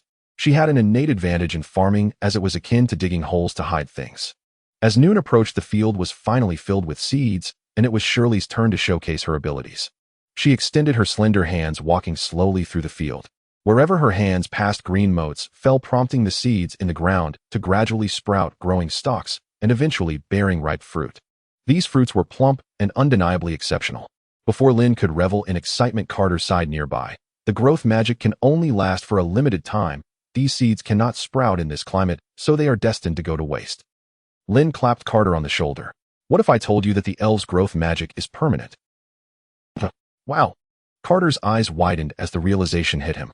He couldn't help but exclaim, "If we had 1,000 such elves, we might solve the Empire's food shortage." "Indeed," Lynn nodded, though he added with a hint of exhaustion, "Having 1,000 elves isn't impossible, but having 1,000 of them overall is quite unlikely." Shirley continued her relentless nurturing, taking Lynn's initial task very seriously. A golden wheat field quickly emerged, expanding steadily, and everyone began the harvesting process. The arable land at the seaside manor spanned 18 acres, nearly the size of 2 football fields. When Shirley had accelerated the growth of 1/3 of the wheat, she staggered back, her body swaying. Lori, who was nearby harvesting the wheat with her claw-like hands, quickly dropped the grain to support her. Shirley smiled wearily. "Lori, thank you. This cat-like demi-human seems quite friendly. Perhaps I could become good friends with her." "You're welcome." Lori wiped the sweat from Shirley's face, her hand now damp. "Sister Elf, you might need to rest." "It's all right, I can continue." Shirley was just raising her arm when Lynn suddenly jumped down from a mound of wheat. The system task was complete. Shirley obediently ceased her efforts. Lynn personally fetched her a cup of water. Seeing the cup being offered, Shirley quickly cradled it with both hands and drank it down, then pressed the cup to her chest, sincerely saying, "Thank you, master. Your concern is like a breath of fresh spring air." The elf was still too tense, and Lynn couldn't help but chuckle. "Don't be so formal. Treat this place as your home. If you live a little easier, I will be pleased as well, understand." Shirley paused, nodding. "I apologize, master. I will adapt as soon as possible." "He is truly different from Lord Bieber. I feel so fortunate to be by his side." "Drink this." Lynn handed Shirley the elven purification elixir. Without hesitation, Shirley unscrewed the jade bottle and drank it all in one go. Soon she felt a warmth enveloping her body, her eyes widening in disbelief. "Master, I've reached the 3rd tier." Shirley's inner world was exhilarating at that moment. "This is incredible. What kind of divine water allows me to directly break through 2 levels?" Within the entire elven race, only the mother goddess Holy Light can achieve such a feat, yet she cast me out while Master has accepted me. That's the spirit, Lynn said with an open smile. Work diligently for me, and there will be plenty of opportunities for you to advance in the future, understand? Shirley bit her lip. Her gaze towards Lynn suddenly shifted. After a moment of contemplation, Shirley spoke. Master, the words you spoke to me yesterday kept me thinking all night. Upon my recent breakthrough, I realized you are the one I genuinely adore without exception. Feeling a bit awkward, Shirley quickly added, I apologize, Master. I am merely an elf you have taken in who I am unworthy of you. However, I will strive to achieve remarkable results that will make you like me, and I will do my utmost to repay you. With that, Shirley swiftly knelt down, lowering her head, unable to meet Lynn's gaze. Lynn was rendered speechless. Who confesses their feelings after knowing someone for just a day? Just as he was astonished by Shirley's swift declaration of affection, a booming shout from Lori suddenly pierced the air. Wow! The culinary skills of the two maids were truly impressive. During their first official lunch at the Sea Lake Manor, the dining table was adorned with butter-roasted chicken, fruit salad, spiced baked potatoes, and thick vegetable soup, while the main dish was sweet and creamy white bread, far superior in taste to the dark variety. However, the table was rather sparsely populated. Shelley had just gone to the garden, intending to enjoy her meal in solitude, believing it would facilitate a quicker recovery and yield more food. Considering her earnest intentions, Lynn did not decline her request. Although Lynn had invited Jane and Ing to join him, Jane was too timid to overstep boundaries, and Ing, initially tempted to partake, was forcibly pulled away by Jane under the pretext of maintaining decorum. As for Carter, he had stepped out once more. He claimed he needed to fetch a few towering trees for the manor to hasten Shelley's recovery from exhaustion, casually taking a baked potato with him as he left. Thus at the grand table, only Lynn, Lori, and the just-awakened Olivia remained. Just waking up for lunch. Mentor, your diligence is remarkable. Lynn glanced at Olivia's long, tangled hair that resembled a spider's web. At this hour, she hadn't even washed up, making it hard to fathom that she belonged to the nobility, let alone that she hailed from the Mage Association. Olivia casually conjured a water sphere, splashing it onto her face and wiping it off with the sleeve of her nightgown. This certainly did not reflect the demeanor of a noble. Yawning, she lazily remarked, I did indeed rise late, but there's a reason for that. Lynn sat up straight, eagerly anticipating Olivia's elaborate musings. Do you understand that feeling? After being away from my soft bed at home for so long, I returned to a brand new soft bed and succumbed to its allure. Lynn, initially curious about her fabricated tales, found himself genuinely relating to her. It was akin to a traveler returning home, where the overwhelming sense of fatigue makes one yearn to collapse onto the bed for a deep slumber. That little sprite has surely fallen for her master. Laura's inner voice drifted into Lynn's thoughts. She was chewing her food, her mind clearly elsewhere. This caused Lynn, holding a chicken leg, to instinctively pause. Olivia as always sensed something amiss. Her weariness vanished, and she raised an eyebrow, asking, What's the scoop? Spill it. Lynn recounted the situation to Olivia without reservation. The result was a fit of laughter from Olivia, who patted his shoulder and exclaimed, Lynn, you are truly a killer among the exotic races. These girls are smitten with you. Lynn rolled his eyes, saying, You're laughing a bit too loudly, aren't you? This only highlighted how distracted Lori was as she remained in a daze. Well, that's understandable. After all, your treatment of other races is quite different. In an era where humans hold the power of life and death, such kindness is rare. Olivia offered a rational analysis. You might as well just praise me for being kind. All right, kind-hearted Lynn. One of them wishes to pursue you while the other appears heartbroken. What are you going to do about it? Lynn shot a glance at Olivia, asking, What am I supposed to do? Olivia chuckled. What do you think? The choice is in your hands. Which one do you prefer? Lynn did not rush to respond. Instead, he wiped his mouth with a napkin and, after careful consideration, replied calmly, If it's suitable, I will accept them both. Olivia was momentarily taken aback, then uttered two words, profound. After the meal, Jane and Ing arrived just in time to clear the table, after which they needed to tidy up the manor, harvest wheat, and organize the grain stacks. The two sisters seemed taciturn, hardly engaging in conversation with Lynn. However, they worked efficiently, resembling two NPCs from a game. Soon Lynn and Lori followed Olivia to the lawn to continue their magical studies. Despite the emergence of the Black Soul, sword-raising combat power to another level magic could still provide valuable support. Previously in the battle against the Dark Sorcerer, wind magic, water magic, and invisibility magic had proven remarkably effective. Olivia was thoroughly invested in her teaching. Before long, Lynn successfully mastered the hardening spell. To Olivia's astonishment, although Lynn was merely a first-tier mage, his hardening spell outshone her own as a second-tier mage. While Olivia could only harden a part of her body to prevent damage, Lynn managed to solidify external objects, achieving a strength comparable to steel. How on earth did you do that? Teach me. Olivia clung to Lynn's arm, mumbling. Lynn reflected for a moment and said, Actually, it's nothing special. I simply didn't want to use the hardening spell on myself, so it automatically projected outward. Olivia was left speechless. It was as if she had used the hardening spell on herself. After a long pause, she finally spoke. Is that it? Nothing more. Yes, that's all there is to it. Lynn was not lying. Thanks to his formidable physique, he genuinely had no desire to apply the hardening spell to himself, so it was simply released. Olivia began to try her hand at it. However, each time she attempted to project the hardening spell, she ended up hardening her own arms and legs. Oh.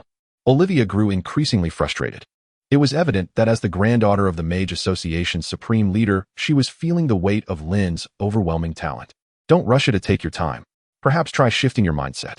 Think of it as if you've already hardened yourself and don't need to harden anymore, so you can cast it onto others. In that moment, Lynn seemed to embody the role of a magic mentor. Following this advice, Olivia persevered for quite some time, and finally her hardening spell began to show results. She successfully cast the hardening spell on a leaf. Unfortunately, the effect was drastically diminished. The hardened leaf resembled parchment easily torn apart by a poke from her finger. Sigh, I see now. You're simply extraordinary. Olivia sighed and commented on Lynn's prowess. Lynn scratched his head. It's not that impressive, it's just a matter of projecting the hardening spell. You've at least grasped the fundamentals, haven't you? That's not the same. The strength of my projected hardening spell is so weak that it means I have to start from scratch. I might not achieve your level in 6 months. Lynn was rendered speechless. Olivia stomped her foot and resumed her training. With the magic mentor on strike, Lynn turned his attention to Lori preparing to touch her cat ears. However, he soon noticed that Lori was not studying magic at all. Instead, she was sitting on the magic book with her hands around her knees, her powder-pink eyes lost in thought, clearly preoccupied with something else. Lynn understood this all too well. Luali, Olivia has her own matters to attend to. I will continue teaching you, Lynn said as he approached Luali. Oh, yes, Master, Luali replied, hurriedly standing up to follow Lynn in her studies. Before Lynn, as she dared not let her mind wander, making rapid progress compared to before. Since Luali had known that the hardening magic could be projected even before mastering it, she was not hindered by preconceived notions. The moment she learned to cast hardening magic, she also learned how to throw it. Olivia was once again petrified.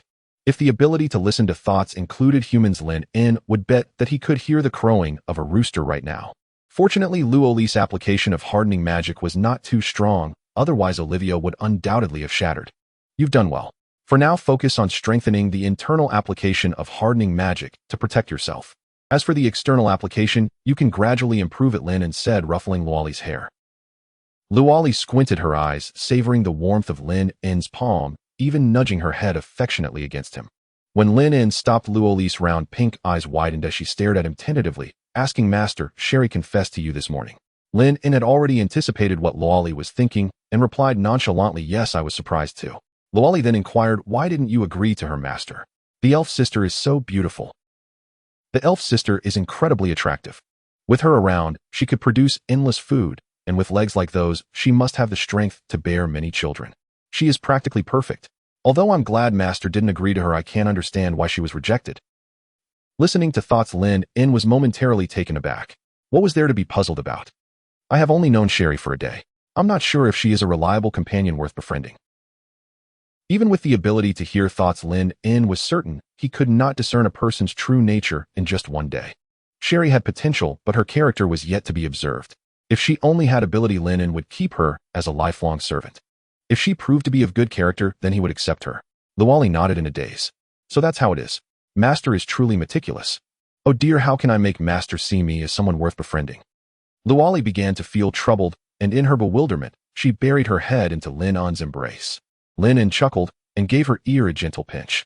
From the moment Luali had bravely shielded him from the goblin's attack, Lynn had already decided to make her his woman. However, he did not want to confess to Luali in such a mundane manner after she had toiled all day. He wanted to create an unforgettable moment for the catgirl. Master, if the elf sister is a good person, would you agree to her? Luali's voice came muffled from Lynn's chest. Lynn replied honestly, if she is a dependable companion, I would give it considerable thought. Luali's breathing suddenly grew heavier. I can't wait any longer, I must take the initiative. At that moment, Loali's ears perked up, and she jumped up, exclaiming, "Master, that woman without clothes is here." "Lola, what is she here for again?" Sure enough, Lola's figure soon appeared before the three of them, but unlike yesterday, she looked extremely flustered. Rushing to Lynn, Lola said urgently, "I'm sorry. I rang the doorbell for a long time, but no one came to answer. I simply couldn't wait any longer. My father's scouts in the north of the city spotted 4 fleeing female mages last night.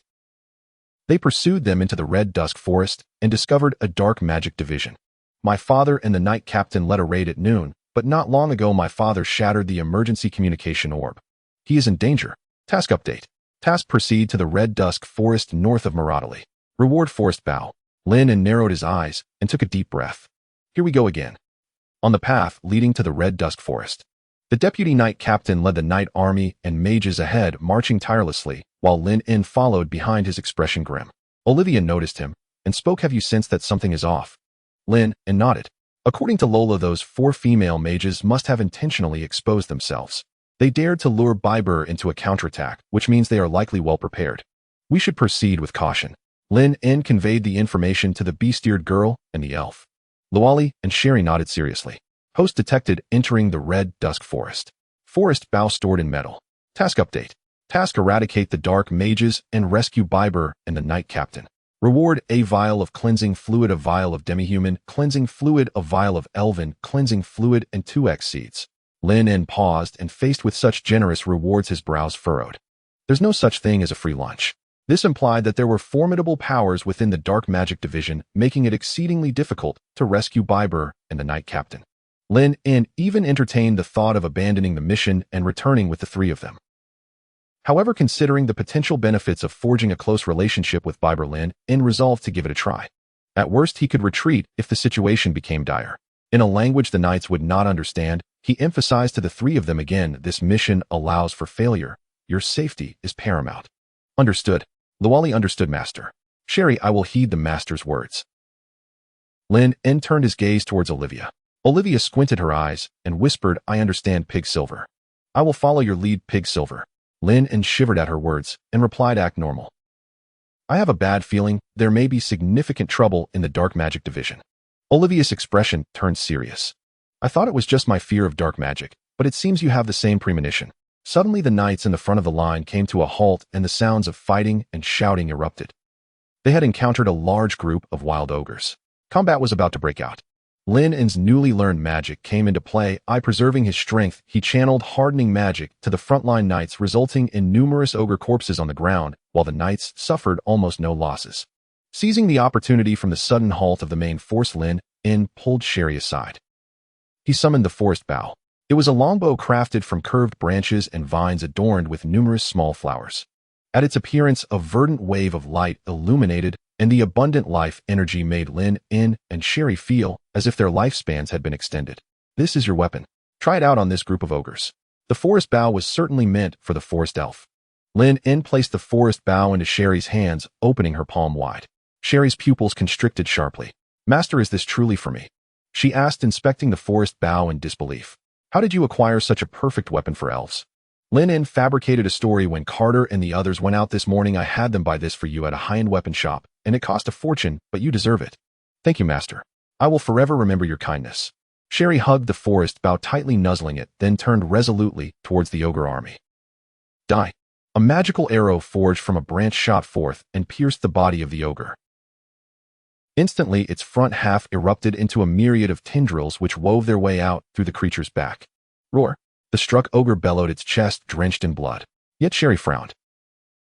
As a third-tier mage, she possessed such power on her own. What then was the purpose of the forest bow? Just as confusion washed over her, the ogre charging towards her underwent another transformation. The 12 branches of its small wolf's tail began to grow, twisting and plunging into the ogre's veins, threading through its very essence. The ogre, now utterly unaware of its plight, found its strength waning and its speed diminishing. Ultimately, roots burst forth from its feet, burrowing into the ground to become a peculiar tree, standing tall and unyielding. Sherry's eyes widened in disbelief. Lynn, who had some knowledge of the system, was equally astonished. In the next moment, the details of the forest bow materialized before them. Forest bow. Description: a longbow woven from the celestial trees and vines birthed by the mother of the forest. Arrows shot from this bow can grow within flesh, turning enemies into part of the forest. Sherry quickly picked up a branch from the ground and forged multiple magical arrows, each one aimed at the ogres still engaged in battle. Without exception, those struck by her arrows transformed into sturdy limb-bearing trees, becoming part of the crimson dusk forest. As their numbers dwindled, the ogre horde finally began to flee. Yet gifted with remarkable archery skills, Sherry decided to attempt a volley of 7 arrows. In the lush forest, her magical power would hardly diminish. In the end, not a single ogre escaped. All were transformed into dense, robust trees. By her sheer will, Sherry had created a layered grove. "Master, this weapon has completely reshaped my combat prowess," Sherry exclaimed, running excitedly to Lynn's side. "Master said this weapon was bought by Carter before he left, yet my abilities only manifested after he departed. This weapon fits me so well it cannot possibly be from that time. It seems Master is a man with secrets, but I shouldn't pry into them. Truly, enslevel intellect." Lynn smiled lightly, instinctively reaching out to stroke Sherry's ear. The moment he felt the soft texture reminiscent of human ears, he suddenly realized that this ear was not Loli's. Loli, who had been quietly beside Lynn, squinted her eyes, slightly a twinge of discontent stirring within her. "Master won't forget to touch the elf sister's ears and neglect mine, will he?" Lynn quickly extended his other hand to scratch the catgirl's ear. "Phew, you scared me." "Master hasn't forgotten me, he's so kind." Loli's sense of insecurity came swiftly and left just as quickly. This trait made Lynn both amused and exasperated. The little cat was easily prone to overthinking, but could be soothed with just a little attention. The casualties inflicted by the ogres forced the night brigade to pause for regrouping. Seizing the moment, Lynn retrieved bread and jam from his medallion, preparing some for the 3 of them as they quickly munched on it. Lola's sudden appearance and the urgency of the situation meant that none of them had time to eat the dinner prepared by Jian and Ing, so they settled for bread for now. As they ate, Lynn observed the encroaching night in the crimson dusk forest. Above the dimming woods, he could make out a faint crimson hue irregularly dispersed, resembling fireflies glowing red as they flitted about. No wonder the place bore such a name. Loli imitated Lynn's curious gaze, unsure if her fascination with the surroundings stemmed from genuine wonder or simple mimicry. Suddenly, as she caught sight of a patch of grass to the left, her eyes narrowed. "That patch of grass is suspicious." Hearing her thoughts, Lynn immediately followed her gaze toward the patch not far away. "Is something there?" he asked softly. "Yes, master. Something is hiding in there. It's likely another ogre," Loli explained. "If there were any other presence, I would be able to sense it."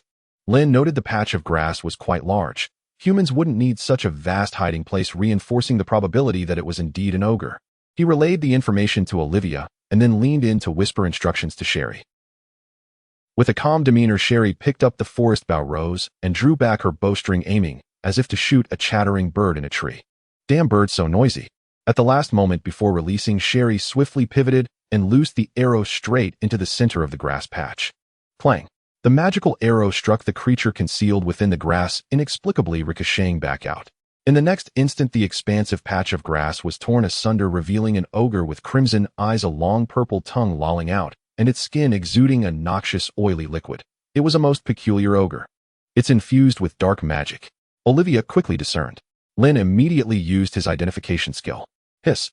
This was not merely an ogre corrupted by dark magic. It was a towering 7th-tier ogre.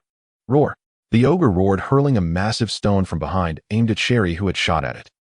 Loli, gripping her Persian scimitar, scurried beneath the stone, her blade infused with penetrating magic, cleaving it in two, sending the halves crashing to either side. The split stone revealed the retreating silhouette of the ogre, seemingly unwilling to engage with so many adversaries. "Quick! Use magic to intercept it," Lynn commanded decisively, already grasping his staff. While the Black Soul Sword could likely slay the ogre outright, its use demanded immense energy. Last time it had lasted barely half a minute, and with dark mages still to contend with, he didn't want to waste time on the ogre. As Lynn and Olivia utilized wood and wind magic to block the ogre's escape, the accompanying mages also cast interceptive spells, successfully halting the creature. Seizing the chance, Loli pursued the ogre, springing onto its back, and with a swift stroke blinded it by slashing its eyes. As the ogre howled in agony, Loli deftly thrust her blade into its magical eye before immediately leaping off and rolling several times to distance herself from danger. Now the ogre was completely bereft of sight, thrashing about blindly, its hands flailing in a futile attempt to ward off any approach. Lynn shouted to the deputy knight commander, "Its magical armor is tough, but we need to strike together. It's linked to the dark mage, we can't let it escape." Heeding Lynn's advice, the deputy knight commander ordered the knights to strike in rotation, their collective efforts gradually wearing down the ogre's magical armor, which began to show various wounds steadily dripping blood. Yet Lynn was astonished. He could hear the ogre's thoughts. The ogre's greatest torment did not stem from the numerous wounds adorning its body, but from the agony of its pierced magical eye. The pain was so profound that it felt as though the cuts across its flesh were alleviating its suffering. Thud! As the ogre collapsed lifelessly to the ground, the mages rushed to examine it. They were baffled by the magical eye protruding from its forehead. After a thorough inspection, Olivia's expression turned grave. This ogre must be the leader. It was controlled by the magical eye which ordered its kin to attack us. This eye has a transmission effect. Those from the dark magic faction are already aware of us and our approximate strength. Wait, what is this? Olivia watched as a faint brown gas emitted from the corpse of the ogre, gradually coiling into the shape of a small snake above its chest, causing her to open her mouth in astonishment. Indeed, the death of this ogre had surprisingly resulted in the creation of soul liquid. Is the mighty ogre chieftain really afraid of pain? Olivia couldn't help but remark. Soul liquid is a phenomenon born from the death of powerful beings under extreme emotions. Oh, no one expected that the ogre, merely hacked thousands of times, could produce soul liquid out of pain. Only Lynn understood that the birth of the soul liquid stemmed primarily from the destruction of that magical eye. It was likely that at that moment, every nerve of the ogre was trembling. Lynn turned to the Vice Knight Commander. There's only one soul liquid here. How shall we divide it? The Vice Knight Commander recalled how Princess Laura had personally delivered Lynn into them and replied without hesitation, "Young Master's contribution is the greatest. Naturally, it belongs to you." How considerate. Lynn nodded. The taste of privilege was indeed delightful. They'll speak favorably of you before Princess Laura. The Vice Knight Commander immediately clasped his hands in gratitude. "Young Master, you truly are like a rebirth to me." Too much praise. Lynn glanced at Olivia and noticed she had promptly encased the soul liquid with wind magic to prevent it from burrowing into the ground. At the same time, Olivia retracted her sensing magic. What a pity it's merely inferior soul liquid. Is inferior soul liquid of any significant use? Olivia shook her head. Soul liquid is categorized into inferior, ordinary, medium, advanced, and top tier. Inferior soul liquid is hardly worth mentioning. But on a positive note, at least it saves some essence of soul. Suddenly the system chimed in. Hidden task activated. Task: have Lori kiss you. Reward: inferior soul liquid upgraded to advanced soul liquid. Lynn. The soul liquid could be upgraded too. The task seemed so simple, and he couldn't help but glance at Lori. Beside him, Lori, as usual, was gazing at Lynn. Upon making eye contact, she quickly turned away, pretending to admire the flowers and plants. Weren't we discussing something with Olivia? Why did the master suddenly look at me? A mischievous smile crept onto Lynn's face. He pulled Lori into his embrace, leaning close to whisper, "Lori, I have something very important to tell you." Lori shivered, instantly serious. "Master, please tell me. I will do my best." "Could you give me a kiss?" Edge. Lori was momentarily stunned. She stared at Lynn, in her expression a mix of confusion and apprehension, unable to utter a word for quite some time. What on earth? Why is it this? Did I mishear? Why is the master suddenly asking for a kiss? This is so strange. Lori's thoughts were in turmoil. After a long pause, she tentatively asked, "Master, are you joking with me? Master must be teasing me." No, Lynn indecisively denied any notion of escape from her embarrassment. He playfully ruffled her ear, smiling to reassure her. "So can you give me a kiss? Just consider it a favor I'm asking of you." Lori lowered her head. She hesitated, her mind racing. Master is truly enigmatic. Although I don't understand why he wants me to kiss him, I don't seem to mind it. Oh right, I almost forgot that I like the master. I've decided to take the initiative. Well, if it's a kiss, then let it be. Lori, with a playful movement, quickly pulled Lynn into the bushes, becoming flustered under the curious gazes of onlookers. Before Lynn could prepare himself, Lori suddenly leaped into his arms, tilting her head to meet his lips. The kiss lingered. The tiny cat's sharp teeth even grazed Lynn's lip. As Lori set her feet down and licked her saliva-covered lips, Lynn, covering his mouth, complained, "Naughty cat, you bit me." Lori blushed and replied, I was too excited and bit a little hard. I'm sorry. In that case, you must kiss me again as a punishment." Without waiting for Lori to respond, Lynn leaned in for another kiss. Lori held on to Lynn tightly this time. Although she wasn't much more skilled than before, at least she had learned to retract her sharp teeth, and her thoughts flowed freely. "I absolutely adore the scent of the master." When Lynn and Lori returned from the bushes, Olivia was the first to peer over. "You're back so soon." Go away, go away." Shelley, sighing in relief nearby, thought the master seems healthy, so it shouldn't have happened that quickly. But even if it did, if it's him, I could accept it. Lynn. Those at the peak must bear countless suspicions. Fortunately, he had already heard the sound of task completion in his mind. The system indicated that merely touching the soul liquid would suffice for the upgrade. Olivia, yes. In fact, I possess a wondrous magic that even your grandfather cannot accomplish. Show me. Lynn approached the ogre's corpse and reached into the wind sphere to touch the soul liquid. A surge of frenzy instantly coursed through him. Soon the soul liquid transformed into a deeper shade of brown, eventually turning jet black, while the chaotic energy within amplified 100-fold, making Lynn feel slightly breathless. Olivia's eyes widened in astonishment as she exclaimed, "Not possible. Are you a deity?" Her evaluation of Lynn had evolved from extraordinary to divine. She recognized his capabilities, but never anticipated he would be able to upgrade even soul liquid. Has there ever been a single person throughout history who could upgrade a formed soul liquid? Sweat dripped down Olivia's back. How can you upgrade the soul liquid without any magical fluctuations in your body? Olivia pressed for answers. Actually, this isn't magic. Then what do you rely on? Lynn pondered briefly before responding seriously. Character. Olivia. Lynn used wind magic to draw the soul liquid towards Shelley. Master, this is an enchantment for your forest bow. The Persian curved sword was designed for penetration unsuitable for the soul liquid formed by the ogre, but perhaps it could yield remarkable results when applied to the forest bow's parasitic element. Shelley quickly cradled the forest bow with both hands. Thank you for your generous gift, master. The dark soul liquid splashed onto the forest bow and was absorbed shortly after. The forest bow began to tremble violently. Lynn took out the essence of soul he received from Laura yesterday and sprinkled it over the bow. Soon the trembling subsided. Forest bow. Description: a longbow woven from the celestial tree and celestial vines nurtured by the mother of the forest. Arrows shot from this bow can grow within flesh, turning enemies into part of the forest. Soul liquid effect: once an enemy transforms into a great tree, the holder can convey a sense of domination to the forest bow, allowing the great tree to become a tree demon that obeys the holder. This effect can be used 3 times. In other words, from this moment on he had the chance to acquire 3 immensely powerful puppets. Why is the task of going to the Crimson Dusk Forest to kiss Luo so simple, yet it yields such rich rewards? On the way, Lynn suddenly pondered this question, a sense of curiosity igniting within him. The host gains energy points each time a task is completed. These energy points are the source of rewards.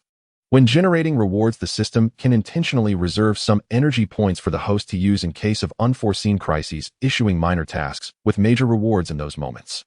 Very well, very well. You even dabble in financial management, don't you? Truly becoming quite clever. Lynn took out his water pouch and took a sip. If it were to truly gain intelligence, it would undoubtedly be a mischievous little spirit. Cough, cough. Lynn nearly choked on his water, spraying it all over himself. Luo, surely, master, are you alright? I'm fine. Just caught off guard by an unexpected joke. Luo scratched her head in confusion, while Shirley, seeing Luo's bewilderment, chose not to dwell on it further. Lynn tightened the cap on his water pouch and stowed his medal away. For some reason, as he coughed, images of a mechanical girl flashed in his mind. If the system were to personify, it might well resemble a mechanical girl. However, the thoughts that surged next interrupted his musings about the mechanical girl. By the way, why does the forest bow have such a detailed description, but the black soul sword does not? Because it is still under investigation. So you, the one who created the black soul sword, don't even know what skills it possesses. The system fell silent. I know the black soul sword is formidable. Share something that isn't common knowledge. The system was silent once more. I will investigate as soon as possible. Just be careful not to overwork yourself. Remember, work is paramount, health is secondary. Lynn continued to impart correct values and perspectives to the system. Understood. As they pressed on without pause, the group finally reached the ancient ruins.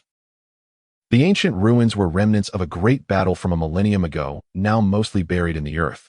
For instance, in the Crimson Dusk Forest, there was only a rugged cave entrance buried within the mountains, the only known way to enter. The scene outside the cave was chilling. Corpses littered the area, those of dark sorcerers, knights, ogres, and goblins alike. The bodies stretched all the way to the cave entrance before coming to a halt. It seemed that Bei Bo and the others had encountered grave trouble only after venturing inside, leaving their fates uncertain. With no time for hesitation, the Vice Knight commander called out in a booming voice and led the elite force forward while the others promptly followed.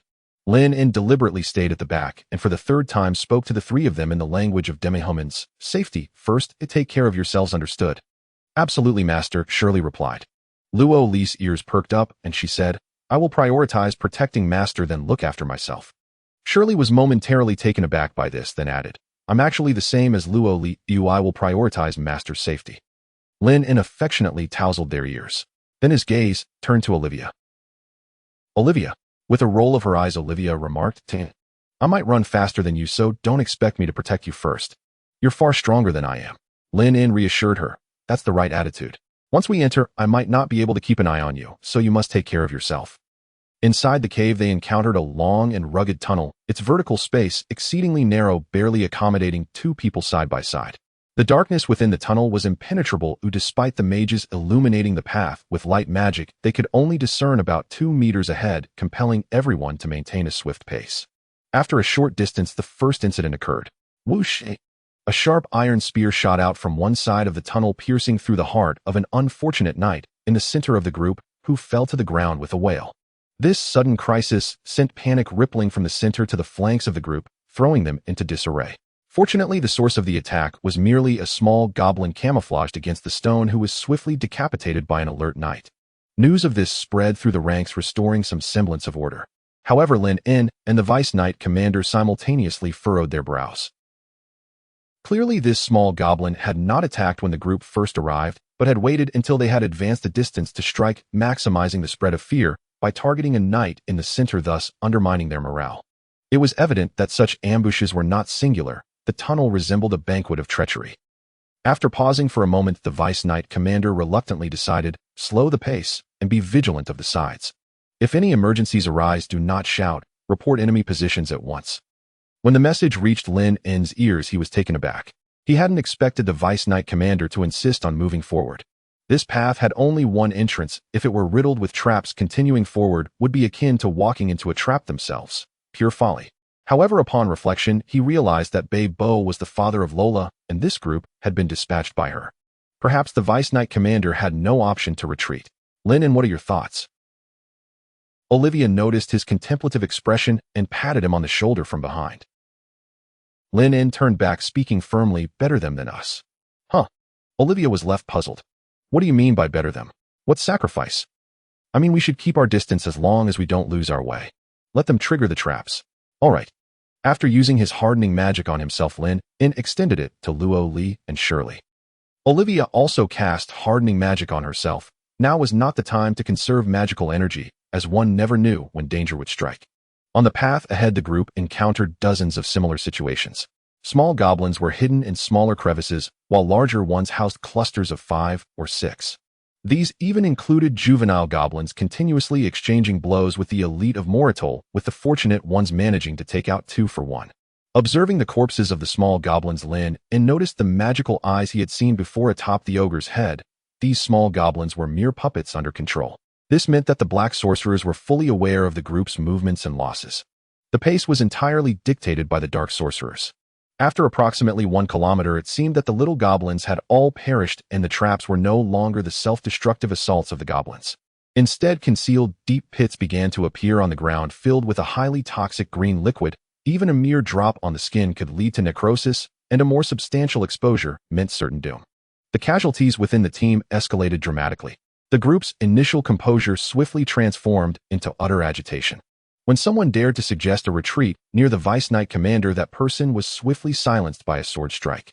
The Vice Knight Commander declared that failure of the mission would lead to death upon return, and at least if they died here, their families would receive generous compensation. It turned out this team was a death squad. Although the Vice Knight Commander's actions were brutal, they did manage to restore morale, and the group pressed on. After losing half their members, they finally entered the ruins. The interior of the ruins was exceptionally spacious, starkly contrasting with the narrow tunnels they had traversed. Glowing stones were scattered throughout, illuminating the area clearly. For awe-inspiring gray-white stone pillars indicated that this site had once been a magnificent palace. At the forefront of the ruins stood a colossal statue of a giant approximately 8 meters tall. The statue, though aged, still displayed an unsettling imbalance when viewed from below. The giant's lower half held a sacred great sword and sported magnificent wings, while the head hanging from its neck depicted a male demon with a grotesque visage and sharp fangs. However, the true focal point lay in the center of the ruins. There a vast purple pattern was engraved. The pattern resembled a disc intricately adorned with various frames, each filled with bizarre characters. At the center of the disc sat an elderly man with a hawk-like nose and white hair surrounded by deep black markings that made his identity unmistakable. In each of the 8 cardinal directions stood 8 black sorcerers, 4 of whom were the female mages that had escaped previously. Their gazes clashed the air thick with an icy killing intent that enveloped the entire ruin. Lynn turned to Olivia and inquired, "What dark magic is this pattern?" Olivia shook her head. "It resembles some form of ritual, but I'm unclear about its specific purpose." "Can you discern the old man's level?"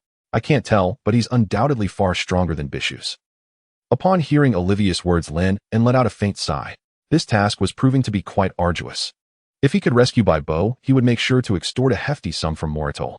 The Vice Knight Commander, unwavering in his determination, made no attempt at dialogue. He drew his great sword and bellowed, leading the charge. Although only half of the remaining knights were alive, their numbers still overwhelmingly favored them. Coupled with the fact that most of the sorcerers were still standing, it seemed easy to slay the 9 black sorcerers. However, this situation shifted in an instant. The old man suddenly opened his snake-like waxen yellow eyes and slammed his palm onto the ground, causing the entire palace to tremble. Amid the chaos, Lynn noticed that Sherry, unable to maintain her balance due to her long legs, stumbled, and he reached out to steady her. "Be careful." Grasping Lynn's hand, Sherry quickly adjusted her stance. "Thank you, Master, I appreciate it." Li, with her keen sense of smell, suddenly drew a dagger and positioned herself protectively in front of Lynn. "Master, be cautious. There might be many goblins and ogres approaching." Indeed, as if on cue, the giant's sacred great sword slowly lifted, causing a cascade of rubble and dust to fall. Amid this rain of debris, numerous goblins with magical eyes and ogres surged forth, attacking the knights. "This is bad. Why are there so many goblins and ogres? Damn it, these wretched creatures. Quick, organize a defense." The scene erupted into chaos, and when Lynn turned to look, he saw that the tunnel they had previously traversed had also been blocked by a pile of massive stones expertly prepared above. Seeing this, Lynn shouted at the Vice Knight Commander, "Stop fighting. The way back is blocked. Help me move these stones." The Vice Knight Commander hesitated, observing the growing horde of enemies. "No buts. I'll plead for mercy for Laura on your behalf." With that, Lynn disregarded the Vice Knight Commander, summoned the Black Soul Sword, and rushed back to the tunnel entrance, attempting to break through the pile of stones. After discovering that his efforts bore fruit, he quickened his pace. Li wielded her Persian scimitar, energetically chipping away at the rocks, while Sherry provided cover with her forest bow, turning any approaching goblins and ogres into fallen trees. Seeing this, the Vice Knight Commander ultimately decided to retreat, first organizing part of the team to hold off the ogres and goblins, while bringing others to help clear the stones. Though the pile of stones was tall and imposing, it was not insurmountable for so many strong individuals. As they neared the opening, Lynn glanced back at the black sorcerers. Surprisingly, they had not engaged in battle. Instead, they were scavenging the battlefield. The 8 young black sorcerers were busily transporting the bodies of goblins, ogres, and humans to the purple pattern. Meanwhile, the old man sitting at the center of the pattern was enveloped in swirling black energy, with a continuous stream of goblin and human corpses materializing around him, seemingly summoned from the tunnel. At that moment, the old man seemed to realize the exit was about to be breached. He abruptly lifted his gaze, locking eyes with Lynn, and a wicked smile spreading across his face. In the next instant, he bit his fingertip, letting thick black blood drip onto the pattern, which flowed along the intricate lines until it covered the entire design. As the pattern illuminated, all the corpses ignited in flames. The 8 young black sorcerers' eyes lit up, and they soared to the top of the giant's head alongside the old man. Lynn furrowed his brows. "What is this?" Before he could grasp the situation, the old man suddenly turned against the other 8, a dense black mist enveloping them, rendering them immobile. The excitement on their faces morphed into sheer terror.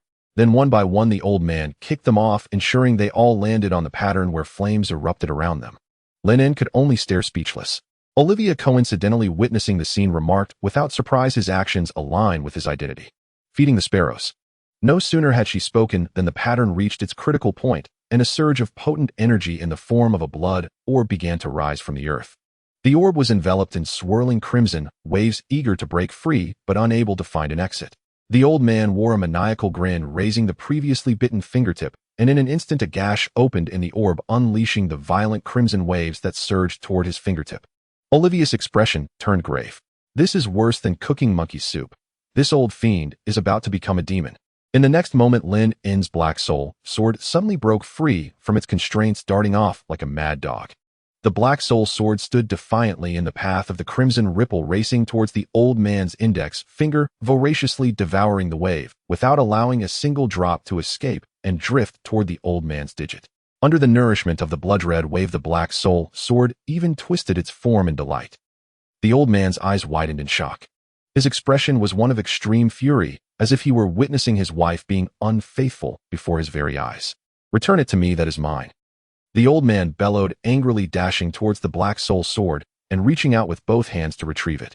However, the moment his hands made contact with the black soul sword, a sizzling sound erupted as his flesh began to scorch, enveloped in a cloud of white smoke.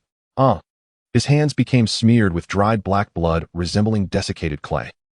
Unwilling to back down, he retreated to a distance, conjuring a multitude of grimacing fireballs aimed at the black soul sword. Yet before these fireballs could approach, a translucent dragon materialized around the sword, emitting a deafening roar that sent all the grimacing fireballs hurtling back. In an instant, the old man's wrinkled face turned as black as coal, his hair and eyebrows singed away, resembling a bewildered old vulture.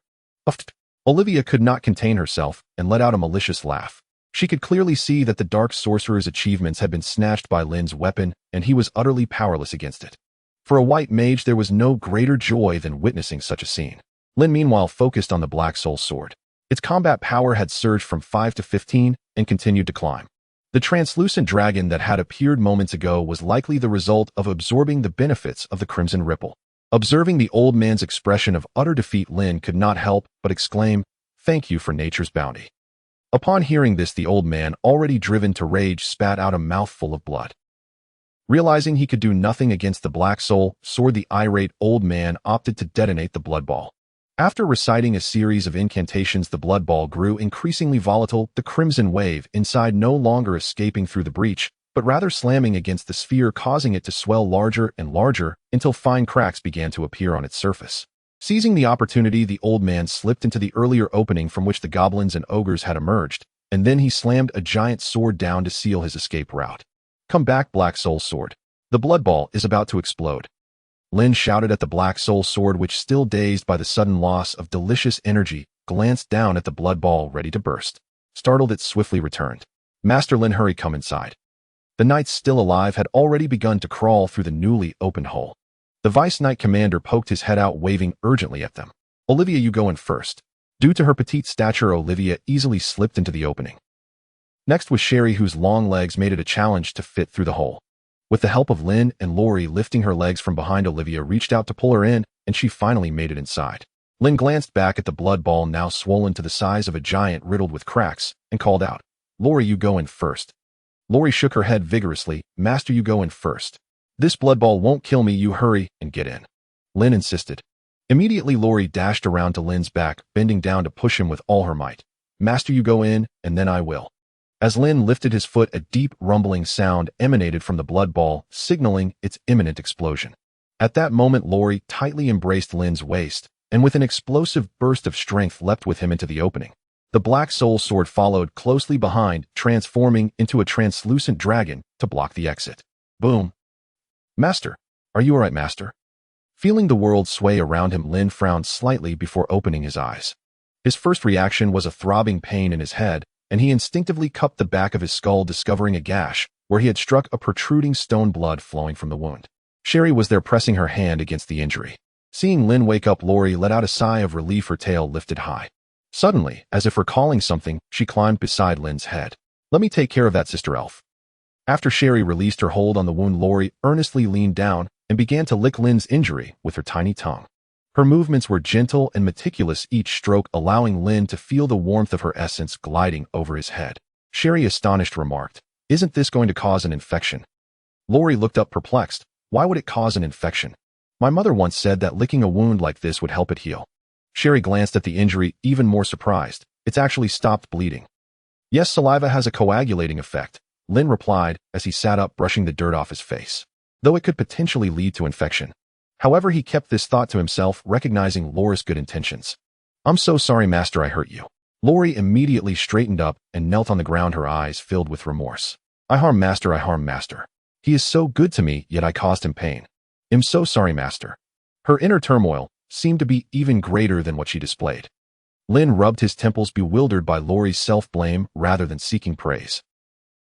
You did well, I was saved because of you. It's just a minor injury, don't take it to heart. Once we're out, I'll treat you to something delicious. Although he possessed the body of a diamond as a means of survival, he was uncertain whether he could withstand the damage from the massive explosion of the blood ball. He honestly hadn't anticipated that Laurie's small frame could unleash such remarkable strength, successfully carrying him through this perilous maneuver and averting disaster. With this in mind, Lynn affectionately ruffled Laurie's cat ears. Laurie squinted her eyes, a goofy smile spreading across her face. Hee. So great. Master isn't angry with me after all. Sherry mimicked Laurie and knelt as well. Master, I'm sorry too. If it weren't for my height, you and Laurie wouldn't have been in such danger. This useless leg of mine should be cut off. It was clear that she felt quite guilty as well. Her legs bore bruises and red marks, seemingly from her own grasping and pinching. Lynn found himself particularly fond of the long, fair legs of Sherry. They were visually pleasing, and he couldn't bear the thought of harming them. Stop this nonsense. I'm not a white plantation owner of the American South who would hand out 100 draws to you, he remarked, giving Sherry's thigh a gentle rub as he helped her and her companion to their feet before turning his attention to the knights. Each knight pressed their shields or great swords against the stone wall above them, presumably fearful that the tunnel would collapse and entomb them, especially after the loud explosion they had just heard. To be honest, should the mountain truly give way, this action would serve little purpose beyond psychological comfort. Lynn soon noticed the black soul sword, realizing that the transparent dragon it had conjured was shielding them from the shockwave. The transparent dragon seemed more corporeal than when it first appeared, likely due to the power of the black soul sword reaching 20%. Stop holding up the wall. If the mountain really does collapse, our strength won't suffice. The explosion has already dissipated within the ruins. The knights exchanged glances as one or two lowered their hands. More began to cease this futile endeavor, and the group started to move toward the tunnel's exit. Once outside, the gentle night breeze enveloped them, allowing everyone to savor the essence of being alive. Master, that was far too dangerous. You need not accompany us on such tasks in the future. Let us handle them, Sherry earnestly proposed, brushing off the dust from Lynn's clothes. In the elven community, the mother goddess never undertakes such perilous tasks herself. It's enough for us third-tier elves to manage. Laurie nodded in agreement beside her. I despise that woman for putting our master in such danger. If she needs help, I wish to take his place. Both of them were determined not to let Lynn face danger alone. Understood. They'll take on fewer such tasks in the future. Lynn was reluctant to send his 2 epic-tier slaves to their deaths. Were it not for the fact that the captured individual was Lord Moritol, he would never have taken such risks. It occurred to him that Bear had not yet been rescued. Since entering the ruins, he had not even seen a shadow of Bear or the knight captain. Could he already be dead? Among the charred corpses depicted in the patterns, Lynn recalled that neither Bear nor the knight captain was present. At that moment, the vice-captain approached, bowing to Lynn and saying, Young Master Lynn, we must find the fleeing dark magician. Are you prepared to accompany us? Lynn replied, That old man has long since vanished. The Red Moon Forest is vast. Are you planning to search aimlessly? The vice-captain lowered his head. He seemed to understand this already, but still sighed. We are the Moritol Death Corps. Returning in this manner will leave us with no explanation. Lynn recalled the black soul sword, which still bore traces of the old man's blood. Just as this thought crossed his mind, the black soul sword appeared by his side, turning to display the dried bloodstains on its blade. Laurie, can you discern where that old man fled using the bloodstains on the sword? Lynn inquired as he handed the black soul sword to her. Laurie caught the sword with both hands, sniffing at it delicately before turning away, closing her eyes as she concentrated for a moment. When she finally opened her eyes with a glimmer of excitement, her smile faltered. Although I can smell it if I say, so will Master be compelled to face danger again. I don't want to. Laurie shook her head and pretended to lie, saying, Master, the blood here has dried. I can't discern any scent. Lynn immediately narrowed his eyes. This catgirl had learned to play tricks. If it weren't for the ability to hear thoughts, a superpower, he might have actually believed her. Laurie, you truly cannot smell anything. Master, I really. Before Laurie could finish her sentence, she caught sight of Lynn's scrutinizing gaze, and her confidence wavered. Oh no, Master's expression seems to have caught on to something. But how could that be? Laurie, look into my eyes, and tell me the truth. Can you not smell anything at all? Lynn asked earnestly once more. Oh no, Master seems to have genuinely discovered something. Laura's demeanor deflated like a punctured balloon. I'm sorry, Master. I did catch the scent. The old man ran east. I was afraid you'd be hurt, so I wanted to keep it from you. Sherry raised her head upon hearing this, quickly adding, Master Lori is just worried she doesn't want you to face danger just like me.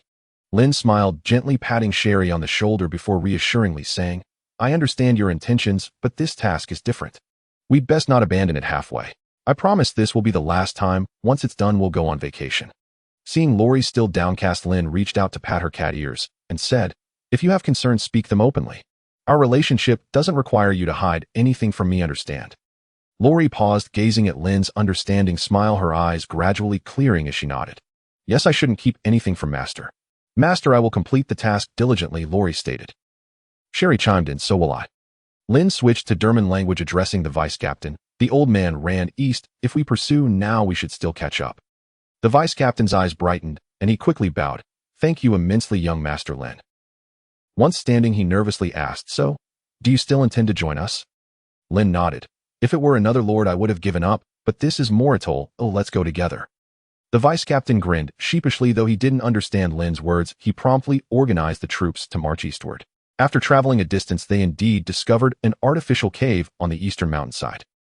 Lori hurried to the cave's edge, sniffing around before finding a small shard of dried blood on the ground and presenting it to Lynn.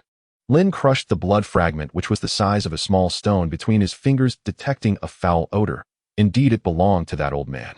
The group immediately quickened their pace to pursue him, and by the hour of the hare, they located another cave. This cave was small, but nestled deep in the wilderness, making it quite concealed. On one side of the entrance lay heaps of gold, silver, and jewels, with many coins scattered like sand on the ground, all covered in dust. Lori stretched her neck at the cave entrance, sniffing skillfully before whispering, Master, the dark magician is inside, and there's more than one person. As they ventured into the cave, the wizards conjured orbs of light in their hands, illuminating the already well-lit cavern, rendering it almost transparent. Luoli led the way forward, and after walking a short distance, she halted, her gaze fixed on a towering stone block, while glancing back at Lynn. Lynn understood the unspoken tension well. Before he could draw closer, a shadow suddenly lunged from behind the stone, brandishing a dagger aimed at him. Defend, the deputy knight commander barked. The knights on either side swiftly raised their shields to protect Lynn, just as an arrow shot by surely struck the shadow in the arm. The figure let out a wail, rolling on the ground twice before scrambling to his feet. Realizing he was not mortally wounded, he attempted to flee, but barely 2 steps into his escape, his veins were pierced by the spreading roots, which ultimately erupted from beneath his feet. However, since the roots couldn't penetrate the stone, the small tree, transformed by the dark sorcerer, collapsed. What a pity, even being a tree seems beyond him, Lynn remarked, shaking his head. He absent-mindedly patted Luoli's rear, intending to signal her to continue leading, but then he froze. He suddenly realized he may have miscalculated. Turning to Luoli, he saw her also processing the unexpected, teasing, her cheeks flushing slightly, yet she said nothing and resumed her path forward. Why did the master pat my rear? How strange. Lynn let out a silent sigh of relief. He needed to be more careful, otherwise it would make him a seemingly upstanding gentleman appear as a rogue. After walking for a bit, Luoli's thoughts resonated in his mind once more. Being patted by the master feels so nice. Lynn halted in his tracks. He was taken aback. A glance at Luoli revealed her caressing the spot where he had just patted, a hint of lingering pleasure in her demeanor. He never expected the shy cat girl would enjoy this kind of interaction. A subtle smile crept across Lynn's face. Seizing the moment while Luoli was still basking in the sensation, he playfully delivered 2 more well-timed pats to her rear, creating 2 sharp sounds. Eek! This time Luoli was clearly startled, her body tensing as she cast a look at Lynn. This drew the attention of Olivia and Shirley. However, Olivia merely smiled silently, while Shirley frowned slightly, pretending not to notice. Though they remained silent, Luoli's face turned crimson, aware that some knights were whispering about her. Why is the master teasing me again? This time it's not just Olivia. Even Shirley, who adores the master, is watching along with so many knights behind us. How could the master be so oblivious to the situation? I'm going to die of embarrassment. But somehow this feels even better. What am I thinking? So embarrassing. Throughout their journey, Lynn listened to Luoli's inner musings. They passed a dark sorcerer who she was oblivious to in her distraction, but fortunately the sorcerer was swiftly struck in the shoulder by Shirley's quick arrow, soon transforming into a tree. This made Lynn hesitant to continue his playful pats on Luoli's rear. Her once keen senses seemed dulled in her distracted state. Yet while Lynn refrained, Luoli seemed to dwell on it. After enduring a period of tingling embarrassment, her shyness gradually faded, and she occasionally scratched her rear, as if reminiscing about the sensation of Lynn's palm. Lin observed her in confusion. His earlier unintentional act seemed to have unlocked something peculiar within the catgirl. In the next moment, Luo Li deliberately slowed her pace, successfully pressing her waist against Lin's arm. In a soft voice, she said, "Master, if you want a pat, feel free. I don't mind. Just one more pat, just one more." Lin looked at the conflicted expression on Luo Li's face with great interest. Has she truly become addicted to this? Luo Li stole a glance into Lin's eyes, and upon making eye contact, she quickly diverted her gaze, as if afraid of revealing her true feelings. However, given her current demeanor, it seemed unlikely that she could maintain any semblance of stealth. Perhaps it was better to indulge her further. "Luo Li, do you truly not mind?" Lin squinted, seeking confirmation. Luo Li hesitated before continuing, "As long as it pleases you, master. I'm not afraid." Good. Lin understood the implications behind her words. Clearing his throat slightly, raising his voice, he proclaimed, "Luo Li, my hand feels a bit itchy. Let me give your rear a pat." With that, Lin delivered a playful slap with the same delightful force as before. The shy Luo Li let out a soft, muffled sound. Since the catgirl couldn't bring herself to voice her embarrassment, it fell to Lin, the supposed gentleman, to shoulder it all. His sacrifice was considerable. Olivia regarded him with the gaze of one assessing a pervert. The knights, meanwhile, were in high spirits, many praising Lin's refined taste in such a setting, marveling at his audacity. Lin felt powerless. After all, it was his inadvertent actions that had led Luo Li to this state. He figured it could serve as a reward for the catgirl's diligent efforts. The warmth radiating from Luo Li's rear had risen considerably, whether from shyness or friction, he could not tell. If merely proposing such a playful act could leave her so flustered, he could hardly imagine the state she would be in if he truly uncovered her innermost thoughts. What Lin did not anticipate was that after Luo Li began to enjoy herself, her senses returned with remarkable sharpness.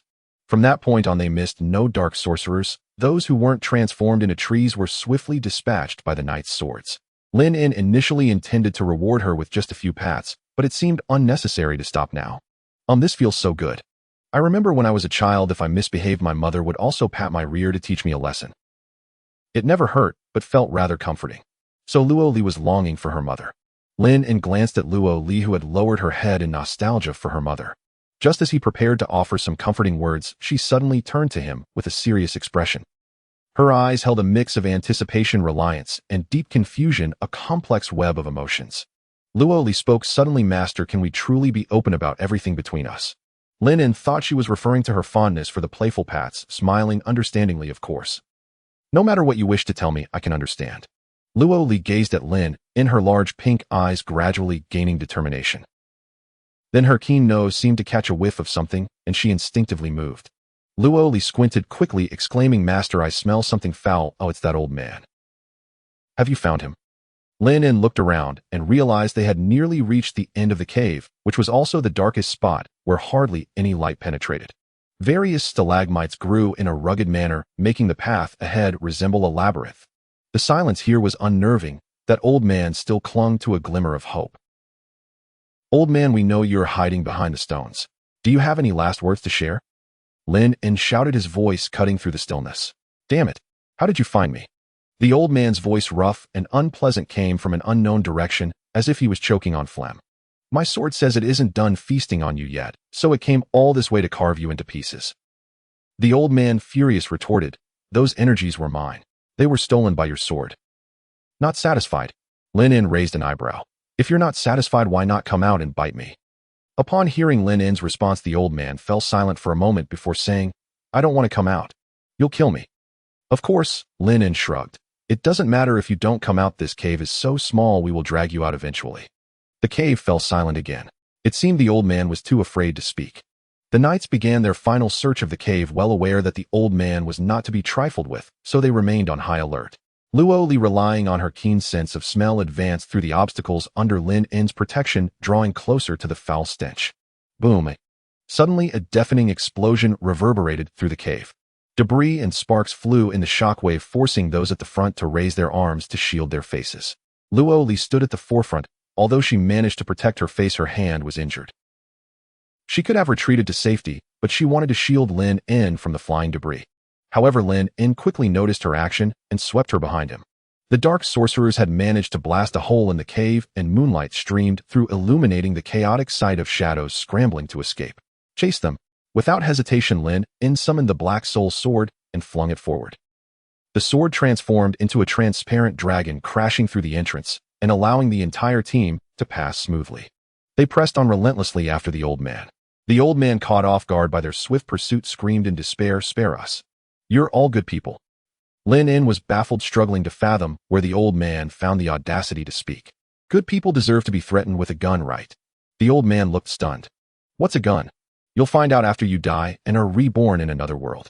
Just remember to steer clear of mud trucks when you get there. Old man, having sustained serious injuries and expended much energy in the ruins, combined with the effort it took to breach the cave, the old man was gradually losing his ability to run. Seeing the pursuers drawing closer, he shouted in desperation, "If you keep chasing, I swear I'll make sure you won't have it easy even in death. You've never seen the world, have you? Let me open your eyes." After saying this, Lynn took the opportunity to launch the Black Soul Sword. The old man attempted to dodge, but it was too late. His left arm was severed clean off. He let out a heart-wrenching scream. "They'll fight you all." With that, the old man began muttering a vague and eerie incantation. The 12 dark sorcerers beside him displayed expressions of terror, their eyes glazing over, as if they had become mere corpses. The old man hurled one of the sorcerers toward Lynn, who initially intended to kick the sorcerer back, but the Black Soul Sword suddenly flashed beside him and pulled him away. Boom! Upon hitting the ground, the dark sorcerer exploded, killing several knights nearby. The old man threw another dark sorcerer at Lynn. Lynn hadn't expected the old man to indeed broaden his horizons. The dark sorcerers were formidable foes. Fortunately, the Black Soul Sword was there. Gripping the hilt tightly, the sword dragged him away just as the sorcerer detonated, creating a deep crater in the ground. Frustrated that he had missed Lynn again, the old man shifted his target relentlessly, hurling dark sorcerers at the knights. They had been pursuing in tight formation, making it difficult to scatter, and under the barrage of explosions, many knights were reduced to mere shreds. Shirley tried turning the dark sorcerers into trees with her forest bow, but these fiends seemed like walking explosives. Her arrows had no effect. As for targeting the old man, that was nearly impossible, as 2 dark sorcerers cloaked in black robes shielded him from every angle. Unbeknownst to them, the surviving knights and sorcerers were forced further away by the explosions. At that moment, the old man suddenly turned to Lynn, who had been pulled to the side by the Black Soul Sword, and revealed a sinister grin. Lynn seemed to understand what he was plotting. Suddenly, the old man charged forward with the last 2 dark sorcerers ready to explode. His yellowish eyes had turned crimson, as if his mind had been completely corroded by dark magic. Steam billowed from his body. He was turning himself into a bomb. "Maniac!" Lynn cursed. "Ha!" The old man laughed maniacally, his speed accelerating beyond even the Black Soul Sword's assistance in helping Lynn evade. At that moment, Lynn finally saw the faces of the 2 dark sorcerers. They were the Biber with magic eyes and the Knight Leader. Lynn decided to take a gamble. He halted his steps, grasped the Black Soul Sword, and braced himself to endure 3 massive explosions at close range. But unexpectedly, a petite figure leaped onto Biber's robe. It was Luo Li, who had reappeared. The old man, with his gaze fixated on Lynn, completely overlooked her. Luo Li leaped high and swung her Persian scimitar down with force. Swish, swish. The old man's head was effortlessly severed, rolling to the ground before coming to a stop. In his final moments, he failed to realize the impending danger, his smile permanently etched on his face. The headless body, along with the 2 controlled forms, collapsed like they had lost all their energy, falling from midair. This scene left the knights and sorcerers who had narrowly escaped in shock. My heavens, she single-handedly killed the strongest dark sorcerer. She's actually a subhuman. How impressive is that? She's the goddess of my heart. It's all over now. At this moment, the last remnants of dark red in the red twilight forest faded away, and the first rays of morning sunlight pierced through the leaves of the trees, illuminating Luo Li's blood-splattered face. Wiping the blood from her face, she raised the old man's head before Lynn, kneeling before him with a look of reverence. "Master, please allow me to be your woman." The moment echoed with a soft chime, signaling the activation of an unexpected event, the confession of a bashful catgirl. Accompanying this was the unlocking of a new achievement, Trustworthy Male, along with a unique skill dubbed Powerful Strike, which allowed for a single devastating blow after a 10-minute charge, usable once every 2 days. Lynn was momentarily taken aback. Before him stood Luo Li, visibly anxious, her cheeks flushed and her breath shallow, as if she might faint at any moment. Such boldness from a timid and shy catgirl was indeed a considerable leap of courage. "Please agree to me, master. Just say yes." The words echoed repeatedly in her heart. The longer Lynn gazed at her, the more flustered she became, as if swarms of ants were crawling over her skin. Fortunately, this incessant internal dialogue jolted Lynn out of his daze, prompting him to offer Luo Li a gentle smile. I intended to create an unforgettable confession, but it seems you've beaten me to it. Luo Li froze at his words. Lynn stepped closer, playfully poking her small nose. After accepting her offering, her head, he tossed it aside and pulled her into an embrace. Luo Li, from now on you are my woman. Luo Li blinked in surprise, her body stiffening as she confirmed, Master. You mean I can be your woman? You agreed to me? Yes, my foolish little cat who shielded me from harm, I like you too. Lynn gently rubbed her cat ears, and as her delighted expression blossomed, leaned in to kiss her soft pink lips.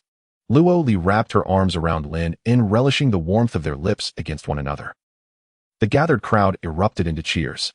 Unable to comprehend the beastkin language, they initially believed Luo Li's offering of her head was a gesture of submission to her master. However, witnessing the passionate kiss between Lynn and Luo Li revealed the divine romance of the moment. Some knights whistled, others raised their weapons in celebration, while a few even stripped off their clothing to commemorate this joyous occasion. After kissing Luo Li to the point of breathlessness, Lynn steadied the fainting catgirl and approached Bibber and the knight commander. It was only then that the crowd realized there were still serious matters to attend to. Weapons were lowered, and those without clothes hastily donned their garments. Olivia, whose palms were slightly reddened from applauding, rushed back to Lynn's side. Well done, kid. You've managed to bring this shy catgirl to such a state. Olivia clapped Lynn on the shoulder, then knelt down to pry open the eyes of Bibber and the knight commander. Their eyes easily rolled back, revealing the whites. However, it took Olivia both hands to forcefully pry open the magical eyes, which revealed a hazy sphere akin to a translucent glass bead. Olivia's smile faded as she exclaimed, This is a huge problem. Lynn asked, Are they dead? No, they're not dead, but the magical eyes have seized control of their entire neural pathways.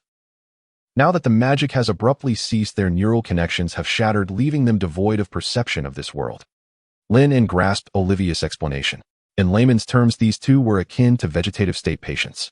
The vice knight commander approached and said, Let's take the lord and the knight commander back.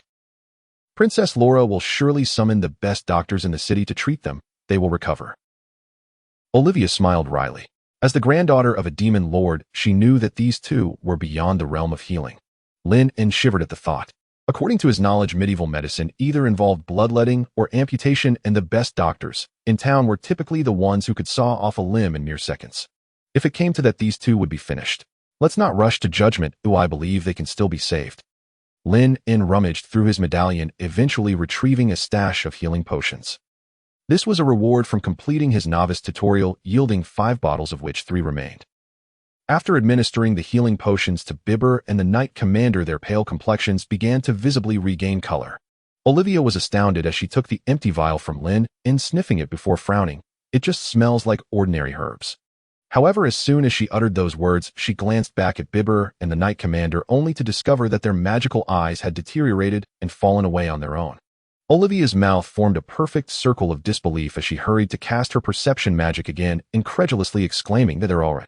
Mission: eliminate the Dark Sorcerers Division and rescue Bibber and the Knight Commander. Status completed. Rewards: a vial of Purification Elixir, a vial of Beastkin Purification Elixir, a vial of Elven Purification Elixir, and 2X seeds. They had indeed recovered. Lynn felt the presence of the Purification Elixir, Beastkin Purification Elixir, Elven Purification Elixir, and X seeds in his medallion. What a rich bounty. As Olivia stood, her gaze turned serious as she scrutinized Lynn, asking, Did you acquire these through luck, or did they simply fall from the sky? Lynn replied earnestly, Perhaps a bit of both. After a moment of contemplation, Olivia managed to utter, Lynn, you never cease to amaze. The group began their journey back. Along the way, Lynn suddenly recalled something and addressed the system. System, I have 1 vial of Purification Elixir. Luo Li has 1 vial of Beastkin Purification Elixir, and Shirley has 1 vial of Elven Purification Elixir. Correct. What is your point, host? My point is that Olivia also participated in the mission, yet she received no Purification Elixir. The system responded promptly. Is Olivia your slave? Lynn fell silent. If that were the criterion for rewards, then indeed it was not Olivia's concern. Answer me. Look into my eyes. Go investigate the origins of the Black Soul Sword, and don't overwork yourself. Remember, work comes first, your health is secondary. Understood. After concluding his dialogue with the system, Lynn In turned to Olivia, who seemed to have gained immense insight from this adventure, bouncing with joy along the way. Lynn shook his head, deciding against it. Taking such a free-spirited girl as a slave would not be in her best interest. At that moment, Shirley approached Lynn. "Master, I will not give up," Shirley declared solemnly to Lynn. Lynn silently gazed at her.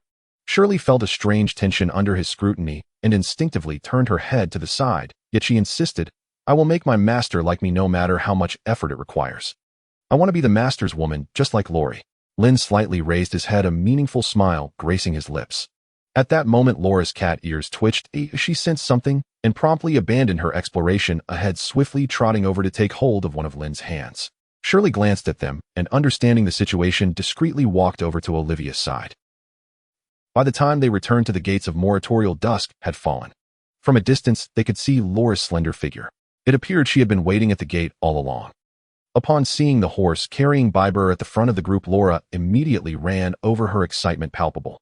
The Vice Knight Commander lifted Biber down and handed him over to Laura, recounting everything that had transpired since they entered the Crimson Forest. When Laura learned that Biber had escaped danger, the anxiety she had been harboring finally dissipated. She quickly arranged for someone to escort Biber back to the palace to recuperate. Turning back, Laura looked at Lynn with immense gratitude in her eyes as he gently rubbed Laura's cat ears. This caught Lynn's attention as well. Without a word, Laura embraced him tightly. Her embrace was firm, and the thinness of her clothing enveloped Lynn in her fragrance. Lori, who had been enjoying the moment with her eyes closed, caught a whiff of this scent and noticed Laura hugging her man, her brows furrowing in displeasure. "That woman who doesn't wear proper clothes again. She clearly made my master suffer, and now she's pulling this again. Disgusting." Though Lori was deeply irritated by Laura, she said nothing. Instead, she reached out a hand and discreetly grasped the hem of Lynn's clothing. Lynn found this small gesture from Lori irresistibly adorable.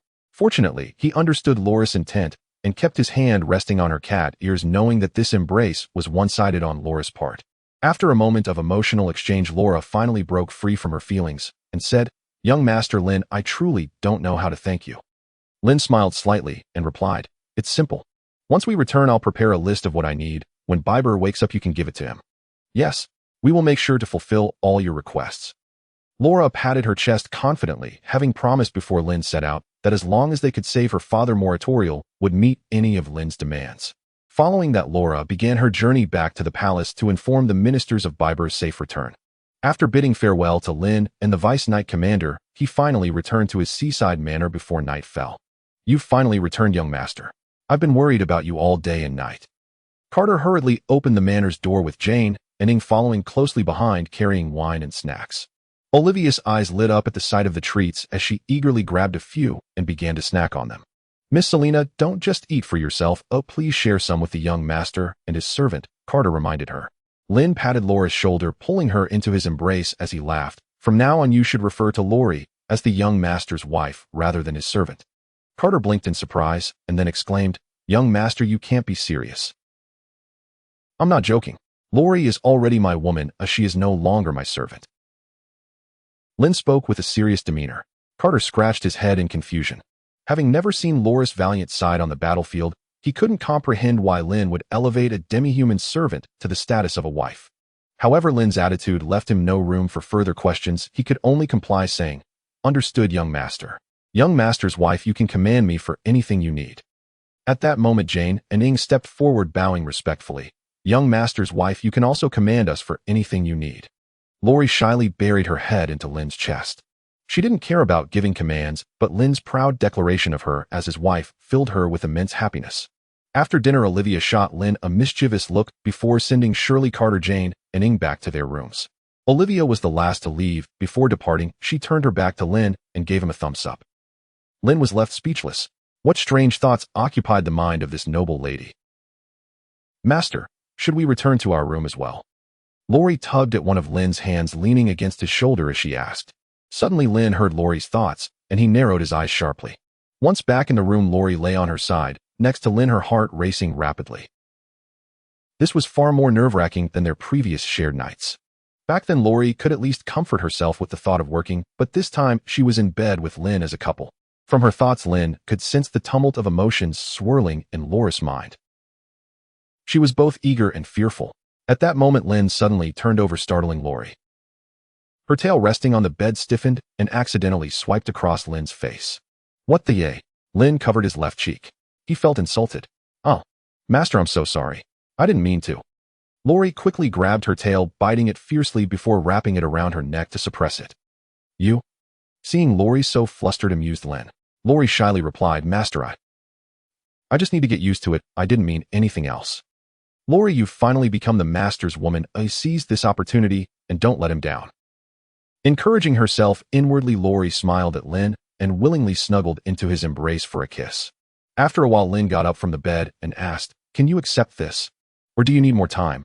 Lori paused for a moment before nodding seriously. There's no more waiting. I am the Master's woman now. Lynn gently ruffled Lori's hair and asked, Have you ever tried it before? Lori shook her head decisively. No, Mom said not to mess around with that place. Lynn narrowed his eyes. She hadn't even experimented on her own. So this would be a genuine first for Lori. It might hurt a bit at first, just endure it, and it will get better. Lynn held onto one of Lori's hands. Lori obediently lay down. In the dead of night, a blushing Lori comfortably fell asleep in Lynn's embrace. And Lynn heard her heart filled with happiness. Mom said not to mess around with that place that should be reserved for the most trustworthy male I meet in my life. Mom, I found him. In the early morning, the sun rose high in the sky. A beam of sunlight filtered through the loosely drawn curtains, landing softly on Lynn's face, prompting him to rub his eyes. He then felt Luoli nestled against him. She was sleeping soundly, a stream of drool pooling on Lynn's arm. Lynn couldn't help but chuckle. After holding the catgirl for a while longer, yawned sleepily, her eyes slowly opening to gaze at Lynn in a daze. Lynn smiled gently and asked softly, Did you sleep well? Luoli did not rush to answer. Instead, she tilted her head and planted a kiss on Lynn's lips before burying her head in the crook of his neck, murmuring, This is the most comfortable sleep I've had since I was captured by the slave traders. Lynn affectionately stroked her cat ears. Do you want to sleep some more? Luoli shook her head. I can't sleep anymore. I feel energized now and ready to serve Master. Speaking of service, Lynn immediately sprang into action, decisively getting out of bed and sitting before Luoli. Luoli looked puzzled. What are you going to do, Master? Lynn teasingly poked her nose and said, Silly girl, the duties of a young master and his lady are performed in bed. Luoli blinked, then understood Lynn's meaning. She nodded eagerly like a chick pecking at rice.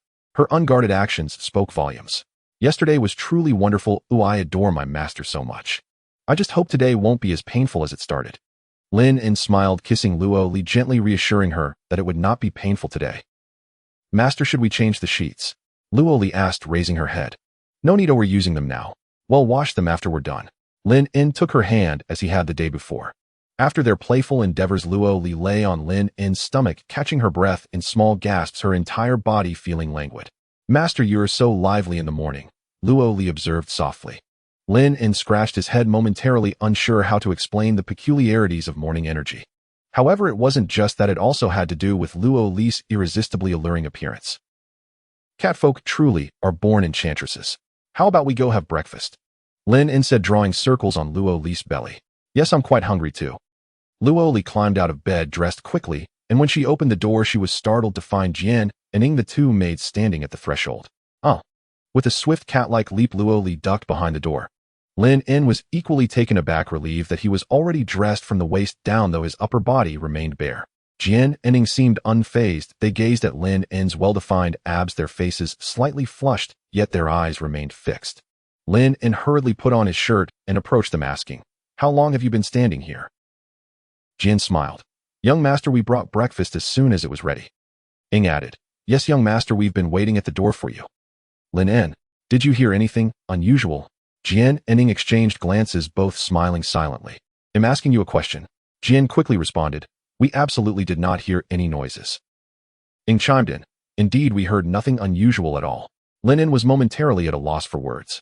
Wasn't this akin to a confession? Meanwhile, Luoli's inner turmoil was a chaotic storm, huddled behind the door, too embarrassed to show her face. Oh no, oh no, oh no. How mortifying. I was so loud, what if they heard? They'll die of shame. What am I going to do when I go out? Lynn could only raise his hands and say solemnly, From now on, you two are not allowed to linger at my door in the mornings, or at night, or even at noon. In fact, you are not to be near the door to Luoli's room either. Jian and Ning nodded in understanding. Please take the breakfast back to the table. They'll join you shortly. After the maids left, Lynn turned to the door where Luoli was hiding. He saw her crouched against the wall, hugging her knees, staring blankly ahead, looking pitifully small and helpless. Lynn couldn't help but chuckle. After Luoli had publicly declared her feelings for him yesterday, he thought she had matured, but now he saw that she was still the same shy and introverted catgirl. Why are you so frightened? Lynn squatted down and gently rubbed her ears. Our relationship is well known in the estate. There's no need to hide. Luoli buried her face in Lynn's chest. Master, it's different. Just thinking about how I was so lewd this morning and that others might have heard me makes me want to find a crack in the ground to hide in forever. Lynn patted her shoulder, comforting her. Don't worry, Jin and Ing are very discreet. Even if they did hear something, they wouldn't say anything. This reassurance had the desired effect, and Luoli began to calm herself. Then I'll just avoid looking at them when I eat. Rest assured, they've likely already eaten. I arranged for them to take care of other tasks. Lynn coaxed Luoli out of the room. His morning appetite had him nearly starving, and once at the dining table, he began to eat heartily. The ever-hungry Olivia seemed to have woken late, and seeing Lynn devour his food with such fervor, she quickly realized something, bursting into laughter several times as she sipped her milk. You're laughing a bit too loudly, Lynn said, having eaten to about 80 fullness and setting down his sandwich. It was secondary to the disruption of appetite. Olivia's laughter made Luoli go quiet, causing her to take tiny bites of her sandwich, which she had only managed to eat half of. Olivia shrugged and teased. You were probably laughing even louder than I was yesterday. That's slander, Lynn protested, thumping his chest in assurance. A gentleman would never laugh so lewdly as you. Sure, I believe you. Olivia downed the last of her milk and, wiping her mouth with a napkin, purposefully sat beside Luoli. Luoli flinched and asked softly, Sister Mage, do you need something from me? Please don't ask me anything embarrassing. I don't want to answer. Relax. Olivia smiled slightly and leaned closer to whisper in Luoli's ear. After listening for a while, Luoli miraculously ceased to be shy and leaned in to whisper back to Olivia. Lynn, how did these two reach a consensus? What intriguing matters were they discussing that required secrecy from him? Fortunately, his eavesdropping ability was working its magic. Lynn finally understood. Olivier was curious about this sensation, and he had assumed it was something else entirely. To his surprise, he learned that even a noble lady like her had never experienced it herself. Had she really sent everyone away yesterday, just to encourage herself? With so much knowledge, yet no personal experience, could it be that such pleasures were only for men? As Lynn pondered this over a glass of milk, Oliver's thoughts floated back to him. I don't quite understand Lola's description, but it sounds intriguing. I must try it myself tonight. Cough, cough. Lynn couldn't help but spray his milk. He worried that this revelation would lead Olivier astray. Olivier shot him a puzzled glance, furrowing her brow, but quickly returning to her thoughts. No wonder my brother says it's common to do it 7 or 8 times a day. He said that without it, humans would be like the Mage Association without its elder, a world devoid of hope. I thought he was just boasting, but it seems that this affair is truly captivating. What a bizarre metaphor. Lynn now realized that Oliver's brother was quite a character. He no longer felt anxious. If Olivier were to be led astray, it would have happened long ago at the hands of her brother. After breakfast, Lynn wrapped his arm around Lola's waist as they strolled to the garden. Following his conversation with old Ao, Loli seemed less bashful, leaning in to kiss him twice along the way. However, the garden had transformed dramatically since he last left. Lynn beheld numerous tall, lush trees, as if they had been uprooted from the mountains and replanted here. At the center of the garden stood a colossal tree at least 20 meters high. The other tall trees seemed like preschoolers standing beside Yao Ming. Shelley, who had been tending to the fields since early morning, was resting beneath this towering tree. Shelley, how do you feel about the changes in the garden? Lynn approached her and inquired. Shelley promptly sat up from the grass, smiling. It's fantastic. Now I can fully restore my energy in just half an hour. The yield has doubled. A master really has great ideas. Lynn felt a bit bashful from the compliment. In truth, the entire garden's renovation was solely Carter's doing, and he had no part in it. When Carter suggested planting trees, Lynn had thought it was just a casual remark. He never imagined that Carter would actually take such action, transforming the garden in just one day. It was time to reward Carter properly. However, since Carter's wages were paid by B-Bear, Lynn couldn't think of how to reward him. Perhaps he could request an increase in Carter's salary when speaking with B-Bear. Continue resting. There's no need to stand up. Lynn patted Shella's shoulder, and she obediently sat back down. The 3 years of special training had still left her somewhat tense, but she was much better than before. Lynn settled down next to her, leaning against the grand tree, enjoying the refreshing air of the garden that lifted his spirits. especially with the presence of a nearby elf exuding a refreshing aura that mingled with the garden's air. It was akin to being embraced by nature itself. Yet Loli seemed indifferent to this scent. After yawning several times in the shade, she nestled against Lynn's shoulder, inhaling the unique fragrance of his clothing. At that moment, Lynn reached out, gently rubbing her cat ears in a circular motion. Shelley cast an envious glance at the two. If only I could find a way to sever that old man's head, then Master would surely allow me to be his woman. Lynn shot a glance at Shelley. She still hadn't grasped what truly mattered to him. Regardless of whether Loli confessed her feelings for him, with a trophy in hand, Lynn was determined to make her his woman. Yet time was on his side. He could observe what kind of person this elf truly was. Of course, if the opportunity arose, he would definitely consider asking for the cat's opinion. After watching the trees in the garden for a while, Lynn suddenly recalled that he still had 2 seeds from his task rewards that he had yet to use. Not only that, but he still hadn't figured out what the X in X seeds meant. So Lynn took off the medal hanging from his chest, and after a bit of rummaging, he found 2 heavy seeds in his palm. Looking down, he saw they were translucent and multicolored. X seed. A seed containing unique powers. The cultivation method will determine the fate of the X seed. After reading the description, Lynn couldn't help but narrow his eyes. So it was a cultivation-type seed. How interesting. He handed one of the X seeds to Shelley and asked, "Can you induce growth with this seed?" Shelley looked a bit puzzled. She didn't understand where Lynn had obtained the 7-colored seed, but quickly accepted it, studying it closely. After staring at the X seed for a while, Shelley frowned. "Strange, we elves know all the seeds in the forest, yet I can't discern what this one is. It feels off, it's small yet heavy, and it seems to contain some strange energy. I'm sorry, Master, I can't make any guarantees, but I will do my best. Give it a try. If it doesn't work out, we can always plant it slowly." Shelley nodded, and then got up to find a patch of ground burying 1 X seed in the soil before using her growth magic. Sure enough, after a long while, the X seed showed no reaction. Shelley's claw-like fingers trembled, and ultimately the light points surrounding her palm dissipated. "It seems we'll have to take our time with this one." Just as Lynn reached that conclusion, Shelley proposed, "Master, please let me try again." "Huh. Master, since our growth magic is permanent, the effects can stack," Shelley said earnestly. "I felt the seed absorbing my magic earlier, so there might be hope. Then it's up to you. If it works, I will show my appreciation." Upon hearing that Lynn would show his appreciation, Shelley's eyes lit up with enthusiasm, though it seemed she had misinterpreted his intentions. "If I succeed, will Master allow me to become his woman? If that's the case, I absolutely cannot fail." Lynn's lips twitched. This elf seemed to have made this her singular life goal. Half an hour later, Shelley continued her efforts. This time, even after exhausting herself, the X seed remained unresponsive. Yet Shelley did not give up. After her 3rd attempt, the buried X seed finally began to show signs of change.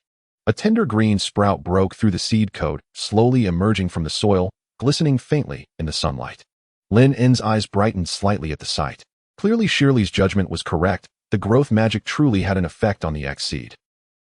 However, Lynn was somewhat surprised that this sprout appeared no different from any other. Its color and shape were entirely normal. He had expected the sprouts from the 7-colored seed to be vibrant in hues. "Master, I did it," Shirley exclaimed, turning to Lynn with uncontainable joy.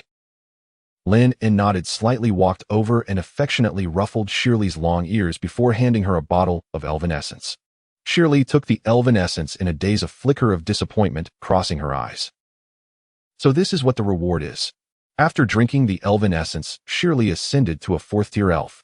Subsequently, Lynn approached Lori and retrieved the demi-human essence. Lori, sitting in the shade of a tree, blinked in surprise, and then said, "Master, I haven't done anything. You should keep the reward." "You get a reward even without doing anything, so just drink it," Lynn insisted, forcefully handing the demi-human essence to Lori. Lori glanced at the demi-human essence in her hands, smiled blissfully, and drank it eagerly. She became a 5th-tier catgirl. Lynn encouraged Lori to try using her invisibility magic, and once she started, she didn't stop for a full hour. During that time, Lynn found himself unable to resist dozing off under the tree. Upon waking, he discovered Lori still invisible, and he exclaimed in astonishment, "You've really become that powerful."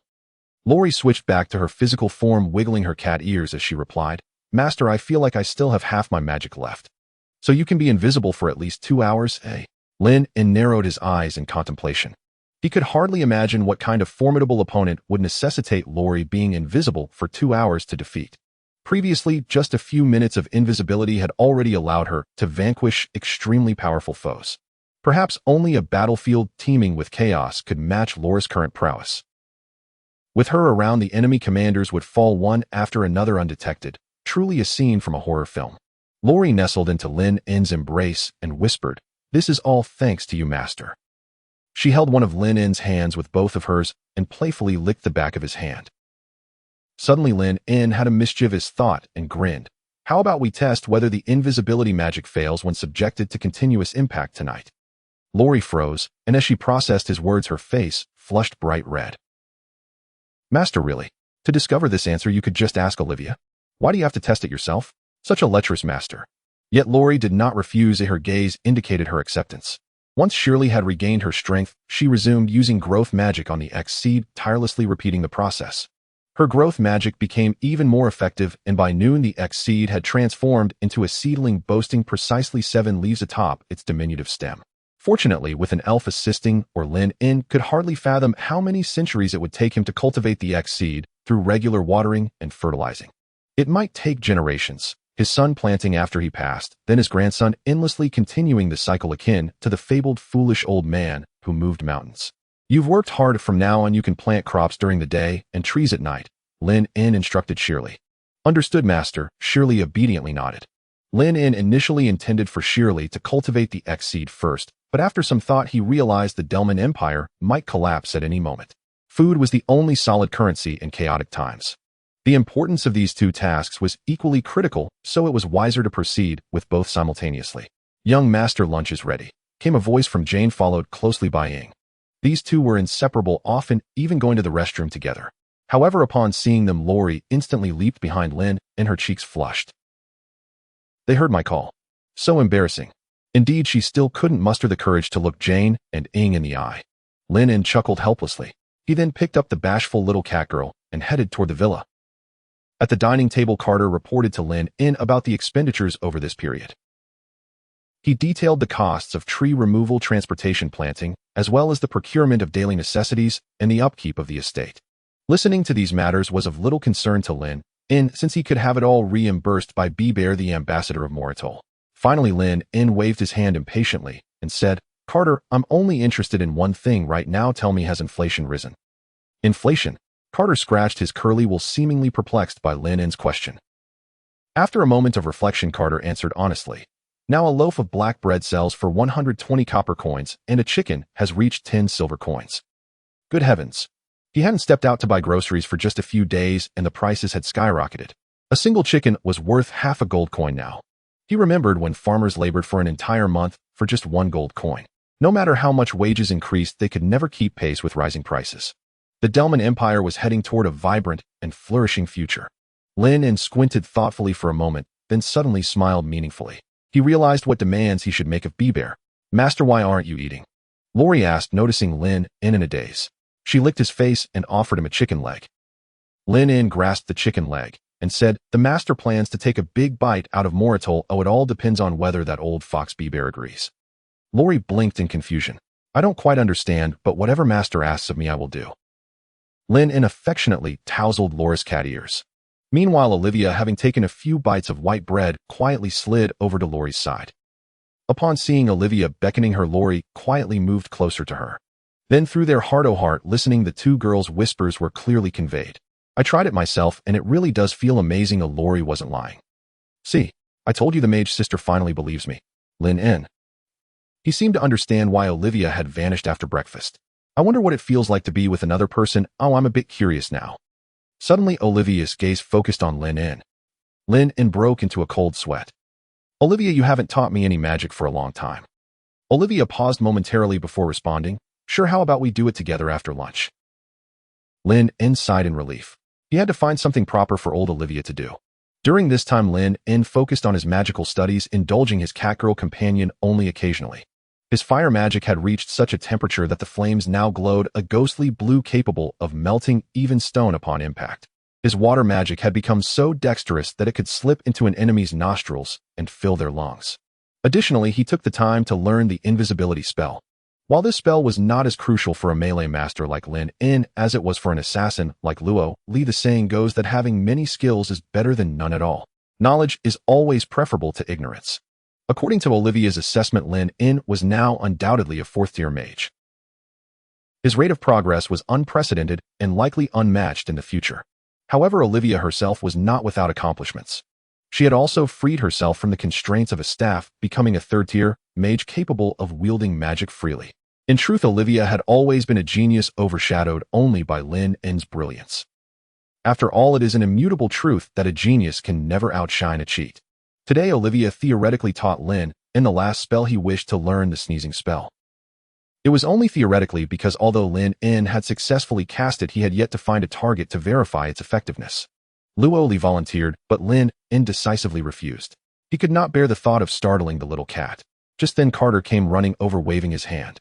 "Young Master Lynn, I need to talk to you."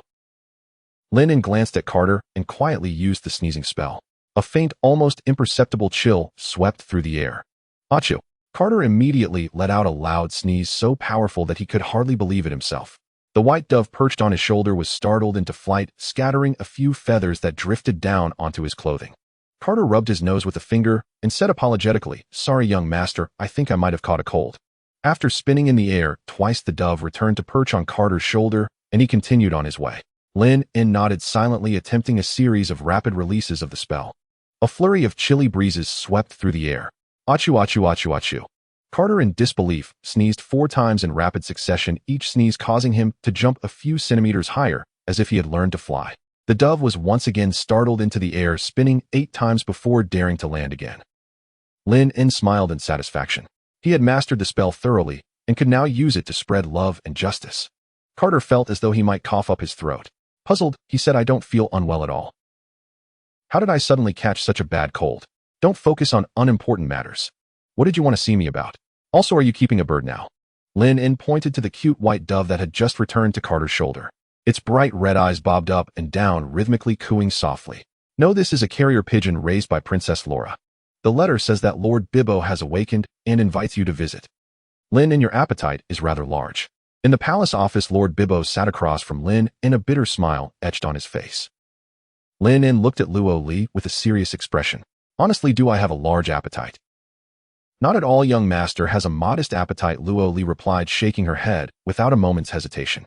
Lynn then turned to Sherry. "What do you think?" "I think the young master is too kind and should make a few more demands," Sherry asserted decisively. Bibbo's mouth twitched and he raised his hands. "Are the 3 of you putting on a play here?" Lynn smiled slightly. "Lord Bibbo, it shouldn't be too difficult for you to accomplish these tasks, right?" "It's not difficult, but is that the crux of the matter? Being discovered could cost me my head," Bibbo said, rubbing his prized head. He was right in that regard. Lynn's requests were neither for money nor power. He wanted to form his own army and establish a private factory not listed in the Empire's records. To achieve this in Moritol, he required Bibbo's personal assistance. According to the laws of the Delman Empire, this did not constitute treason, rather it was classified as an attempted armed insurrection. Although Bibbo appeared troubled, Lynn maintained a steady gaze, pondering the true thoughts of this slippery old fox. He would never make such a reckless demand without a certain level of confidence. Lynn was sure Bibbo had some thoughts regarding the calamities facing the Delman Empire. When Bibbo complained about the young emperor's incompetence, Lynn had been skeptical of him as a person. However, after Bibbo personally ventured into the Crimson Twilight Forest to eradicate a sect of dark mages, Lynn confirmed his suspicions. The task of dealing with the dark mages could have been handled by the captain of the knights or the vice-captain alone. Yet Bibbo chose to risk his life personally. He sought both merit and prestige. But Bibbo's position had already reached its peak. What could he possibly gain from those? Bibbo desired a standing in Moritol that was even more stable than the emperor's. Unfortunately, he failed, and it was now widely known that Lynn had rescued him. This gave Lynn the opportunity to sit there today. After much deliberation, Bibbo indeed lifted his head and said, "Lynn, have the 2 of them step out for a moment. I need to speak with you privately." "Of course." Lynn smiled knowingly, then stood up, ruffling Luoli's hair gently. "Luoli, you and Sherry wait outside for a bit. I'll join you when I'm done." Luoli warily glanced at Bibbo before slowly releasing Lynn's hand. "Master will just stand outside. If you need anything, just call." Bibbo doesn't seem eager to agree with the master. "If he wants to turn against the master, I must rescue him." "Understood, don't worry." Lynn affectionately pinched Luoli's small nose. At the same time, he heard Sherry's thoughts. Bibbo has likely already agreed. If he didn't want to do this, he would have initially declined and sent someone to capture us later. He wouldn't seek to speak with the master alone. It must be said, Ins' level intellect is indeed exceptional. Once Luo Li and Sherry had exited, Bibbo began his performance. Lynn, and you know that the Empire is currently in a special situation and internal scrutiny is incredibly strict. Helping you with this would essentially gamble my life and fortune. Lynn and barely paid attention to the rest of Bibbo's words as they all conveyed a similar sentiment. Until Bibbo said, Lynn, and it's hard for me to feel at ease helping you with this. Lynn and smiled and replied, Lord Bibbo, let's be direct. What would make you feel at ease? Bibbo was taken aback by Lynn N's stable demeanor, his expression shifting as he regarded Lynn N. Lynn N continued, Lord Bibbo, just tell me what you want. Bibbo fell silent for a moment before chuckling, Lynn N, I underestimated you. If I had known you understood everything, I wouldn't have bothered with that little performance just now. Now I really have to think carefully about this. Lynn N smiled back, no worries, Lord Bibbo. Take your time. I'm not in a rush. He knew that Bibbo had already agreed, but wanted to attach a clause that would benefit himself in this transaction. After a considerable time, Bibbo finally raised his head. Lynn N, what do you think about marrying my daughter Laura? Lynn N suddenly found it hard to smile. Stop joking around, my friend. This is not funny at all. Lynn N wiped the sweat from his forehead. I'm not joking. Bieber spread his hands, a sincere expression on his face. His demeanor was nothing like a worried father fearing for his daughter's safety. Instead, he resembled a wealthy man fretting over his daughter's inability to find a suitor. No, you are? You're definitely joking. Lynn N silently rated him a 6, continuing to emphasize that this was indeed a jest. Bieber scratched the back of his head. Then, as if a thought had struck him, he enlightenedly explained, Oh, Lynn, and don't misunderstand. While my daughter's dressing style is quite revealing, it's merely her unique preference. She has never been reckless, I can assure you, with the guarantee of the German Empire. You really are quite the smooth talker. No need for the guarantee of Moritol, the German Empire will suffice, huh? Lynn N rolled his eyes. Bieber coughed lightly, chuckling awkwardly. It just slipped out. I could also use Moritol as a guarantee. So Lynn N, what do you think about my daughter? This has nothing to do with that. Lynn N promptly waved his hand. He didn't have a problem with women who dressed revealingly. After all, the concept of dressing freedom was quite common in the 21st century. His reluctance towards Lola stemmed purely from the fact that she did not get along with Catgirl. Luo Li had explicitly stated her dislike for Lola, and Lynn N could not bear to imagine how troubled Luo Li would be if Lola were to enter their household. Bieber frowned, seemingly unable to understand where Lynn N was losing out by refusing. If you're unwilling to marry my daughter, then this matter becomes troublesome. Perhaps I could be your daughter's godfather. That joke isn't funny either. The two fell silent. After a moment of mutual gaze, Lynn N proposed, in my hometown, like-minded individuals would bond through blood brotherhood, commonly referred to as he shui wei meng. Bieber, how about I acknowledge you as my elder brother? Bieber pondered for a moment before responding, then this matter cannot be conducted in private. I need to inform the nobles of Moritol, and in their presence we shall seal our bond. Of course, you could even invite more commoners, so everyone knows you are my elder brother. Bieber nodded, stating, this is the only way. After a pause, he looked at Lynn N and said, Lynn N, I hope you are a person who understands gratitude. Lynn N slightly raised his head. You can rest assured about that. Establishing an unregistered black factory was not difficult. Bieber managed to accomplish this in just one night. The factory was located in the outskirts close to the Sea Lake Manor, covering an area of about 2,000 square meters. At Lynn N's request, the area was expanded to 5,000 square meters, and a large amount of new equipment was brought in.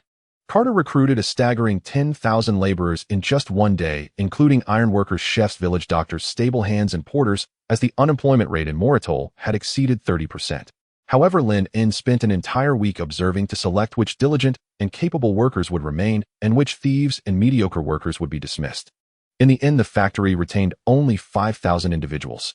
As for the military, Bieber initially intended to transfer a unit from his command to gift to Lynn N, but Lynn N declined.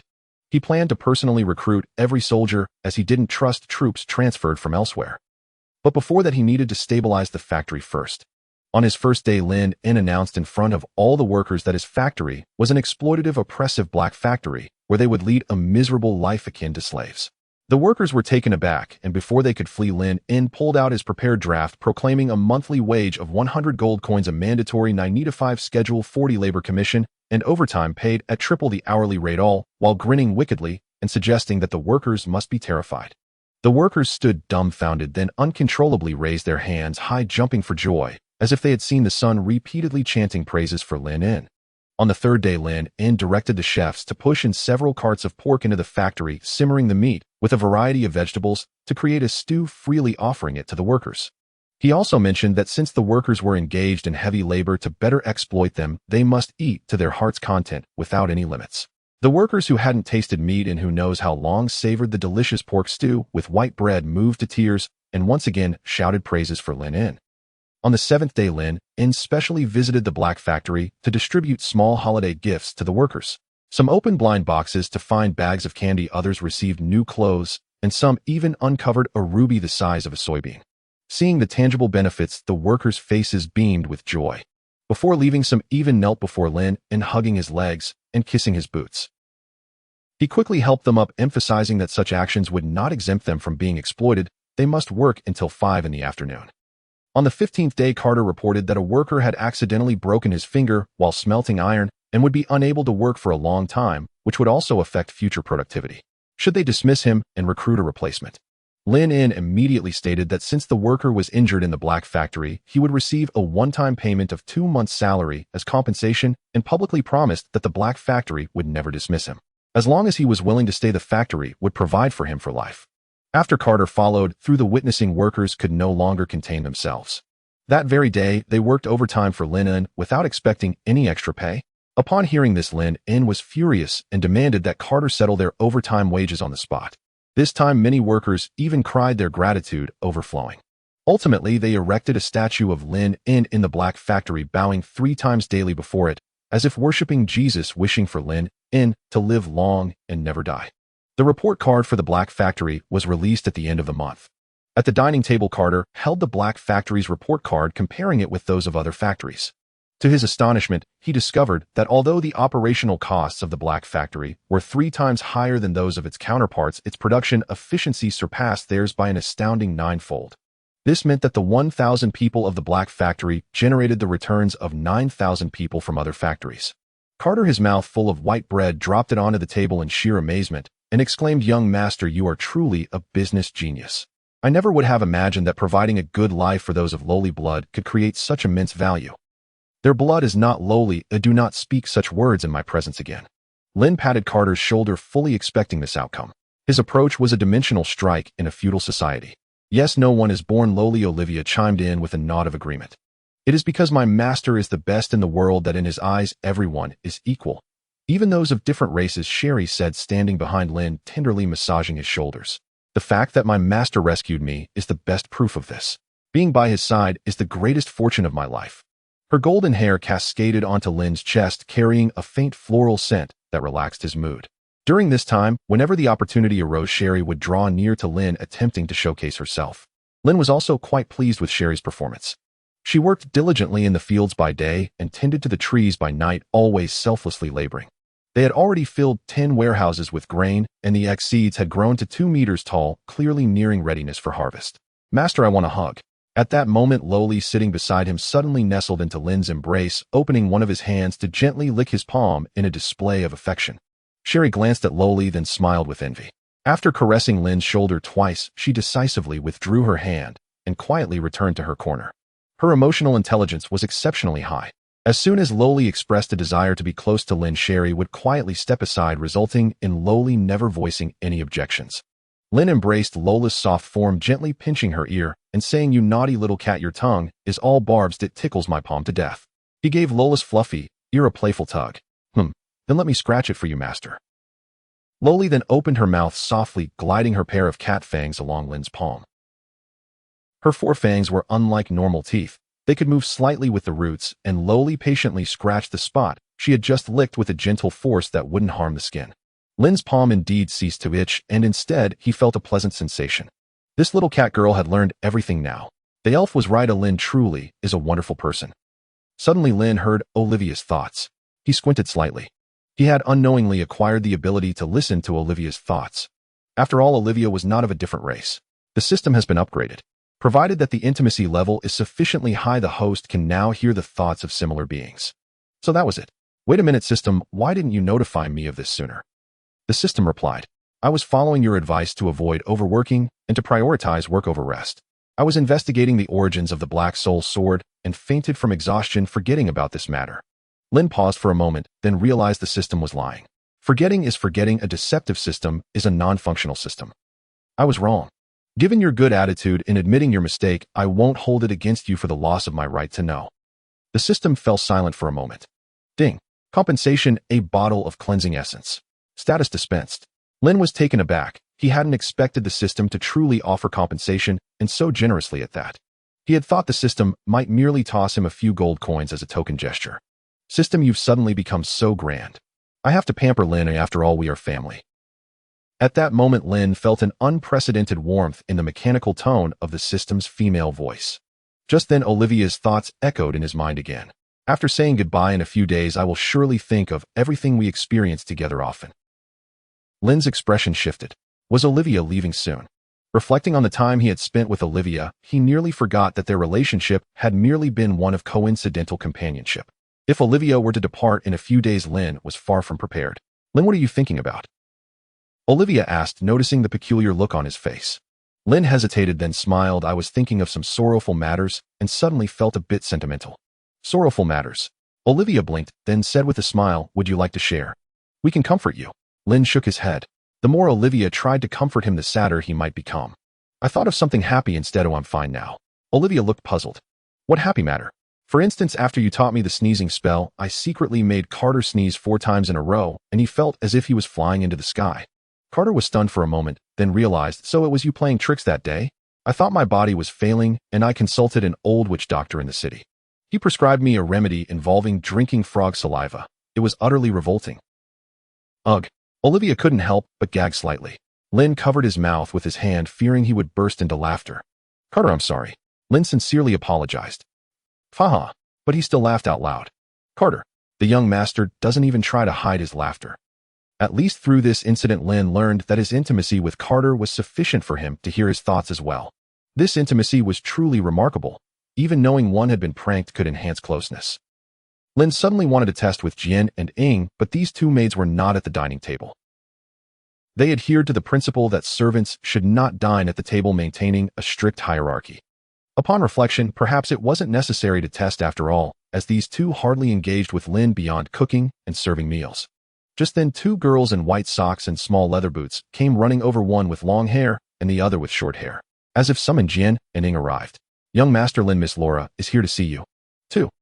In the estate's open space. Laura, accompanied by a group of soldiers, stood before Lynn, leading a throng of individuals clad in prison garb, handcuffed and shackled. Young Master Lynn, I've brought the prisoners you requested, Laura said with a beaming smile.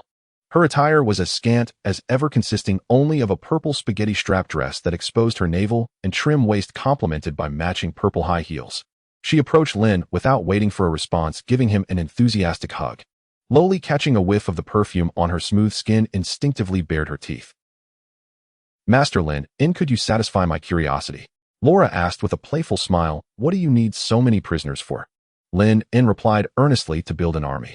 Laura was taken aback and remarked, you intend to form an army with this group of prisoners? Exactly, Lynn affirmed. Isn't that a rather insane idea? Laura scratched her head. They are criminals. How can they be compared to brave warriors? Lynn smiled slightly. Though the notion was indeed mad, the impending predicament of the empire was even more so. Once a loaf of black bread sold for 5 copper coins, now it costs 120. With inflation soaring at 2,400, all manner of desperate professions had flourished. His plan was to utilize these criminals, providing them with combat capability while simultaneously addressing the security issues in Moritol. As for the comparison of criminals to warriors, they could not be compared, but it was entirely contrary to what Laura implied. Who did Zhang Han use to defeat Chen Sheng and Wu Guang? During World War II, who had the strongest desire to enlist? In the Delman Empire, even stealing a piece of bread could result in a 3-year sentence, and most would likely starve to death in prison before completing their term. Being cornered has always been the greatest buff. Lynn shared his philosophy with Laura. Realizing this was a concept beyond her comprehension, Laura said, Lynn, I wish you success. Thank you. Would you like to come into the manor for a drink and a rest before you leave? Laura narrowed her eyes. You're not just being polite like last time, are you? Indeed, I was merely being polite. Lynn spread his hands in mock innocence. You. Laura fell silent for a moment, rolling her eyes in exasperation. I have something I want to discuss with you privately, she said seriously. Something to discuss privately. Lynn couldn't fathom what Laura wanted to talk about. He glanced at Loli beside him, who was still glaring at Laura with hostility. This little cat truly holds a grudge, as she was still remembering how he had been reckless because of Laura. Laura wants to talk to me alone, Lynn stated. Upon hearing this, Loli began to mentally complain. This scheming woman is at it again. Does she want to lead Master into another dangerous situation? What an annoying pest, can't she go bother someone else and leave my master alone? Despite these thoughts, Loli quickly released Lynn's hand and said, Master, you go ahead, I'll come find you later. After a moment's pause, Loli added, Master, try not to agree to anything too dangerous. If it's inconvenient to refuse, just tell me and Sherry to handle it. Lynn ruffled Loli's hair, smiling, rest assured, I won't take on anything as perilous as last time. Loli nodded, stood on her tiptoes to lick Lynn's left cheek, and after giving him a kiss, hopped away. Once Loli had left, Lynn turned back to Laura. Princess Laura, what brings you to me? Laura asked with a smile, why don't you want to marry me? Lynn was rendered speechless by her question. Laura squinted her eyes and continued, why so silent? Actually, I was in the next room that day. I'm curious why you refused so decisively. Do you find me unattractive?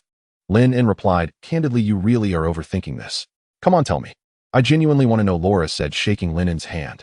With a sigh of resignation, Lynn answered truthfully, you're not unattractive in my eyes, you have aesthetic value. It's just that my catgirl doesn't like you. Laura nodded, I can see that. Your catgirl always looks at me as if she wants to eat me. Indeed. That's it. Laura asked, puzzled, is that really all? What more do you want? Lynn was also confused. Laura said, I don't quite understand, isn't Loli your slave? She's my woman now, Lynn replied. But she's still your slave, right? I remember that phrase in the demi-human language means master. She said it many times, and slaves have no right to interfere with their master's decisions. That's not important. What matters is that in my heart, she is already my woman, and I will respect her thoughts. Lynn emphasized this point. Laura blinked in confusion, as if trying to grasp the meaning behind his words. If you can't understand, don't worry about it. I might just be a bit unconventional, Lynn shrugged indifferently. Laura nodded, you are quite unconventional. Having lived here for so long, I've never met anyone quite like you. All right, let's put this topic to rest. Lynn looked at Laura and asked, did you really come to talk to me just about this? Laura giggled and replied, actually, that's a personal matter. I came to find you about something else serious. Go on then. Lynn adjusted his posture, having just sensed Loli's thoughts. This indicated that Loli was still hiding nearby. She was still worried. In the Sunfire Valley north of Moritol, a fire-breathing dragon has been active recently, attacking miners and occasionally flying into the border to injure people. The Knight Commander has already attempted to lead a hunt, but returned in utter defeat. So, you want me to hunt the dragon? Lynn frowned. Laura nodded, saying that's right. To be honest, this matter shouldn't trouble you, but since even the Knight Commander couldn't handle it, you're the only one we could think of in all of Moritol. This woman suddenly appearing with such an expression. Is she trying to ask Master for something? Oh no, if it's dangerous, Master, please don't agree to help her. The concealed Loli had sensed something was off, her thoughts brimming with concern. Her constant worry for Lynn touched him deeply. He couldn't deny that the little cat girl had saved him for a reason. Remembering he had promised Loli not to take on dangerous tasks, Lynn was inclined to refuse Laura's request. Taking a deep breath, he prepared to decline. Task updated. Task: go to Sunfire Valley and resolve the trouble in Moritol. Reward: alien affinity. System, are you trying to ruin me? Please trust the system's judgment and proceed to the Liang Valley as soon as possible. It is particularly emphasized that the system will only engage in actions beneficial to the host. Lynn had no further objections. After all, the system had never been unreliable. It seemed he could only make do with Luoli this time. Once I finish with the army matters, I can come to see you. Upon hearing this, Lola was instantly overjoyed, her eyes sparkling as she took Lynn's hand again. That's wonderful, Lynn. I knew you would help. Why is she suddenly so happy? Could it be? Is it what I think it is? No, the master has promised me. Oh, Luoli, you must believe in him. This inner monologue felt like a barrage, causing Lynn to be overwhelmed with guilt. He contemplated how to explain things to Luoli later. Lynn, why do you look so strange? Don't be shy, you feel free to voice any requests you might have. Lola assumed Lynn was contemplating a reward. Without a second thought, Lynn blurted out, I currently lack nothing. He paused, then quickly amended his statement. I would like to purchase a few high-quality demi-human slaves, either male or female, but preferably female. Could you keep an eye out for me? Having female slaves would allow them to bond with Luoli more easily. He had visited the slave market a few times before, but realized he had miscalculated. In Moritol, the slave market seemed to favor human and beastman slaves, with demi-human slaves being exceedingly rare. Upon reflection, this was understandable. Moritol was one of the most bustling cities for humans, even beggars preferred to solicit here. As prey, demi-humans would naturally migrate, leaving only the intellectually challenged beastmen behind. Lola replied, "Well, the demi-human trade in Moritol isn't very prosperous. Even nobles seeking to purchase desired demi-humans often delegate their stewards to procure them from other cities. However, I heard that in about 4 to 5 months a royal hunting party will pass through the trade route. They capture quality demi-humans from across the nation as gifts for the royal family.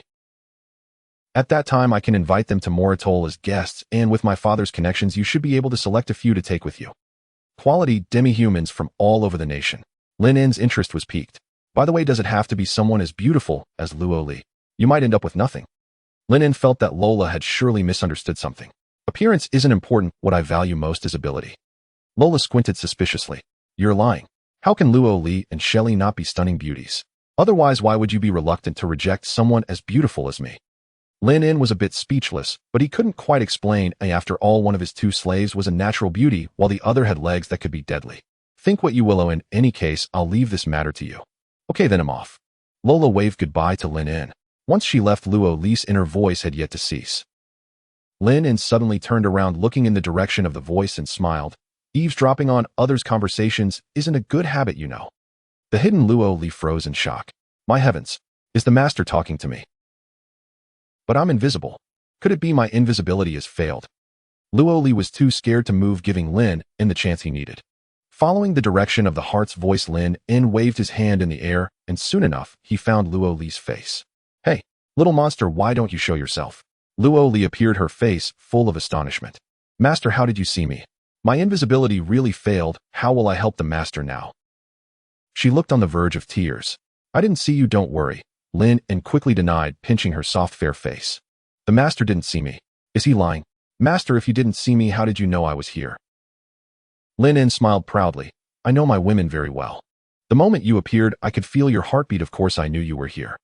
Luo was left speechless. "The master understands me this well. Wow, I feel so lucky." Lynn's smile widened. "Thank goodness the master only heard my heartbeat and didn't know what I was thinking. Otherwise I would have been mortified if he discovered how anxious I was just now." It was impossible not to hear.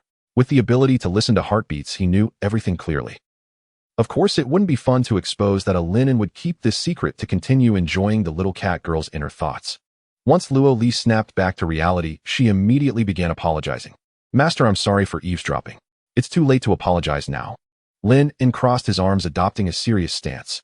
"I'll punish you by making you spar with me 3 rounds tonight." "What? 3 rounds?" Luo's mouth dropped open, looking somewhat troubled. "Master, isn't 3 rounds a bit too much?"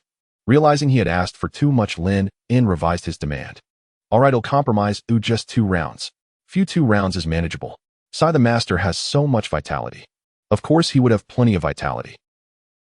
After all, he had been single for over 20 years with nowhere to expend that energy. "By the way, Master, Lola didn't ask you to do anything dangerous, did she?" Luo looked up, her concern evident. Lynn suddenly found himself at a loss for words. He had been too engrossed in teasing the little cat girl and forgot how to explain. Seeing Lynn remain silent, Luo quickly realized something was amiss. "Master, what's wrong? We had agreed." Luo's voice quivered with a hint of grievance. Lynn hurriedly embraced her, defending himself. "This time is different. I have my reasons for needing to help." "But Master, you said the same thing last time." Luo's mood seemed to worsen, her eyes brimming with unshed tears. Lynn fell silent, for he indeed had said the same thing last time. "I promise this is the last time. I don't believe you anymore. No matter what Lola asks you to do, please don't go, okay?" Luo threw herself into Lynn's arms, clinging to him as if she would never let go. Lynn found himself both amused and exasperated. At that moment, Shelley, who had arrived unnoticed, spoke up. "Master, if you must help, let us go together." "The master seems unable to decline this request. In that case, we should go in his place." "Yes, I can go with Sister Elf," Luo agreed. But Shelley glanced at Luo and said, "I'll go alone. Luo is the master's woman and shouldn't accompany me." Lynn could only smile helplessly. "I wish you two wouldn't make it sound like I'm incapable, all right?" Morning. On the open ground of the manor, nearly 10,000 prisoners stood, the bright sunlight illuminating their bewildered faces. Yesterday, they had feasted on 3 hearty meals and were comfortably housed in an inn, enjoying a good night's rest. Although the inn was guarded by soldiers, their freedom was still constrained, and nonetheless this existence was infinitely better than the desperate hunger of a prison where even the sight of a rat would incite a scramble for food. At dawn they were escorted back to the manor where they beheld a young blonde boy standing before them. The boy smiled gently and opened his arms wide. "Allow me to introduce myself. My name is Lynn. I am the master of this manor and a dark factory, and I am preparing to form my own army. You are all serious criminals from Moritol. If nothing unexpected happens, your fate would be to starve in prison, but now the unexpected has arrived. I am willing to offer you a chance at commutation. Anyone who joins my army can serve their sentence in exchange for service, and the conditions of service will be the same as the meals and lodging you experienced yesterday. Once your sentences are served, those who wish to stay may continue to serve in the army, while those who wish to leave I will not detain. Do you all understand?" As his words faded, the prisoners exchanged glances, their expressions a tapestry of incredulity. They could scarcely believe this was real, or it felt like a dream. Yet the soldiers stationed outside the manor underscored that a miracle had indeed arrived. "Now make your decision. Those who wish to enlist, raise your left hands," Lynn shouted with a clear voice. One by one left hands were raised in unison, perfectly synchronized with the end of his command, without a moment's hesitation. Although 25 individuals had raised their right hands instead, Lynn learned through inquiry that they simply could not tell left from right, so it posed little issue. A total of 10,080 prisoners collectively agreed to enlist. Subsequently, Lynn produced a draft he had prepared in advance and announced the army benefits for these prisoners. Firstly, the daily wage would be 5 gold coins, totaling 150 coins a month. During military operations, the daily wage would triple. Secondly, training would follow a 9-to-5 schedule, with anyone who dared to sleep past 9 being dragged out for a beating, and anyone who failed to clock out by 5 would also face the same consequence. Thirdly, training would only require half a day on Saturdays and Sundays, allowing the remaining time for rest. After training, they could even receive small holiday gifts from Butler Carter. Fourthly, each week, they must complete a 2-star or 3-star task from the Adventurers Guild, which could be done in teams of no more than 10. The commission for a 2-star task would be 40%, while a 3-star task would yield 90%. When Lynn had finished speaking, the prisoners were utterly dumbfounded. They had never imagined that enlisting merely to reduce their sentences would come with such incredible benefits. Not only would they enjoy these privileges, but the benefits were astonishing. Some prisoners even slapped their own faces to confirm they were not dreaming, for just days prior they had been in hell, and now they found themselves in paradise. Those courageous enough to sacrifice their pride, marked by the prints on their cheeks, made it clear to everyone that this was no dream, and the entire crowd erupted into exuberant cheers. "Long live Master Lynn! Long live Master Lynn!" Hearing this chorus of excitement, Lynn wore a calm smile as expected. Among them, the shortest sentence to serve was 3 years. However, they would only need to receive their wages 3 times before abandoning the thought of leaving once their sentences were reduced. After all, where could they go after leaving the army? To face soaring prices and a 30% unemployment rate in Moritol, only to be forced back into a life of crime. Before long, they would follow Lynn as closely as the boots on his feet, unable to part from him. One day as Lynn's soldier, a lifetime as Lynn's soldier. Soon after, the system also sprang into action. Task updated. Task: formulate an effective recruitment policy for the army and announce it. Reward soldiers exclusive training manual. However, Lynn was momentarily taken aback. Why has a new task appeared when I haven't even completed the last one? The system has upgraded and can now issue dual tasks. You may choose which one to prioritize. I see. Wait. The observant Lynn narrowed his eyes. This expression made the system break out in a cold sweat. System, you forgot to notify me in advance again, and you think I won't notice anything amiss? Oh dear, you caught me again. Given our long-standing relationship, can I request some compensation? As you wish. 2 seconds later. Ding. Compensation: 1 bottle of essence, cleansing liquid, 1 bottle of spirit essence. Status dispensed. Mother! Lynn exclaimed instinctively. Please complete the task as soon as possible, scholar. Understood. This task was not difficult to accomplish. Lynn quickly formulated a plan. He told the 10,080 prisoners present that they could freely capture any unpunished pure prison talent and passionately persuade them to join his army of shared aspirations. A reward of 10 gold coins would be given for the first person brought in, 20 for the second, 30 for the third, and so on, with the bonuses scaling with their efforts. The prisoners began to murmur excitedly, and their expressions clearly indicated that many were contemplating this new policy. Task: formulate an effective recruitment policy for the army and announce it. Completed. Reward soldiers exclusive training manual. Dispensed. Lynn retrieved the soldier's exclusive training manual from his insignia and called over the knight captain stationed at the manor gate. After paying a fee, the knight captain began to instruct the prisoners in training according to the manual's contents. The manual began with very basic yet practical lessons. For example, the thrusting technique for spear soldiers emphasized gripping with both hands and utilizing the power of the waist for a strong forward thrust, ideally targeting the enemy's chest or abdomen, both large targets and vital areas, requiring repeated training to ensure a powerful strike that could penetrate armor in battle. Similarly, for blocking, it stressed the importance of horizontal or diagonal weapon movements to deflect or push away enemy attacks, emphasizing that the practitioner must maintain stability to avoid losing balance from impacts, which could lead to a second wave of danger, necessitating repeated training for leg endurance to ensure a stable base during combat. To convey such detailed and thorough explanations of basic techniques like thrusting and blocking highlighted the value of this manual. Lynn flipped through the latter sections of the soldier's exclusive training manual. The manual also covered weight training, climbing phalanx, advancement formation shifts, and flanking tactics, even providing advice on how to avoid gastrointestinal distress caused by anxiety before battle. Once the foundational skills like thrusting and blocking were solidified, these could be incorporated into training. Overall, Lynn was exceedingly satisfied with the soldier's exclusive training manual. After resolving matters concerning the army, Lynn remained in his office, tirelessly working late into the night. He meticulously reviewed the crimes of each prisoner, highlighting the murderers and ranking them by the number of victims. He intended to appoint them as centurions or even as leaders of 1,000 men. On one hand, these individuals possessed the temperament best suited for such roles. On the other, it would facilitate their supervision should any display disloyalty. Lynn would deal with them without hesitation. While it was true that murderers deserved to be condemned, these were chaotic times, and the rules were different. In his heart, Lynn silently vowed that if he were ever fortunate enough to rise to a position of power, he would bring an end to the turmoil, establishing a comprehensive legal system to benefit all of Nuading continent. Once he finished this daunting task, Lynn leaned back in his chair, a wave of relief washing over him as he stifled a yawn. Today had truly been exhausting for him. Fortunately, Jian and Ying were always by his side, one serving him tea and the other gently massaging his shoulders. Otherwise, he would surely be suffering from aches and pains by now. Lynn's gaze fell upon Jian and Ying, who were diligently at work. Jian's long hair was a soft golden hue. Compared to Sherry's bright golden locks, it lacked some brilliance, but possessed an elegance of its own. Her hair was neatly arranged, cascading smoothly, and though she may not have reached Sherry's height, she appeared to be over 1.7 meters tall, embodying the image of a caring older sister. Ying's short hair had a hint of brown with subtle red undertones, giving her a distinctive look. Unlike Jian's tall stature, she was noticeably shorter, probably under 1.5 meters, yet her cherubic face adorned with rosy cheeks resembling cherry blossoms made her look like a forever young girl. The sight of these two young ladies in their maid outfits smiling gently was truly a delight to behold. Regrettably, Lynn still could not hear their thoughts. Jian, have you been tired lately? Do you need to relax? Upon hearing Lynn's concern, Jian promptly replied, I am not tired. If the master needs to relax, he can instruct me.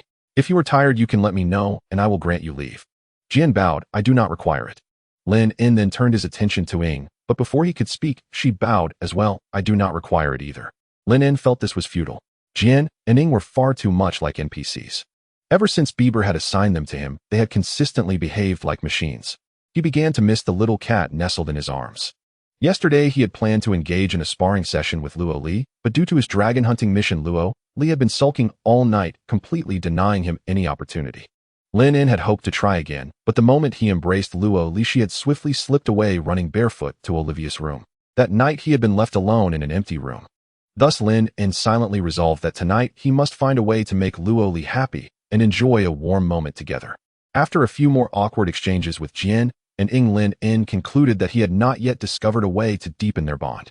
He instructed them to return, then hurried back to his room, eager to see what awaited him. Upon pushing open the door, his gaze swept across the spacious bed to the corner where no one was to be found. This indicated that Luo Li had either gone to sleep in Olivia's room or returned to her own. Lynn couldn't help but break into a cold sweat. If she had indeed gone to Olivia's room, it would be a considerable trouble. After all, he couldn't just knock on old OS door in the middle of the night, could he? He decided to try his luck at Luo Li's door. If she wasn't in her room, either he would have to join forces with his ex-wife. His ex-wife was on his left hand. Lynn gently knocked 3 times on the door. Knock, knock, knock. There was no response from within. With a sigh, Lynn was about to turn away when he heard a voice from inside. Who? I'm here, Lynn replied immediately. Then came the sound of someone jumping from the bed to the floor, followed by the door slowly opening. Master, you're still awake this late. Come in. Luo Li gently caressed Lin's handsome face, taking his hand and pulling him into the room. Lin released a breath of relief, his lips involuntarily curling into a smile. Though he had commented on how late it was, the truth was that Luo Li herself wasn't asleep either. Finally, the master has arrived. In the next moment, Lin heard Luo Li's thoughts. Once again, he was moved by this shy little cat girl, unable to resist pressing his face against her cat ears and taking a deep breath. Her ears often radiated warmth, and the sweet scent of a little cat was intoxicating. Master, you're naughty. Luo Li frowned slightly, instinctively shrinking her neck. This reaction was something Lin had discovered during their playful moments. In a state of excitement, a strong tug on her cat ears would elicit comfort, but in a calmer state, it would make her neck feel slightly itchy. Master, you seem really tired today. You should get some good rest. Luo Li knelt on the bed, helping Lin change into his sleepwear, diligently fastening the buttons as she spoke. I'm not that tired yet. Want to join me? Lin extended the invitation. Luo Li raised her head slightly, her cat ears perked up. But she quickly shook her head, looking earnestly at Lin as she asked, Master, I beg you, can you not go hunting dragons? My mother said that dragons are the most dangerous creatures in this world. They are monstrous beings that transcend dimensions. We must keep our distance. Lin was momentarily rendered speechless. He feared that Luo Li would bring this up again. Seeing Lin silence, Luo Li continued, Master, how about me and the fairy sister go instead? We will complete the task properly. Lin couldn't help but chuckle. Our highest combat strength right now is the Black Soul Sword, but it only listens to my commands. If you go dragon hunting without it, that would be like sending the son of Lao Ai to face them. There's no way we can win. His willingness to hunt dragons was not solely based on the Black Soul Sword, but also because it was a quest assigned by the system. Since the system dared to issue such a task, it must have assessed the risks involved. However, he could not explain this to Luo Li. After blinking her eyes in confusion, Luo Li's ears drooped in disappointment as she said, Must you really go, Master? What does Master seek? Would it not be better to live happily in the manor with me and the fairy sister? I fear for his safety, and I dread losing him. Lin narrowed his eyes, suddenly realizing that Luo Li perhaps loved him even more than he had imagined, and he recognized that he had not been clear about what he was doing all along. Lin gently cradled Luo Li's delicate face in his hands. Luo Li, do you trust me? Taken aback by Lin's sudden question, Luo Li hesitated for a moment, then cautiously nodded her head. Although my master is a wicked one who deceived me not long ago, I will still believe in him. Lin smiled and ruffled Luo Li's hair, then continued, Let me tell you this, I believe we are caught in a historical vortex from which no one can escape. In the near future, the place where we live will be engulfed in war, and all order will collapse, only to be reformed through the sacrifices of countless vibrant lives. Ultimately, only a fortunate few and the truly strong will witness the dawn of peace, and we cannot bet on becoming one of the fortunate few. Before the great catastrophe arrives, overcoming the fear of danger and growing stronger within it are tasks we must undertake. Having patiently delivered this message, Lin observed Luo Li blinking in confusion. Master's words are so complicated, I don't understand. With a sigh, Lin was about to recount the story of the Vienna painter to Lily, but she spoke up. I understand, Master. I will accompany you to hunt the dragon. You understand? Lin was taken aback. Luo Li nodded obediently and said, Even though I don't comprehend your words, I can feel your intent. You believe something dreadful will happen soon, so you want to adapt to danger and grow stronger. I will stand by you. Lin was unexpectedly moved by Luo Li's unconditional faith in him, and his heart ached. After gazing at him with delight for a moment, Luo Li gently added, Master, you are very important to me. So no matter what decision you make, I will support you. Then Lin grasped Luo Li's shoulders and kissed her softly on the lips before gently pushing her onto the bed. In the following month, the soldiers who had transitioned from prisoners honed their basic skills and began training in formation advances, rear exchanges, and encirclement strategies. At first, a few individuals attempted to slack off during training, but after 2 warnings went unheeded, Lin arranged for the ringleader to be returned to the prison for punishment. Since then, all slackers became diligent, each one training with fervor that surpassed that of oxen. A few days prior, Lin overheard some tavern patrons discussing the dragon. They were even diverting time from discussions on battles and women to debate the menace of that dragon. It seemed the threat was growing ever more pronounced. He decided it was time to deal with the dragon. The next morning, Lin rode through the blazing Sun Valley on a muscular steed with Luo Li and Shelley flanking him on either side, followed by a line of horses carrying mages arranged by Laura, led by Olivia. Lynn had not intended for Olivia to accompany them as hunting dragons was perilous, and she was not his slave, so there was no need for her presence. However, due to Olivia's earnest insistence, Lynn allowed her to join, reiterating that she was not his slave and he could not forbid her. Indeed, this is the Blazing Sun Valley. Even resting on horseback causes one to sweat profusely. Wiping the sweat from his brow, Lynn fanned himself and complained, feeling as hot as a dog. The area was barren, rocky ground that under the sun's rays appeared a mix of brown and red. One could easily fry an egg on the stones. Still unsatisfied, he conjured a water sphere with water magic and splashed it on his face, finally feeling somewhat refreshed, though it only offered a momentary reprieve. The Black Soul Sword, however, seemed to thrive in such an environment, flipping through the air with a rhythmic clattering sound as it bumped along. Shelley remarked, "That dragon is truly a monster. It can live in a place like this, which is entirely made of stone with not a single leaf or drop of water in sight. My mother once said that dragons are the fiercest beasts in the world, possessing a resilience so strong that even lightning cannot kill them. If it weren't for their limited numbers, they would surely dominate the continent," Lawley recalled, thoughtfully, ever vigilant since entering the valley. "Even lightning can't kill them. Then we may have a tough battle ahead," Shelley said, glancing at Lynn, and after a brief hesitation expressed her concern, "Master, you really shouldn't have come along." Lynn, still fanning himself with the water sphere, chuckled at Shelley's words. He hadn't intended to come, but the system had given him an irresistible reward. "Master, be careful. I hear something moving in the distance." Luoli's ears perked up, and she looked up at the seemingly empty sky. Though it appeared devoid of anything, within moments a nearly invisible black expanded hundreds of times, hurtling towards the group at great speed. Lynn discerned the creature. A massive dragon, entirely crimson, with scales that stood erect like a suit of rubies glistening in the sunlight. Its estimated size exceeded 100 meters. "Scatter, then attack collectively." Lynn shouted orders, and the team immediately dispersed while he began to gather energy for a powerful strike. Their horses, all spirited steeds, remained calm in the face of the beast, expertly sidestepping the dragon's descent without a single casualty. "Attack!" As the red dragon soared into the sky, the mages unleashed their most proficient spells: fireballs, ice blasts, and razor leaf darts, creating a brilliant explosion across the dragon's massive back. As the rainbow explosion faded, everyone stared slack-jawed. Despite their numerous spells striking the dragon, the effect was minimal, almost negligible. Lynn instantly realized the dragon's physical defenses were beyond comprehension and issued a new tactic. "Shelley, try shooting the forest arrow into the dragon's eye."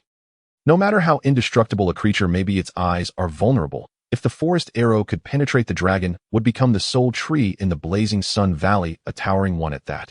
"Understood, Master." Shirley retrieved the prepared arrows from the bamboo scroll on her back, hung them on the forest bough, and drew it back, forcefully releasing several arrows in quick succession. Unfortunately, none found their mark. "Master, the red dragon's speed is too swift. I need to get closer," she urged. "Understood, I will cover you," Lynn responded. Lynn and Shirley spurred their horses to the forefront, drawing the attention of the red dragon, which swooped down with flapping wings. During this encounter, Shirley desperately shot arrows. Each one struck the dragon's head, but shattered upon impact, and still none succeeded. "Quickly retreat," Lynn shouted. Shirley wished to continue her attempts, but was forcibly pulled away by Lynn. "Master, the target is too small, and it's moving too fast. I need to get even closer." Lynn immediately objected. "No, that's too dangerous. We must think of another way." "Don't worry, Master, I will be careful." Shirley urged her horse forward, and Lynn's grasp slipped as she charged ahead, once more diverting the dragon's attention. The red dragon charged straight at Shirley. Her fingers trembled in fear, yet she resolutely hung an arrow and drew back her bow. Unexpectedly, just as it dove halfway, the dragon halted, its massive jaws opening wide, releasing a torrent of flames. All the arrows fired were reduced to ash. In that instant, it was too late for Shirley to escape. The flames engulfed her and her steed. Lynn immediately hurled the Black Soul Sword, transforming it into a transparent dragon to shield them from the blaze, while Olivia's water magic arrived just in time to extinguish the flames consuming Shirley. In mere seconds, Shirley was gravely burned. "Damn it," Lynn cursed, and in the next moment the transparent dragon formed by the Black Soul Sword was dispersed by the flames. The sword spiraled back into Lynn's grasp. The red dragon swooped down again, this time breathing fire as it descended, targeting Lynn and Olivia. The two quickly scattered on their horses. The mages had been gathering their magic for some time, preparing for another attempt to defeat the dragon.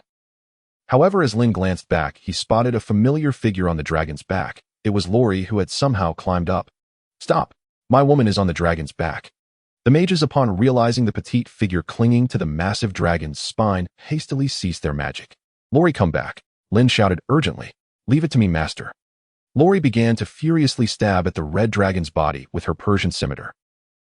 Yet the dragon's defenses were extraordinarily high. Even the penetrating magic-infused strikes of the scimitar were thwarted by its thick, resilient scales. Sensing an itch on its back, the dragon swept its tail toward Lori. She hurriedly ducked to avoid the sweeping tail. "Come down." Lynn was filled with concern. "Please give me a moment, master." Lori's gaze was resolute as she continued to attempt to breach the dragon's defenses with her scimitar. At that moment, an idea struck Lynn. Lori alternate between fire and ice magic on the dragon's scales. Though she didn't fully grasp the concept, Lori unconditionally trusted Lynn's words. She started by heating a scale with fire magic, then freezing it, with ice magic alternating again and again. This peculiar sensation seemed to agitate the dragon, which began to thrash its tail against its back, but Lori was too small a target, and each attempt missed her. Once it almost hit her, but she nimbly leapt aside. Crack, crack. Finally, under the relentless cycle of expansion and contraction, one of the dragon's scales shattered, revealing fresh, crimson flesh beneath. Lori's eyes sparked with determination as she plunged her scimitar into the crevice, thrusting it deep. Then, gripping the hilt, she began to shake it violently, as if digging into the dragon's flesh, causing the entire scale to come loose. The dragon reared its head back in pain, letting out a thunderous roar. In the next moment, the dragon unexpectedly turned midair, wings flapping rapidly, its back crashing down toward the ground. Not good. Lynn immediately flung the black soul sword, transforming it into a transparent dragon to catch Lori, but the red dragon's tail sent it flying away. Boom! The dragon's back slammed into the earth. Even though Lori managed to use her flash burst to escape the impact just before hitting the ground, she was still caught on the edge of the dragon's massive form, and the overwhelming shockwave sent her flying several meters away. After catching the returning black soul sword, Lynn hurled it once more, driving it into the wound Lori had created, deepening it several times over with blood gushing out and staining half the blade. Roar! The red dragon unleashed a furious cry, soaring into the sky and diving toward everyone. As the group prepared to scatter this time, the dragon unleashed a wall of fire in their path. The mages, initially planning to use water magic to clear away, found the dragon's flames overwhelming. In mere moments, the area was engulfed in raging fire, completely cutting off their escape. The dragon charged forward like a frenzied bull with red eyes. At that moment, the buildup of its powerful attack reached its peak. Just as Lynn was about to tear the dragon apart, the black soul sword embedded within the dragon and continuously siphoning its blood trembled slightly. Then the sword withdrew from the dragon's body of its own accord, transforming into a magnificent black dragon, its scales shimmering with metallic brilliance, its murky yellow eyes resembling a dark abyss. It was like a king clad in obsidian armor, exuding an undeniable majesty. The black dragon positioned itself before the red dragon with a speed that was almost imperceptible. In an instant, the enraged red dragon halted its forward charge, its deep crimson eyes freezing in place. After a moment of stunned silence, the red dragon began to descend, lowering its proud head until it was level with the ground. My goodness! This red dragon has submitted to the black dragon raised by Master Lynn. How remarkable! Master Lynn is truly formidable. The mages murmured among themselves. Yet Lynn had no time to acknowledge their praises. After bravely traversing the fiery path, he swiftly scooped Lori up to assess her injuries. Lori Weir. Status near death, multiple fractures, internal injuries severe. Quickly, Lynn pulled out the last healing potion from his medallion, intending to feed it to Lori, but then remembered Shirley was also gravely burned, and he hesitated with the potion, suspended in midair. Just as he was troubled, the imposing black dragon suddenly soared down, its scales radiating a powerful black light. Under the cover of this darkness, the injuries of both Lori and Shirley vanished without a trace. Even the prostrated red dragon found its wounds healed. After completing all of this, the black dragon let out a yawn, its form gradually becoming transparent until it finally dissipated into a flurry of light. The black soul sword plummeted straight down from the sky. Lynn hurriedly ran over to pick up the black soul sword. After examining it, he discovered that the sword seemed to have lost its spirit. It did not respond to any commands and could not be retracted, appearing lifeless. What's the situation, Tomsy? He asked. To save your woman, the energy has been exhausted. The soul inside will likely be in a deep slumber for a while. After confirming that the black soul sword was no longer in danger, Lynn returned to Luo Li and Xue Li's side. He handed Xue Li over to Olivia for care, then embraced Luo Li in his arms. In her unconscious state, Luo Li seemed to catch the scent of her master, and instinctively turned in Lin-On's embrace, burying her entire cat-eared head into his chest. Seeing Luo Li sleeping so comfortably, Lin-In felt completely at ease. He then lifted his head, gazing at the massive red dragon still crouched before him. The red dragon appeared to be observing Lin-In as well, its eyes filled with confusion. It lowered its enormous head toward Lin-In, resembling a meteor, hurtling down, causing him to take several steps back in alarm. This movement startled Luo Li awake. Rubbing her eyes, she realized she was being held by Lin-In and promptly licked his left cheek. Lin-In looked at Luo Li with a mix of affection and mild concern, and then drawing his sword from behind, he brandished it forward with a hint of hostility. Upon seeing the black soul sword aimed at it, the red dragon immediately recoiled, its neck resuming its crouched position on the ground. Then, as if realizing that their size difference would hinder communication, its body gradually began to shrink, its spine shifting in structure. After a while, the red dragon transformed into a voluptuous girl with red eyes and hair, her lips naturally tinted, adorned with a pair of dragon horns. Lin-In's gaze involuntarily drifted toward her figure. After a prolonged stare, the dragon girl's attribute panel popped up before him. Ajur Caxi, age 1001, gender female, race dragon, status subhealthy, severe hunger, level tier 10, quality legendary, inferior, ordinary, excellent, rare, epic, legendary. Talent details: strength S, defense S, speed A, stamina S, agility C, intelligence D. A legendary dragon girl. Strength, defense, and stamina, all rated S. She doesn't seem too bright though. Lin-In squinted, a few thoughts swirling in his mind. Just as he closed the panel, his aim was triggered once more by the super weapon. Luo Li, who had been observing the transformation of the mother dragon into a girl with keen curiosity, suddenly detected something with her level agility. She instinctively lifted her head and noticed Lin-In's unwavering gaze upon her. Instantly, Luo Li's expression turned disdainful. Master is such a bad guy. She silently cursed, and then licked Lin-In's face vigorously. Realizing the misunderstanding, Lin-In coughed lightly and said, "Don't get the wrong idea. I was just observing her height." Luo Li looked back at Ajur, noting that the dragon girl was only half a head taller than her, hardly comparable to Shui Li. Surely no one would deliberately observe her height. Once again, Luo Li's eyes turned disdainful. Master is such a liar. Lin-In felt helpless. Sometimes its level agility could indeed be a burden. "Hey, can you talk?" Lin-In shouted at the dragon girl, asking, "Why did you attack us?" Seeing Lin-In attempt to communicate, the dragon girl chattered away in a flurry of sounds, leaving Lin-In utterly confused. What kind of dragon language is this? Fortunately, he was fluent in the languages of the entire continent. After a brief mental translation, he understood that she was asking if he could speak the dragon tongue. In somewhat clumsy dragon language, Lin-In replied, "Why did you attack us?" Ajur paused in surprise and asked, "As far as I know, dragons rarely interact with humans. Where did you learn the dragon language? Don't give me that nonsense. How many times have you caused trouble in human cities? That's what you call not interacting?" Lin-In retorted, cutting off the topic decisively. "Now tell me, why did you attack us?" A look of confusion crossed Ajur's face as she pointed to herself with a finger. "Me? Attack you? Isn't it you who have been attacking me all this time?" Lin-In. As the conversation unfolded, Lin-In began to grasp Ajur's meaning. She was merely seeking food from humans. There was not a single blade of grass in the blazing Sun Valley. However, everyone fled in terror at the sight of a giant dragon soaring through the sky. Then the captain of the knights led a charge against her. After being attacked, Ajur retaliated and easily injured the captain to the point of incapacitation. This was followed by the incident with Lola seeking help. During this time, driven by hunger, Ajur had even flown to human cities several times in search of food. "So you never intended to attack humans, it was purely self-defense." Lin-In could hardly believe how absurd the situation had become. Ajur replied earnestly, "Absolutely. Our dragon clan has strict rules against attacking outsiders unless they attack us first." Lin-In was speechless. "Did you ever consider the issue of size? With a stature like yours, who would dare approach you? Of course, seeing you fly over, everyone would think you were going to eat them." Ajur seemed to have an epiphany, nodding in agreement, and said, "That makes so much sense. You're a genius, Lin-In." He was left speechless by the unexpected praise. Master, how's the conversation going? Can I listen in?" Luo Li asked curiously. Lin-In then explained the situation to everyone present, leaving them all dumbfounded. They could hardly believe such a peculiar situation existed. Luo Li sincerely remarked, "If I had her level of intelligence, I'd probably end up hanging myself." Lin-In shrugged, exasperated. "The issue is with her level of class defense, she wouldn't even be able to hang herself properly." After all, they wouldn't have even been able to break through her defenses if Lynn wasn't familiar with the laws of physics.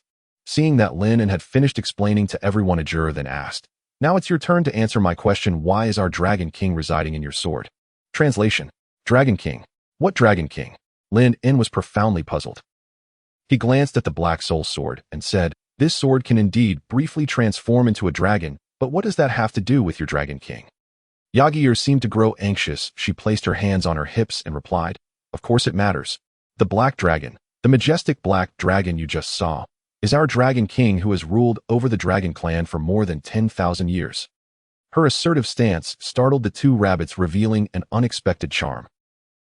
Immediately afterward, Lynn felt a gentle lick on his face, prompting him to ask earnestly, "Can you elaborate a bit more?" Yagir continued, "Since the Dragon Clan secluded itself, we have lived a stable life under the Dragon King's reign. However, 200 years ago, a civil war erupted during which the Dragon King was assassinated. Subsequently, the Dragon King's brother ascended to the throne, declaring that the old Dragon King was dead. Yet there have always been dragons within the clan claiming that the old Dragon King is still alive, asserting they saw him fly out from the secret realm. Afterward, those dragons who witnessed this mysteriously died. I have firmly believed that the old Dragon King is still alive and was expelled by the new Dragon King. After leaving the secret realm, dragon soldiers have been pursuing me, forcing me to flee farther and farther away. Over the years, I have been searching for the old Dragon King. Recently, I discovered some traces of him here, sensing his presence, but I cannot find where he is." Lynn began to understand. 200 years ago, a deadly game of power had erupted within the Dragon Clan. Yagir was a side story developed independently within this game. However, she sensed the old Dragon King's presence in the Blazing Sun Valley. Lynn recalled that during the auction of the Black Soul Liquid, Bibbo had mentioned that the soul liquid was excavated from an ancient battlefield, which likely referred to this place. After all, before Yagir's intrusion, the Blazing Sun Valley had been a gathering place for miners. It seemed Yagir would be disappointed, as the old Dragon King was indeed dead, otherwise such potent soul liquid would not exist. Lynn suddenly felt a pang of reluctance to inform her. This dragon maiden seemed to be a person of great loyalty and dedication. "You've been searching for such a long time, just for a notion. Those long 200 years must have been quite difficult, right?" Yagir scratched her head and asked, "Is 200 years really long?" Lynn was momentarily rendered speechless. He remembered that Yagir was already 1,001 years old, even longer than the time since 1,001 pages was passed down. Moreover, judging by her human form, she looked like a youthful maiden. At a glance, 1,001 years seemed just at the brink of adulthood. "May I ask, what is the lifespan of your Dragon Clan?" Yagir replied, "Under normal circumstances, about 10,000 years.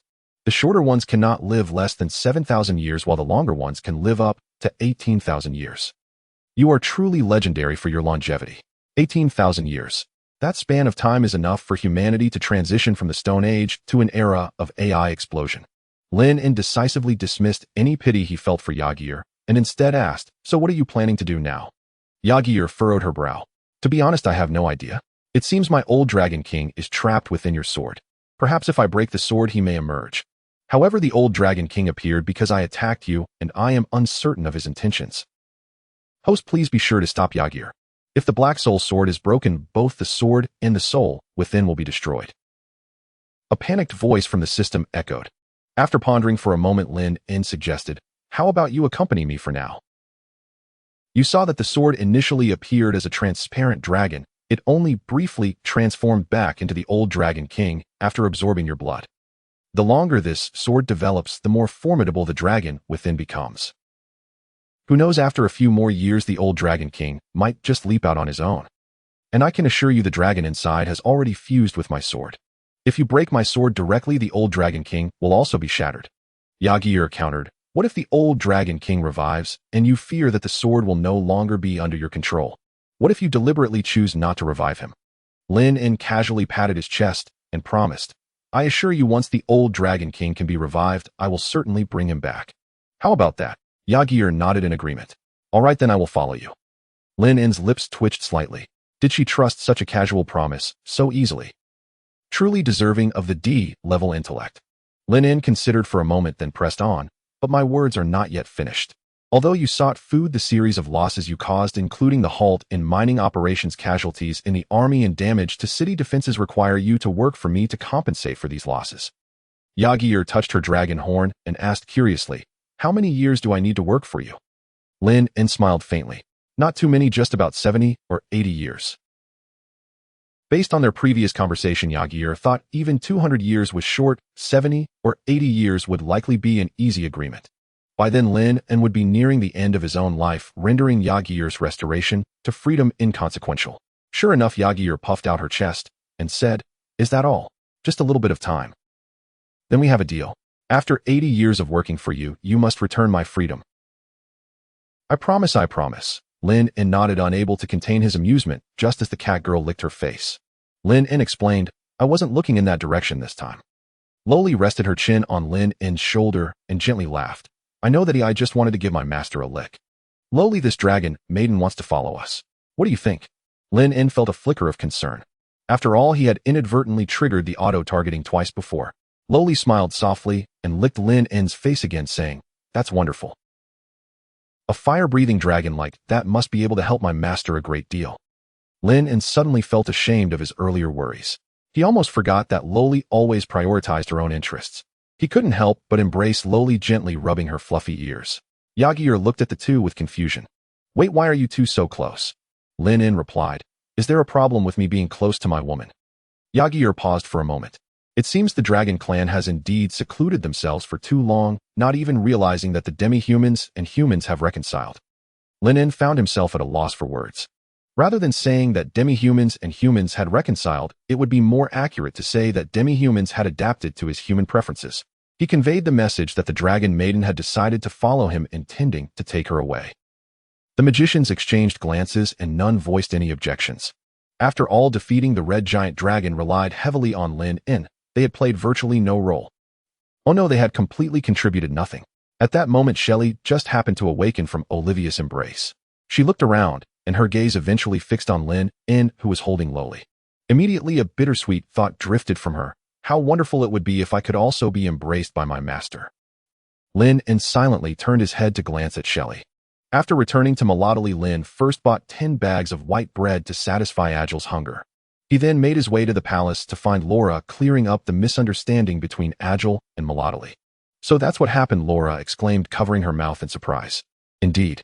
She has already agreed to work off her debt, so let's forgive this dragon. I can compensate for the damages she caused," Lynn explained. Laura quickly waved her hands. "That won't do. You are a great benefactor to Moritol, you shouldn't have to compensate. Besides, aside from the severely injured knight, Commander Moritol has suffered little loss. This is hardly anything." At that moment, the system's voice echoed in Lynn's ears. "Mission: go to the Sunfire Valley and resolve Moritol's troubles. Status completed. Reward: affinity with other races. Status granted." A sudden pleasant fragrance enveloped the master. The soft voice of Loli drifted to him, and she buried herself into his embrace, inhaling his scent deeply. "This is bad. Oh, I think I love my master even more now. I can't help but want to kiss him." Shirley's thoughts also reached him, and she unconsciously moved a few steps closer to Lynn. "What is with this guy? The more I look, the more handsome he seems." Agil's thoughts similarly floated over, revealing her deep confusion. Feeling their thoughts, Lynn quickly examined the affinity with other races buff in detail. Affinity with other races. Increases charm with other races by 50 and by 100 towards the opposite gender. A smile that he could not conceal crept onto Lynn's lips. Lynn reminded her about the royal hunting party. Laura smiled. "I remember. I will certainly invite them in so you can pick and choose." Lynn gave Laura a thumbs up and then left the palace. Once away from the crowd, Agil immediately began to circle around Lynn, sniffing him repeatedly, pushing Loli aside in the process. The pair of red dragon horns atop Agil's head nearly poked Lynn. "What are you doing?" Lynn asked, fearing for his life as he shook her horn. "Don't touch my horns." Agil quickly stepped back, retracting her horns. "How come you suddenly smell so good? Did you rub food on yourself? That's such a waste." Lynn responded helplessly. Who would rub food on themselves? "I'm not a hedgehog. Impossible. You must have secretly smeared something delicious on yourself, otherwise you wouldn't smell this good all of a sudden." Lynn found her reasoning baffling and said, "Stop calling me your. My name is Lynn." "What's yours?" Agil proudly lifted her head. "I am Agil. In dragon lore, my name signifies the eternal spark of fire." Lynn was unsure what she was so proud of. "From now on, I will call you Agil, and you can call me Lynn or Master if you prefer. You are now half my servant." Agil scoffed dismissively. "I would never call you Master." Once I've worked for 80 years, Lord Dragon King will surely be revived. By then I will fly far away with him. Who knows, he might even reward me with a vast territory and endless food, not to mention hundreds or thousands of powerful male dragons as mates. Lynn's mouth twitched at her thoughts. Newly matured little female dragons sure are dreamers. Upon returning to the seaside manor.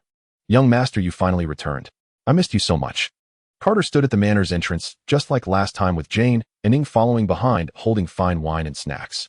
As soon as Agile saw the wine and snacks, she instantly appeared before Jane, and Ing startling them into dropping their trays. However, Agile paid no mind, immediately dropping to the ground to eat her ample bosom, propping her up like a cushion. Carter reminded, Miss Selena, don't just eat by yourself, but save some for the young master. Wait, that's not right. Carter suddenly realized that the peculiar figure before him was not Olivia. After assessing Agile's dragon horns, he turned to Lynn and asked, Young master, have you bought a new demi-human slave? I can't tell what species she is. She's not a demi-human, she's a dragon, Lynn replied. Oh, so she's a dragon. What? Carter's eyes widened in disbelief, almost doubting his ears. Indeed, she is the dragon that was causing trouble in Sunfire Valley. Now she's following me, Lynn said, a hint of pride in his tone. Carter looked at Agile again, unable to resist poking her impressive red horns, then quickly withdrew his hand, scaring himself. However, Agile showed no reaction, fully engrossed in her feast. Lynn hadn't expected Agile to still be so hungry. After all, he had bought 10 bags of white bread for her on their way to see Laura. Perhaps this was merely a side effect of her extreme hunger. You truly astonish me, young master, Carter praised. You must know that taming a dragon is far more difficult than hunting one. You are truly remarkable. Difficult. Lynn recalled how he had convinced Agile to follow him and agree to work for 80 years in just 5 minutes. At least for him, overcoming Agile was much easier than taming her. Agile suddenly turned to Lynn, licking the crumbs from her lips as she spoke in dragon language. I finished the food. Is there more? Lynn replied, Let's go eat in the villa. My maid should have prepared dinner by now. Is the villa that fancy flowery exterior with a hollow interior made of white stone? What a ridiculous description. Lynn sighed yes. Whoosh. In an instant, Lynn saw Agile's body, leaving an afterimage as she dashed ahead. When they entered, everyone was left dumbfounded.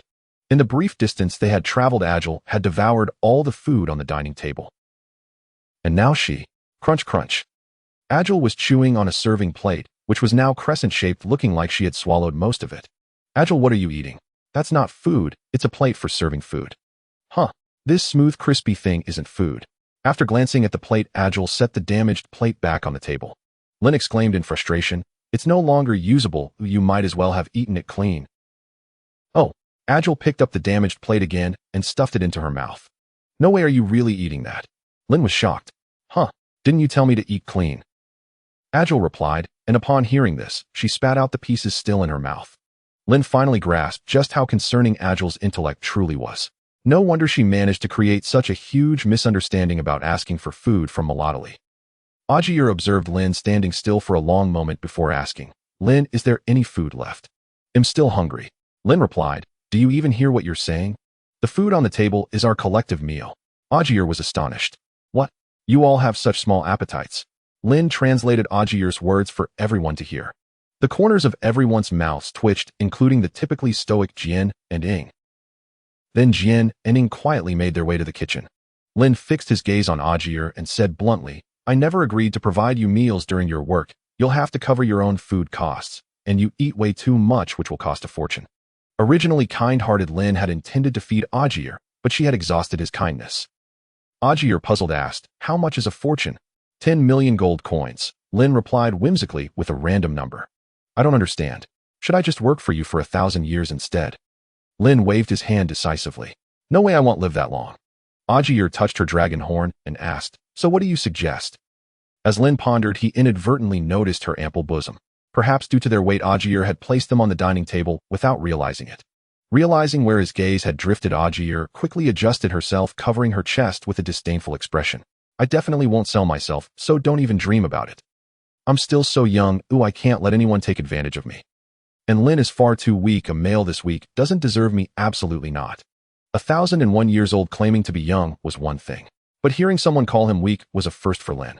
To be honest, his strength was unmatched among his peers. He only seemed small in front of Ogres because the dragon race's stats were off the charts. Anyone else would be in the same position. Rest assured, I'm more afraid of being smothered by your massive chest than anything else. Rolling his eyes, Lynn thought for a long time, unable to come up with what else Ogres could do after agreeing to work for 80 years. Finally, he said, "Have you seen the catgirl and the elf beside me? Do you remember the battle this morning? One nearly got burned to death by you, and the other almost got crushed. I require that when you work you always take the lead, ensuring they are safer than you." Ogres touched her dragon horn again. "But what if I end up dead?" Lynn replied without hesitation, "You're tough enough not to die. If anything, you'll starve to death with that appetite." "All right," Ogres agreed. In the following hours, Jin and Ing prepared meal after meal, tirelessly working as if they were beasts of burden. Ogres' eating speed was such that she treated them as if they were mere servants. "Lynn, I'm full." When the plates had stacked higher than Sherry, Ogres said seriously to Lynn. Lynn remained silent, simply wiping the sweat from his brow. Even if Ogres wasn't full, there was no remedy. Aside from the strategic supplies in the warehouse, the entire manor's food stock had been completely devoured. After so many meals, they had only managed to nibble on a few pieces of bread. Carter couldn't help but stand up and say, "Young master, I need to go out and buy food for the manor, otherwise we'll have nothing to eat tonight." Jin and Ing stood up as well. Jin said, "Young master, we need to go with him." Ing added, "Yes, Carter can't carry all that food alone. Can the three of you manage it?" Lynn rummaged through his medals and tossed a half-tiger talisman to Carter. "Go recruit a few sturdy men from the army to accompany you." This talisman had been crafted by the Black Factory under Lynn's orders, cut from Lola's Persian scimitar with precision that left no scratches. His regulations specified that to see the talisman was to see a military order. Disobedience was not tolerated. The other half of the talisman was in the hands of the army's only centurion, and together they formed a complete talisman. "Thank you, young master. We will return as quickly as possible," Carter said, pocketing the talisman before leaving with Jin and Ing. Afterward, Sherry bowed to Lynn to take her leave as she had to tend to the fields. This elf was always so diligent. Meanwhile, Ogres simply lay down in the living room, seemingly intending to take a nap. However, under Lynn's orders, she had to wash the pile of plates she had used. After washing the dishes, she was also tasked with cleaning the manor in place of Jin and Ing. As everyone busied themselves, Lynn took Lola's hand and strolled leisurely through the garden. When they grew tired, they leaned against the shade of a large tree to rest. Lola has always used Lynn's shoulder as a pillow. She also enjoyed licking his face from time to time. After warming one of Lola's cat ears with his hand, Lynn pressed his face against it and inhaled deeply several times. He adored the warm, cozy scent of the little cat. Meow. Lola felt a tickle in her neck from his affection, but had never tried to escape from him. Once Lynn had his fill, Lola climbed out of his embrace and said, "Master, Sherry got hurt for you today. Her body was nearly burned to a crisp. I was shocked to see it." Lynn replied seriously, "Yes, she was truly brave. I should have stopped her. It was my fault for not acting quickly enough. You two don't do anything so dangerous next time. My heart nearly jumped out when you fell." Lola shook her head vigorously. "It's different, master. I'm your woman now, but Sherry isn't. Her willingness to do such things for you shows that she regards you as her everything. Trust me, master, I understand this best." Lynn fell silent at her words. To be honest, Sherry's willingness to risk herself on several occasions to help him hunt dragons deeply moved him. Even after waking up badly injured, her first glance was towards him, and since returning, she had worked diligently, without a single complaint. This elf's character had passed the test for acceptance. "Master, take her in," Lola suddenly declared. Lynn looked at her, asking, "Is that how you feel?" Lola nodded earnestly. "She's hardworking and useful, and she likes you a lot. Most importantly, she never interferes with my closeness to you, so I don't mind her being with you. Besides, for us Demi-Humans, capable males often take multiple wives, and am fine with that." Lynn confirmed once more, "Are you sure? I will respect your wishes." Lola's cat ears twitched, then she cheerfully smiled. "As long as you treat me just as well as you do now after having an elf sister, I have no objections." Lynn rubbed Lola's head. "I will always treat you this well." Lola leaped back into his embrace. "Master, give her a home." In the following 7 days, Lynn completed the expansion of the Black Factory. The Black Factory now occupied an impressive area of 100,000 square meters, akin to a small village. The workforce had also been significantly increased to 40,000 workers. After all, in an environment where the unemployment rate continued to rise, the city was not lacking in laborers, making it relatively easy to select quality workers. As for the army, in just over a month, the military had steadily expanded to 20,000 soldiers. A formidable force of 20,000 soldiers. This was a number that could potentially incite rebellion, with numerous historical precedents of success. Yet Lynn was determined to continue expanding. While there were certainly many successful cases, there were even more failures to consider. Moreover, the troubled Delman Empire had not yet reached a point of collapse. Many foolish citizens continued to believe that the Empire is doing well in the war. He was a cautious man and would not act hastily until every indicator met his expectations. At that moment, Lynn stood on the plains where the army conducted its daily training. With over a month past, it was time for him to assess the soldiers' training results. He'll randomly select a few individuals to demonstrate their basic skills. If they perform poorly, how about a punishment of 100 lashes from a white landowner? Lynn joked. The captain immediately replied, "Rest assured, young Master Lynn, there will be no issues." After observing the troops, Lynn casually pointed out 8 relatively smaller soldiers who stood tall and proud as they stepped forward from the ranks. Their demeanor was radically different from when they were still criminals. The captain had 8 clay dummies brought to Lynn for inspection. These dummies, produced by the factory's masons, were crafted to be one-tune replicas of an average human's height, dimensions, and thickness. Lynn nodded slightly. "You may begin." "Yes." The 8 dummies were placed before the soldiers, who gripped their long rifles with anticipation. "Attack," commanded the captain. At the command, the 8 soldiers thrust their rifles forward in unison. Bang! 8. Their shots were swift as shadows, effortlessly piercing the chests of each dummy. Lynn smiled with satisfaction. Next, he selected another 8 larger soldiers to test the defensive capabilities of the previous group. "Defend," commanded the captain. The larger soldiers leaped forward, swinging their sabers down on the smaller soldiers with great force. Clang! 8. The smaller soldiers decisively raised their rifles, accurately striking the sabers from the side, deflecting the attacks with the grace of a feather, shifting the weight of a mountain, while their footing remained stable, only shaking slightly, as if they had merely sneezed. Very well. Lynn could not help but applaud these 8 soldiers. If even the randomly selected group displayed such solid fundamentals, the overall quality of the army was undoubtedly impressive. Lynn instructed the captain to demonstrate the formation movements, rear replacements, and encirclement tactics from the soldiers' training manual. He noted that while the punishment of 100 lashes from the white landowner was waived, the soldiers' ability to earn that reward would depend on their performance in these 3 areas. The captain promptly responded, "Understood." He drew a battle flag from his armor and waved it downward. Scatter. The previously orderly troops instantly broke into irregular formations, resembling a group of disorganized students after class. In the next moment, he raised the flag high. Align. 20,000 warriors rapidly regrouped, forming a 100-yard square formation, a dark cloud of soldiers merging into one. The captain pointed the flag forward. Advance. The army marched in unison, their synchronized steps pounding the earth with a rhythmic thud. The sight of the square formation moving forward at a steady pace resembled a heavy truck speeding down a highway, instilling a sense of awe and fear in those who beheld it, making them hesitate to approach. The captain waved the flag to the left. Change. At the command, the frontline soldiers immediately crouched with their shields, while the rear soldiers thrust their long rifles through the gaps in the shield wall, quickly charging to the front, seamlessly alternating positions in mere moments. Rap. The captain waved the flag first to the left and then to the right. In an instant, soldiers surged from both sides of the formation. Although their breakout seemed chaotic at first glance, a closer look revealed that the soldiers on either side formed nearly identical arcs, each moving with the speed of the wind, yet perfectly coordinated, creating a visually stunning encirclement. Ultimately, a tightly sealed circle appeared with soldiers thrusting their long rifles inward, the terrifying pressure of the impending slaughter unmistakable. Witnessing all this, Lynn wore a satisfied smile.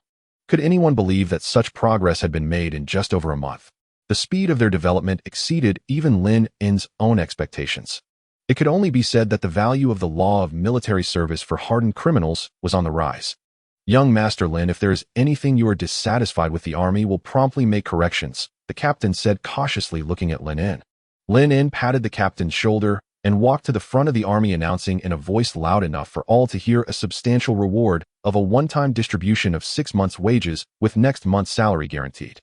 Almost immediately, a thunderous cheer erupted from the 20,000 soldiers, their expressions brimming with fervor, their eyes lighting up as if they were witnessing their destined sovereign, raising their arms in unison and shouting, "Long live young Master Lynn! Long live young Master Lynn! Long live young Master Lynn!" Lynn smiled at the fervent cheers, envisioning a promising future for the Delman Empire. Upon returning to the estate, it was already deep into the night. Lynn stood atop the villa, gazing up at the twinkling stars in the sky. The night sky seemed particularly beautiful tonight. Previously, Lee had always accompanied him in these moments, but this time he was alone on the rooftop. After a while, "Master, did you call for me?" Shirley also ascended to the rooftop, poised gracefully at a distance. Behind her stood Jian and Ing, who bowed to Lin In before discreetly leaving the area. Yes, Lin In replied with a smile, beckoning to Shirley. Come a little closer. I have something to discuss with you. Of course, master. Shirley quickly approached Lin In's side, awaiting his instructions with an air of dignity. Lin In gently rubbed Shirley's elongated ears and asked, after all this time, why are you still so reserved? Master, Shirley does not. Shirley hesitated momentarily, then nervously brushing aside a lock of hair added, Shirley feels that living alongside you is incredibly easy and genuinely enjoys the current life. Lin In chuckled. I believe your feelings are sincere, but your demeanor does not suggest you are at ease. Shirley lowered her head in embarrassment. I truly adore my master. I can't help but tense up whenever I'm near him. I hope master doesn't mind this issue. Lin In was indeed concerned about it. Thus he decided to address the matter. Having taken care of the factory and army affairs in recent days, he should now have ample free time to express his feelings to Shirley. Master, you mentioned you needed to talk to me. What is it? Shirley asked earnestly, her hands clasped tightly in front of her. Seeing her anxious demeanor, Lin In raised an eyebrow playfully and feigned seriousness, saying, why not take a guess? It's something very important. Seeing Lin In's serious expression, Shirley became flustered, reflecting on any recent mistakes she might have made, and cautiously replied, Master, the efficiency of food production is still too low. It's all my fault for taking too much time to recover each day. I will produce more food and rest less in the future. Although the 7-colored seeds have grown to a height of 100 meters, they are still unusable. It must be because my growth magic is ineffective, which has wasted your time. I will double my efforts to ensure the seeds fulfill their purpose as soon as possible. Moreover, during the Scorching Sun Valley incident, I should not have disobeyed your orders. If I hadn't provoked the red dragon again, I wouldn't have sustained such severe injuries, and you wouldn't have needed to waste resources to heal me. I promise I won't defy your commands again. And regarding my archery skills, if I had initially aimed for the red dragon's eyes, you would have defeated it long ago without such effort. This is all my responsibility, and I will make sure to practice archery diligently from now on. As Shirley nervously continued her apologies, Lin In suddenly took her hand and kissed the back of it, then earnestly declared, Shirley, come be my woman. I will cherish you well. Shirley froze in place. After a long pause, Master, are you serious? Shirley clutched the hand that Lin had been holding, her excitement palpable. Of course I'm serious. I wouldn't joke about such matters, Lin replied with a smile. So have you given it some thought? Just as Shirley was about to respond, she hesitated, her expression clouded with concern. But master, what about Luoli? Lin interjected, I've already discussed this with her. She hopes our relationship can progress further. Really? Is that true? Shirley asked, her eyes wide with surprise. Absolutely. Lin looked affectionately at Shirley, gently ruffling her long ears. Shirley, you are a kind, responsible, beautiful, and intelligent elf. I wish for you to be my woman so that I can take good care of you. Will you accept? Yes, of course I will. Overjoyed, Shirley embraced Lin, fulfilling a long-held dream. She then wrapped her legs around Lin's waist, lifting herself off the ground entirely. Lin supported her heavy legs. To be honest, this elf was quite weighty. No wonder she stood nearly 2 meters tall. Master, am I too heavy? Should I get down? Shirley asked, feeling a bit embarrassed as she sensed Lin's uneven breaths. My woman is never heavy. Holding you is a pleasure, Lin replied earnestly. Shirley's cheeks flushed crimson. He really knows how to say the right things. Thankfully, he is mine now. Master, I think I should get down. Although Lin insisted she wasn't heavy, Shirley was well aware of the weight of her legs and attempted to pull them back. Don't. I'll need to carry you off, and so I must get used to it, Lin said, stopping her once more before placing a kiss on her flushed cheek. Tears of joy streamed down Shirley's face. Master, you're the best. After being abandoned by the Elven Queen, I lived in constant unease every day. Your presence has given me a sense of security. Thank you for granting me a life free from worry. Lin smiled. Why the tears? Today is a day of joy, no need to cry. Smile more. You're so beautiful, and I love seeing you smile.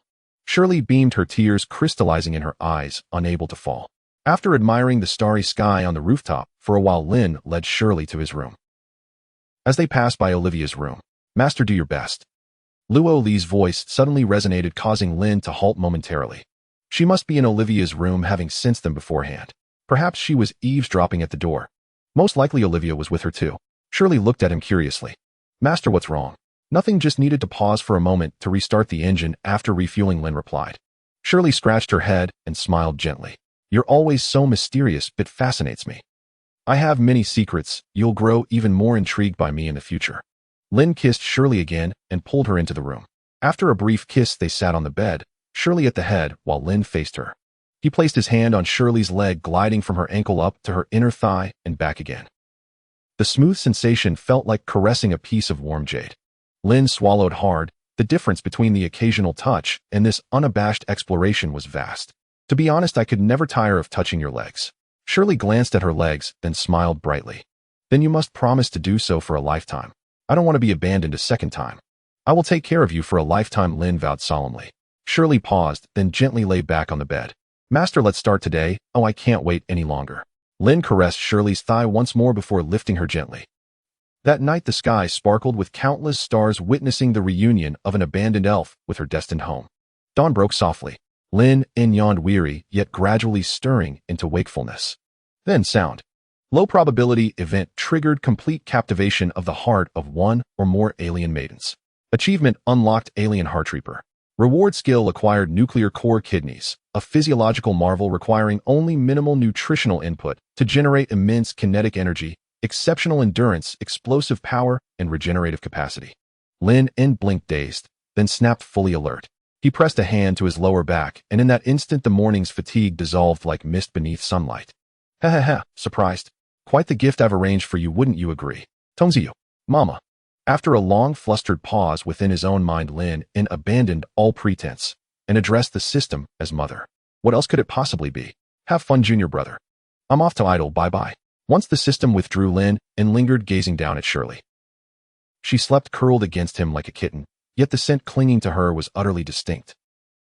Luoli exuded the delicate sweetness of youth layered with the warm, sun-baked musk of a drowsy feline. Inhaling it long enough induced a languid, honeyed lethargy. Shirley, by contrast, carried the crisp, green vitality of a young woman trekking through an ancient forest, each breath sharpening the senses, clearing the mind, lifting the spirit. Lynn nestled his nose against the crown of her head and drew several deep, deliberate breaths.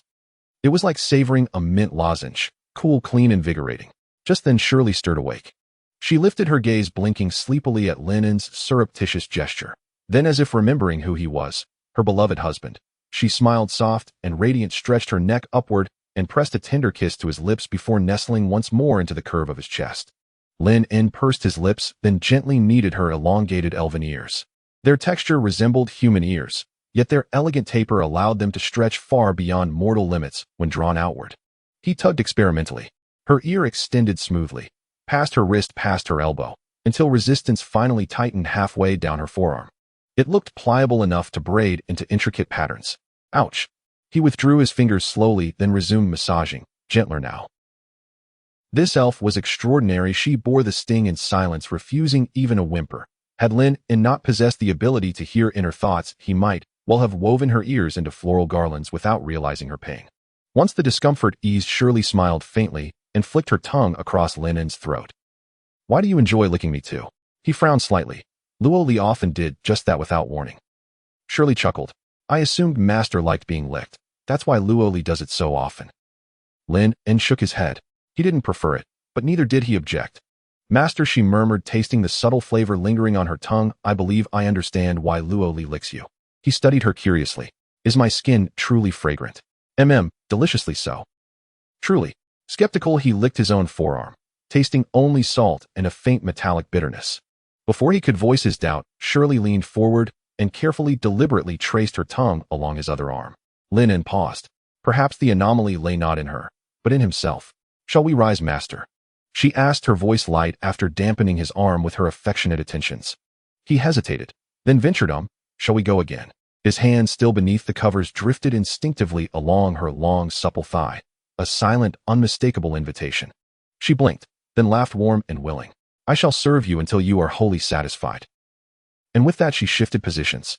Though her demeanor remained eager and devoted, a quiet murmur stirred within her thoughts. Master is astonishingly vigorous, sleeping only as dawn approaches, yet already brimming with renewed vitality. Lynn said nothing, only bent to his task with quiet, unwavering focus. By the time they reached the dining table, Jian and Ing had prepared both breakfast and lunch. Lynn stared at the two meals set before him, side by side, and fell into silent contemplation. Had he truly fought, or rather endured, so long? The nuclear core kidneys lived up to their name. Olivia, gnawing cheerfully on a drumstick, grinned. You must have been overjoyed, last night and this morning. Lynn pulled out his chair, sat, and took a slow sip of milk. It was acceptable. Shirley popped a strawberry jam-dipped slice of bread into her mouth, then glided behind him, her fingers working deftly at his shoulders. Calm, attentive, effortlessly domestic. TSK, TSK. A soft, sharp hum broke the air. Lynn choked, milk catching in his throat. Instantly, he speared a chicken leg from the platter and placed it neatly onto Luo Li's plate. Eat more meat. You're still growing. His tone was benevolent, almost paternal. But Luo Li misread his intent entirely. She glanced first at Shirley's statuesque legs, then down at her own, her cheeks puffing inward. Sigh. Master clearly prefers shapelier figures. He's never stayed in my room past noon. If only my legs were longer. Lynn felt profoundly wronged.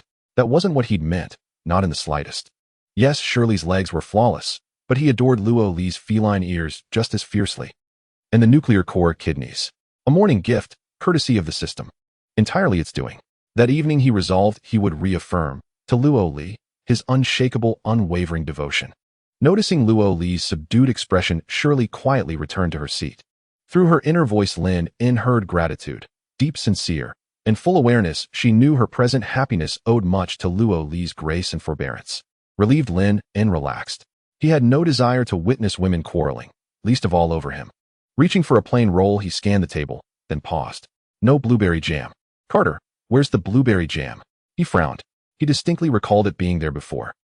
Carter glanced at the table, scratched his head in confusion, searched the kitchen thoroughly, then summoned Ing. Ing bowed deeply. My deepest apologies, young master. The condiments fall under my procurement duties. I committed the blueberry jam. A regrettable oversight, Lynn remarked coolly. Do take greater care next time. I am quite fond of it. My sincerest apologies, young master. I shall engrave this lesson upon my heart. How useless I am to forget something so commonplace. Lynn stiffened. Had he just heard her thought? He spoke again, measured and calm. Blueberry jam is a staple. You ought not to have forgotten it. You are absolutely correct, young master. This failure rests solely with me. I beg your reprimand. Young master is known for his patience, yet even he seems displeased. My error must be unforgivably trivial. Lynn turned sharply to Carter. What category of provisions does Jin oversee? Meet, young master. Fetch her. Tell her the table lacks duck. Carter scratched his head. Yes, young master. Strange, did young master ever explicitly request duck? Moments later, Jin rushed in, bowing low. My deepest apologies, young master. I omitted the duck. A regrettable oversight, Lynn repeated, tone identical. You must exercise greater diligence. My sincerest apologies, young master. I shall remember henceforth. My mistake is grave. I cannot even recall when young master last mentioned duck. I explicitly stated my desire for duck, Lynn declared. Though he had not, such negligence is inexcusable. You are absolutely correct, young master. This failure rests solely with me. I beg your reprimand. I failed to recall young master's explicit instruction. I am grievously remiss. Lynn narrowed his eyes. So this was how intimacy with Jin and Ing accumulated. This morning, oh no, it was already noon. Lynn strolled leisurely from his room to the dining table. Their breakfast and lunch prepared by Jin and Ing awaited him. The nuclear-powered energy within him continued to surge steadily. Luo Li was by Lynn's side, holding one of his hands, her slightly flushed face nestled against his shoulder. The night before, Lynn had engaged in a warm, friendly, and fruitful exchange with Luo Li. He had intended to prolong their interaction until noon to assure her that he was a man of his word and that his feelings for her had not waned in the slightest. However, the stamina of the physically exhausted Luo Li was no match for such endeavors. By the time they reached the latter part of their exchange, she had already felt the fervent affection radiating from her master and pleaded for a reprieve. Victorious, Lynn had claimed her tail. He delighted in stroking it from the base to the tip, repeating the motion back and forth. The softness of the fur was incredibly plush and delicate. Lynn became utterly captivated by the sensation, unable to tire of it no matter how many times he indulged. To his surprise, Luo Li expressed a wish for him to play with her tail a little longer. Lynn found this rather peculiar, and upon listening to her thoughts realized that she was subtly vying for his affection. She merely wanted to spend more time with him than Sherry had the previous day, though she felt too bashful to say so outright.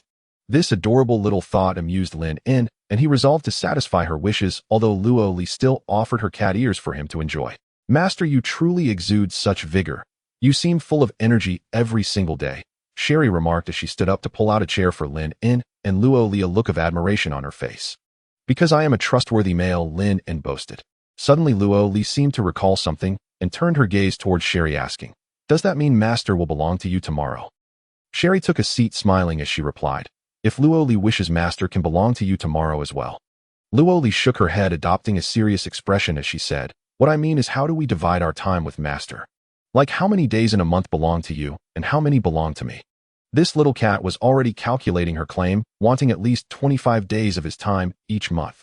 Lynn silently raised his cup of milk, watching the unfolding drama. Such matters should be settled among the wives. He could not possibly intervene. Sherry smiled, gently raising a single finger to say, Luoli, as long as Master has 1 day each month that belongs to me, I would be utterly satisfied. Luoli paused for a moment, then hurriedly waved her hand, saying, that won't do. That would be too unreasonable of me. Let's divide it this way, odd days are mine, and even days are yours. I want to spend more time with Master. Sherry nodded, gratefully smiling. Thank you, Luoli. You are my best sister.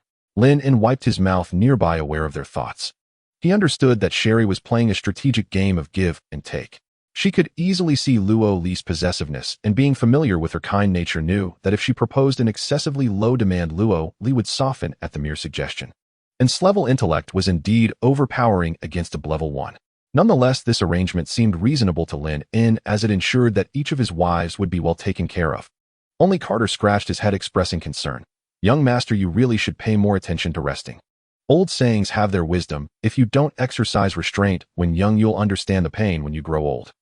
Lynn waved his hand, dismissively countering, when you reach my age, you will understand. If you don't seize the moment when young, you'll end up like you, full of good intentions, but lacking the strength. Carter. Just then Lynn moved his chair forward, prepared to reach for some bread, only to see Ing promptly offer it to him instead. Master, do you need me to help spread blueberry jam on your bread? Ing asked earnestly. Lynn glanced at her, about to respond when, Master, this is the duck soup I made. Would you like to taste it, and see if the duck meat is to your liking? Jian inquired sincerely. Lynn recalled his criticism from yesterday afternoon, realizing that Jian and Ying's special attentiveness today was undoubtedly related to that incident. It was quite strange how the first time he criticized others for their shortcomings had actually brought them closer together. This was more illogical than the time Carter had been pranked and still fostered intimacy. Then I will trouble you both, Lynn said, freeing his hands as he took a bite of the sandwich Ing had offered, and then a piece of duck from Jian.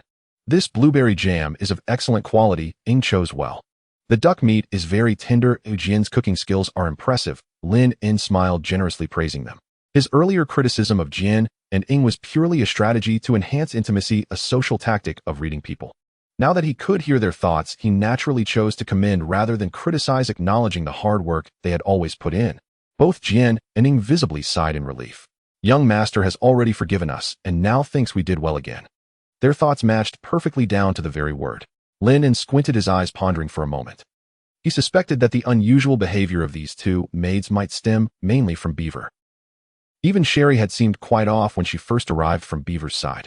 Even Beaver's daughter Laura appeared unconventional, dressing like a time traveler. Does Master like them? Luoli's thoughts suddenly drifted into his mind. Lynn was momentarily taken aback. You two can head back. I actually prefer to prepare my own meals, he said. Jean and Ing exchanged a glance, bowed to Lynn, and then slowly turned to leave. At that moment, Luoli leaned closer to Lynn and spoke softly. Master, do you like them? Lynn replied, puzzled. Why would you think that? Luoli nuzzled against Lynn's arm and said, perhaps it's because you're just too charming. I always feel like whatever you do, you're turning heads. After a moment of silence, Lynn conceded, I admit you have a point there. Luoli squinted playfully, giving Lynn a quick lick on the cheek. Master, if you want more women, that's fine, but you need to get our approval first. You must be compatible with us, understand? Lynn declared earnestly, of course.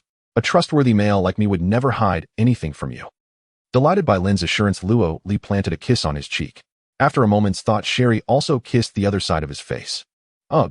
Yadger couldn't hold back, producing a dramatic gagging sound. However, her retching was merely a dry heave, as no remnants of food fell from her mouth. In stark contrast to others, her plate was piled high with bread resembling a small mountain. Just eat your food and spare me the theatrics, she said, rolling her eyes. It's not my fault you two are so mushy, but ruins my appetite. With that, Yadger miraculously shoved an entire chicken into her mouth. Lynn stared in disbelief for a moment, curious how someone with such a small mouth could manage to open it wide enough for a chicken. Smack, smack. You really did ruin my appetite. This chicken doesn't taste as good anymore, Yadger complained, rubbing her dragon horn.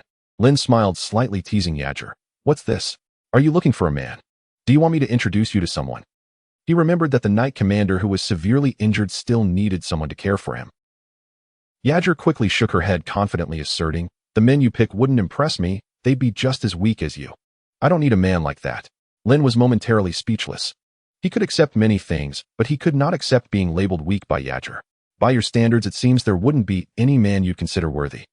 Yager proudly puffed out her chest, declaring, "Of course, a powerful female dragon like me doesn't need protection from a man." This once again triggered Lynn's self-reflection.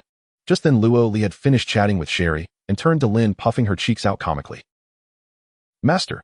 After lunch, Lynn led Luo Li, Sherry, and Yager to the garden in search of Olivia. Olivia had not appeared at the dining table all afternoon. When Lynn asked Carter, he mentioned that Olivia had made some new discovery last night and had woken up early to play with magic in the garden. Lynn intended to see what her discovery was and to ask Yager if she could learn magic. As a dragon, Yager was quite different from the humanoids, and just because Luo Li could learn magic did not mean Yager could as well.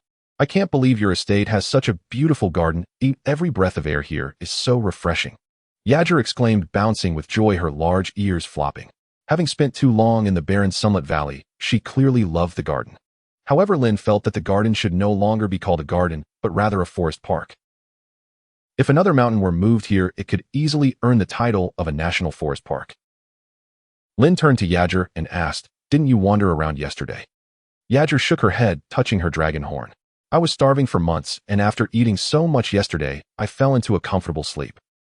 I only woke up when your maids were preparing food. You were the one working for me. It feels like you got the better deal." Lynn cursed under his breath.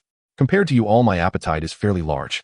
Given that you fed me so well, I'll make sure to protect your two women," Yager declared unexpectedly. Lynn glanced at her. "Please remember what you just said." Yager confidently puffed out her chest. "Don't worry, it's just a matter of charging ahead for them. It's a piece of cake for me." Before Lynn could respond, Luo Li suddenly jumped in front, blocking his view. Lynn obediently ruffled Luo Li's hair and continued walking. Soon they spotted Olivia under the shade of a towering tree. She was muttering indistinct incantations, her hands gracefully waving with dark glimmers of light swirling between her fingers. Gradually, more dark light points gathered. Olivia gestured towards a small stone, and the dark points enveloped it. Immediately, a hole of moderate size formed beneath the stone, causing it to sink into the void. Excited, Olivia beamed, but before she could celebrate, a similar-sized hole appeared above her, and the stone subsequently plummeted down. "Ouch!" Olivia rubbed her head where she had been hit and angrily kicked the stone away. Lynn cautiously approached, applauding. "That was truly spectacular. I've never seen such magnificent magic." Startled, Olivia turned to Lynn, initially taken aback, then retorted angrily, "Don't mock your magic instructor. I've shared all my knowledge with you." Lynn raised his hands in mock sincerity. "I'm not joking you, I truly have never seen such impressive magic. A stone just disappeared and then reappeared somewhere else. That's incredible, isn't it?" With hands on her hips, Olivia smiled proudly. "Of course it's incredible. This is spatial magic, the latest high-level spell I've mastered." Lynn raised an eyebrow. "What makes it so advanced?" After a moment of thought, Olivia replied, "Remember when we were in the Sunlit Valley and Sherry kept shooting arrows but couldn't hit the red dragon's eye?" Lynn glanced at Yager, who was now munching on some grass, and said, "I remember. The target was too small and the red dragon was too fast to hit." Olivia grinned. "If I had known spatial magic, then I could have teleported the arrow directly in front of the dragon's eye. Even if the dragon was fast, it wouldn't have had time to react." Without hesitation, Lynn exclaimed, "Teach me." Olivia, still with hands on her hips, quipped, "Call me Mom." "Mom?" Lynn responded without missing a beat. Olivia frowned. "No. Why didn't you even hesitate?" Lynn insisted earnestly. "I'm an orphan in this world. It doesn't matter who I call Mom." Olivia paused for a moment, her expression turning sorrowful as she said apologetically, "I'm sorry, Lynn. I didn't know. Please forgive me. I promise to teach you spatial magic well."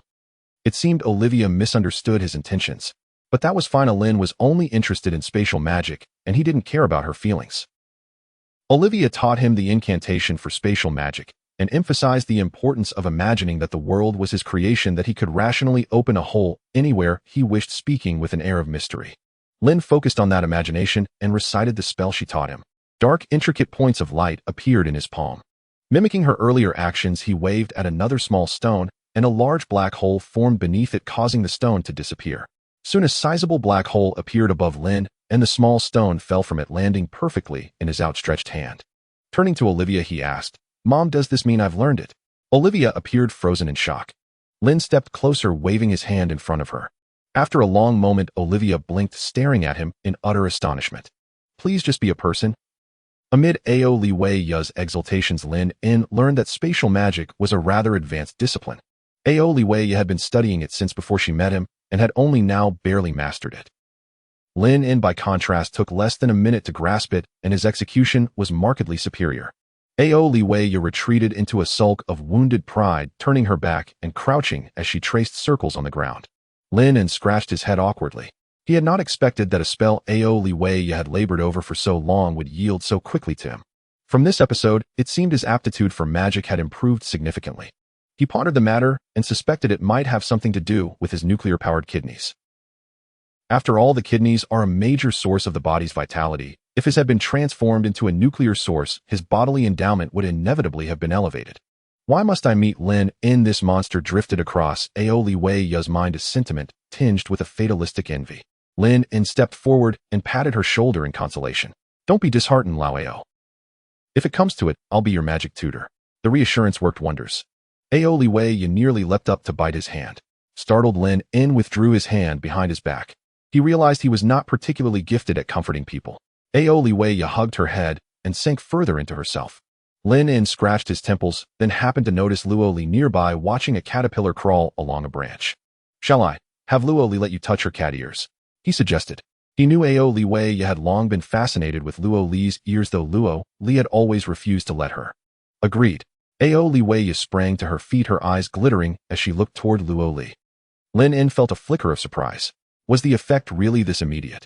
Come on, Olivia urged, pushing Lynn in the back. He walked over and whispered a few words to Luoli. Luoli glanced at Olivia. Olivia waved back eagerly. Luoli ambled up to her and bowed her head slightly. At last, Olivia could touch the long-admired ears. They're so soft, so warm, so springy, she murmured, unable to stop praising them. Luoli kept her eyes closed. A voice of disapproval threaded through Lynn's head. The texture is wrong, the pressure is wrong, the scent is wrong. It's uncomfortable. Lynn had not expected Luoli's ears to respond so discriminatingly to people. Overcome with guilt after hearing her thoughts, he intervened when Olivia had been stroking them for a while. Lao, that's enough. My little cat will get overstimulated. All right, she said, reluctantly releasing her hand. She too had perceived Luoli's rebuff and still managed to murmur her thanks. Thank you, kitty. Luoli nodded, then trotted over to Lynn in quick little steps and lifted her head high. Lynn plucked at her ears once more, kissed her lips as they had agreed earlier, and watched her bounce away to resume observing the caterpillar. I can't bear it. I want to raise a catkin demi-human too, Olivia declared, her eyes shining with longing. Why don't you buy one right now? Lynn asked. You shouldn't be short of the funds for a demi-human servant. She laughed and explained, it's not that. I intend to become an adventurer, but not every demi-human servant is as resilient as Luoli. If one died serving me, I would feel guilty. Lynn nodded. That was also why he had only taken action when he'd confirmed that Luoli and Shueli were of epic caliber. By the way, Lao said, now fully recovered, aside from moving stones and skills, can this spatial magic transport living beings? Olivia raised an eyebrow. Are you thinking of teleporting yourself so you won't have to walk across the continent? Lynn gave a thumbs up. You're sharp. She smiled. Spatial magic can move living things, but the consumption is enormous. Although you manifested a black hole of sufficient size on your first attempt with a 4th-rank mage's mana, you could only teleport yourself about 500 meters before your power was exhausted. Lynn sighed, disappointment briefly clouding him. So that's all it is. Olivia continued, amused. I have not finished. While transporting living beings is costly, a mage's mana reserves increase qualitatively after reaching the 7th rank. If you break through 3 more ranks, you could move living beings within 20 kilometers without trouble. As for crossing the entire continent, currently only one mage can do so freely, the head of the Mage Association, my grandfather. And you, she added, eyes bright, are a talent surpassing my grandfather. Lynn drew a sharp breath. The exhalation he had let slip earlier seemed to return to his chest. He asked how long it might take him to reach his grandfather's level. Olivia counted on her fingers and estimated within 20 years. That was her appraisal, though she had not factored in the acceleration his continued consumption of the marrow-purifying elixir might bring. Lynn suspected the real pace would be far swifter.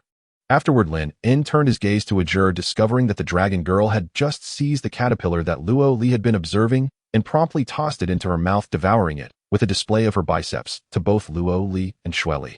It was as though vanquishing a caterpillar was an achievement worthy of great pride.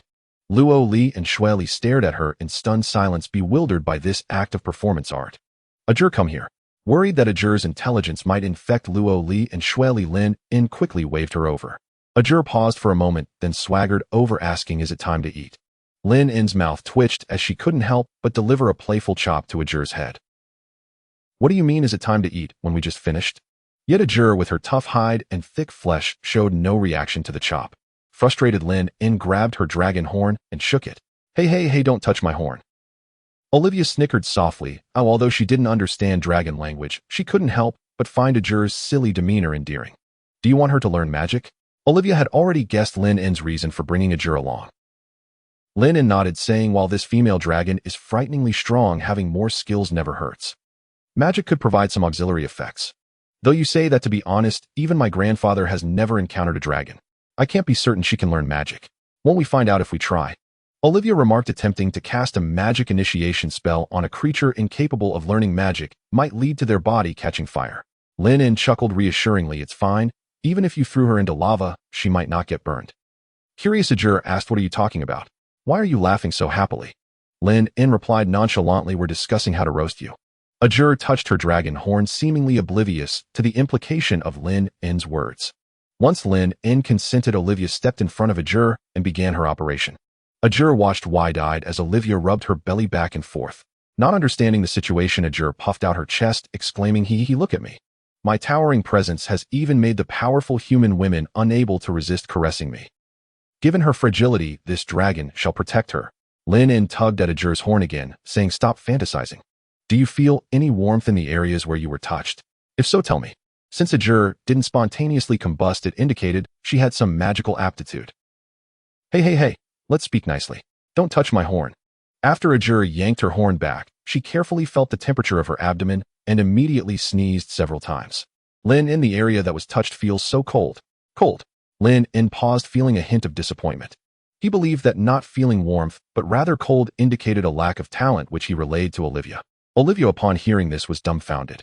How is this possible? Throughout history, even those with the poorest magical aptitude have felt their abdomen warm, as if basking in sunlight. Whoever said they felt cold? Seeing Olivia react this way, Lin In felt perplexed. He turned to Ajur, asking, are you sure you're not mistaken? You wouldn't confuse hot and cold, would you? It's truly cold, not hot. Ajur retorted angrily, who are you looking down on? How could I possibly confuse cold and hot? Lin In translated this for Olivia. This little bad dragon is definitely lying. Skeptical Olivia placed her hand on Ajur's belly. Suddenly a cold wave surged from her palm, and in an instant a quarter of her arm was frozen. Olivia. She hurriedly tried to retract her hand, but without force it was impossible to pull away from Ajur's belly. Applying force made her fear that the frozen area might break, leaving her in a panic. Lin In quickly recited a spell, and a steady stream of water flowed from his palm. As the water washed over Olivia's hand, it successfully thawed, allowing her to retrieve it. Breathing a sigh of relief, Olivia flexed her hand in the air to ensure her joints were unharmed. Looking at Lin In gratefully, she said, thank goodness for you, Lin In. You always remain calm in critical situations. Just now I completely forgot that I could use water magic to cool down. Lin In shrugged. The reason he remained calm was entirely because it wasn't his hand that was frozen. So how do you plan to repay my saving grace? Maybe by offering yourself. Olivia was taken aback, her face flushing as she shook her head vigorously. No, Lin In, don't say that. I can't do something like offering myself, I beg you. Although Lin In is a wonderful person with almost no flaws, he already has two otherworldly girls by his side. It would surely be inconvenient for me to join them, and besides, I still seek my own freedom. Lin In hadn't expected Olivia to take the matter seriously. He was merely joking. I was just kidding, and don't take it to heart. He patted Olivia on the shoulder. Now let's see how Ajur is doing. Oh, so it was just a joke. I ended up overthinking it. After a moment of absent-mindedness, Olivia shifted her focus back to Ajur. She remained silent for a long while. Ajur, feeling the scrutiny, nervously touched her dragon horn. If you have no other business, I'm going to find something to eat. After all that, you just feel a little cold. Lin In attempted to grasp some clues. After a lengthy silence, Ajur earnestly replied, no, I still feel a bit hungry. Lin In a fit of anger, grabbed Ajur's dragon horn and shook it vigorously, prompting her to squawk in protest. Why don't we let her try learning a bit first? Olivia suggested. That seems the only option. Let's start with fire magic. After all, she is inherently a fire-type dragon, so it should be the easiest for her to learn. We'll see how quickly she picks it up. If Ogres learns it in a flash, perhaps her coldness indicates an undiscovered magical talent. Lynn concurred with Olivia's assessment and waved at Ogres. Ogres, I'll teach you fire magic next. Pay close attention. Ogres pouted and turned to leave. No way. You made my head spin just now. Oh, I need to rest. If you learn it, there'll be a tasty reward for you. Lynn, your sincerity has moved me. Ogres scampered back eagerly, and Lynn found her incredibly easy to handle. An hour later, Ogres finally memorized the incantation, which could be recited in 5 seconds, and grasped the concept of fire magic. Lynn wiped the sweat from his brow. This was no small feat. Fortunately, Ogres was an SS-rank dragon, otherwise with her intelligence, she wouldn't last more than 3 episodes in a television series. Ogres raised her hand in anticipation and recited the fire magic incantation as Lynn instructed. Where's the fire? Ogres blinked blankly as nothing seemed to happen. Lynn was equally perplexed. Logically, a person with magical talent should have been able to conjure fire after understanding the principles of fire magic and reciting the incantation. The absence of anything in Ogres' hands was far too strange. Try again a few more times. Following Lynn's instructions, Ogres earnestly attempted several more times, yet each attempt ended in failure. Frustrated, Ogres finally spewed a ball of fire directly from her mouth, and that fire set the towering tree ablaze. Lynn cursed under his breath as he unleashed water magic, managing to save the tree from destruction. Don't you dare ruin my garden, you foolish dragon. Ogres placed her hands on her hips, a look of disdain on her face. How can you say that? Have you been toying with me all along? I was so happy when I heard you were going to reward me with delicious food. Why would I play tricks on you? I have no interest in teasing fools. Lynn rolled his eyes in exasperation. An hour had been wasted in vain. Olivia also fell into doubt. Could it be that feeling cold in the body means one lacks magical talent? Perhaps this is simply the first occurrence in history. Lynn fully accepted this analysis. Hey, what is that human girl who admires me whispering to you? Ogres asked curiously. Lynn replied candidly. She said you are so pathetic that you don't even have magical talent. With her arms crossed, Ogres retorted with a scoff. You must be lying. You didn't teach me fire magic at all. Lynn sighed, then repeated the incantation Ogres had just recited in front of her. A blazing fireball instantly materialized in his palm, and with a slight infusion of magical power, the fireball expanded several times in size. I can do it, and so can the girl who admires you. Lynn successfully proved that he was not deceiving her. Ogres' face flushed, then she countered. I can do that too. I just spewed it out of my mouth. That's not the same. Those of us who wield magic can also conjure water orbs, wind orbs, and thunder orbs. Can you spew those out of your mouth? Ogres fell silent, realizing that there were indeed many things Lynn and Olivia could do that she could not. Lynn patted Ogres on the shoulder. Come back with me. Aren't you hungry? Carter bought some honeycomb at the market this morning. You will surely love it. But don't eat it all. You must share it with Lori and Shelley. Ogres shook her head vigorously, suddenly declaring, I want eat it. Save my share of the honeycomb for me, and I'll eat it once I learn fire magic.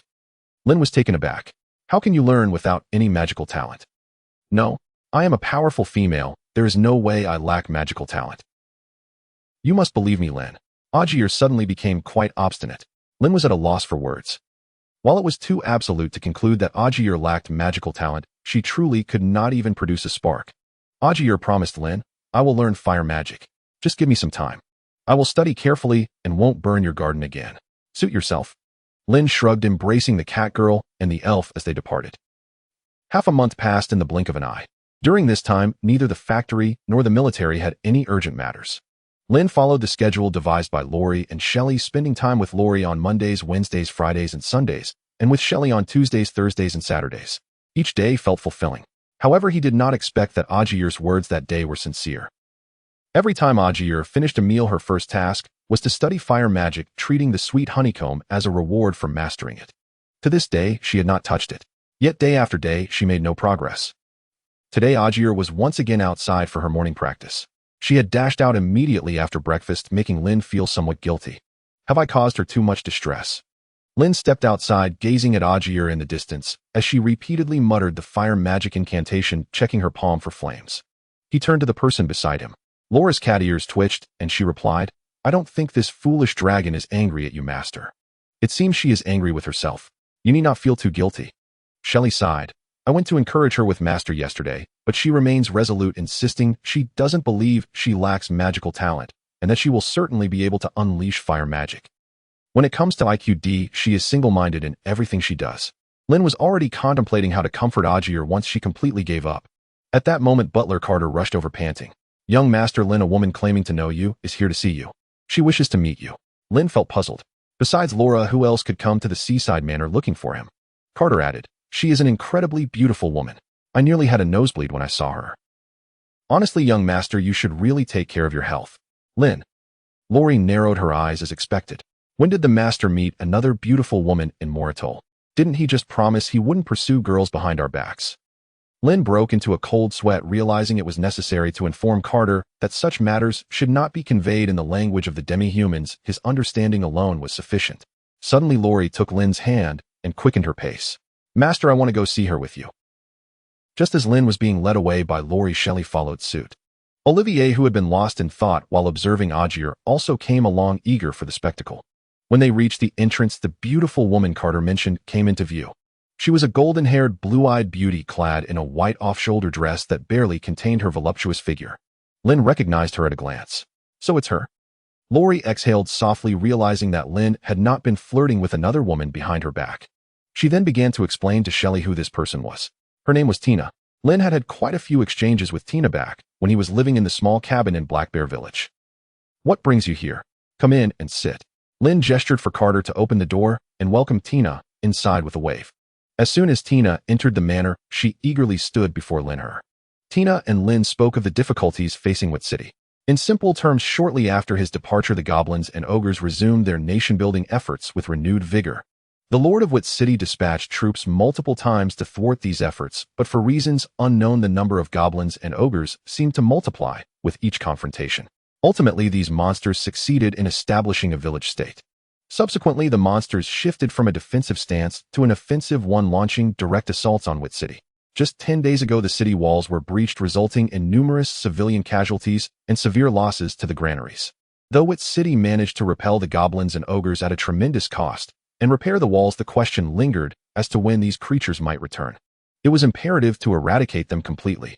Tina had already visited Bibbo that morning, and he had agreed to send 2 regiments for support. She had also heard of Lynn's exploits against the dark sorcerer in Moritol and thought of his previous interventions against the goblins and ogres, prompting her to seek his assistance. "Master, please have some water," Sherry said, noticing that Lynn and Tina had been talking for quite a while. She brought in a pot of jasmine tea, pouring a cup for Lynn first, then one for Tina. Lynn was not particularly interested in tea. He glanced at Sherry's smooth, long legs, instinctively pulling her into his embrace and running his hands along her thigh. Feeling the warmth of Lynn's palms, Sherry smiled slightly.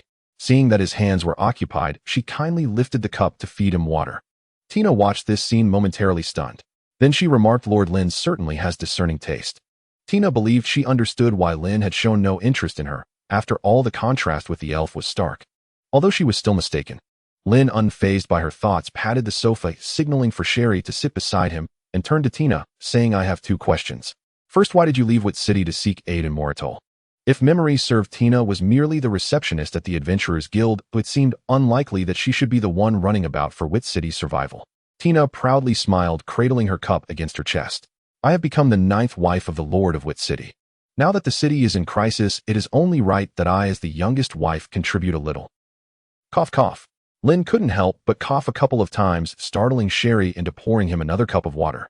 Lynn recalled that the Lord of Wit City was an elderly man nearing 70. He had now taken a 9th wife.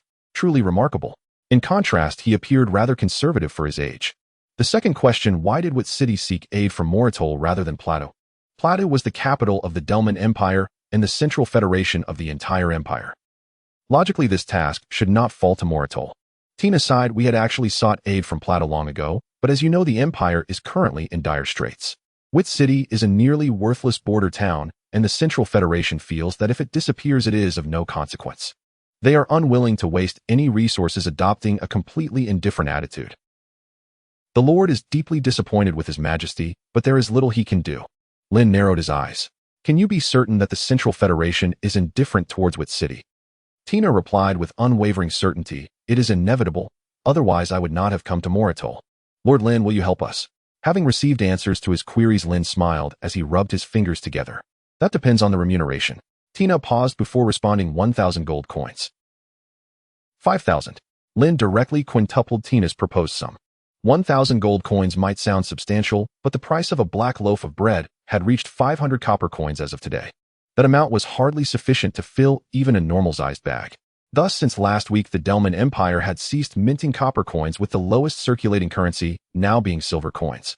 Considering that inflation would likely continue to rise, 5,000 gold coins was a perfectly reasonable offer. Additionally, given the Central Federation's indifference towards Wit City, I have another condition. Lynn added. Tina chuckled helplessly. Lord Lynn, I admire you greatly. The budget limit allocated to you by the Lord of Wit City happens to be 5,000 gold coins. You truly do not intend to leave me any kickbacks. Lynn raised an eyebrow. Are you suggesting I take a kickback? He felt that the Lord of Wit City had struck gold in this deal. Tina continued. 5,000 gold coins is acceptable for your assistance. Please share your additional condition. Before discussing the conditions, I would like to know how much Wit City offered Bibbo's 2 regiments. Tina was puzzled by Lynn's question, frowning slightly, but she thought that stating the truth would not cost her anything.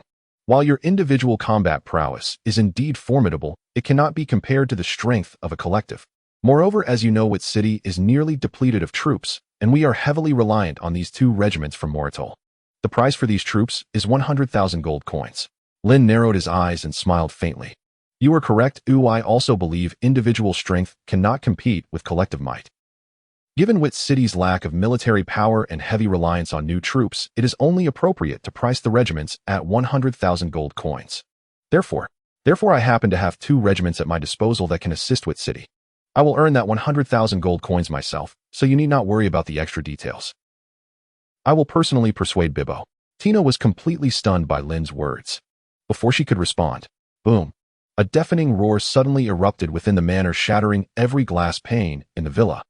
A wave of indescribable heat rushed in, sending furniture flying in disarray. Lynn, Tina, and everyone else in the villa hurriedly pushed open the door to assess the situation. They were met with a scene reminiscent of the apocalypse. In the sky, deep black flames engulfed the air, obscuring the sun's rays. The flames emitted a searing heat capable of roasting the faces of everyone present. What was truly frightening was that the flames were not attached to any material. Rather, they burned fiercely in the air, refusing to extinguish. Agil stood beneath the sea of black flames, eagerly waving to Lynn and shouting, Lynn, look. I've learned fire magic, but it seems mine is a bit different. After saying this, Agil cast fire magic once more into the sky. Boom. The black flames spread above the garden, igniting the tops of the towering trees. The flames raced like lightning, consuming the roots, and in mere moments set the entire garden ablaze, reducing it to ashes. Agil stood frozen in place.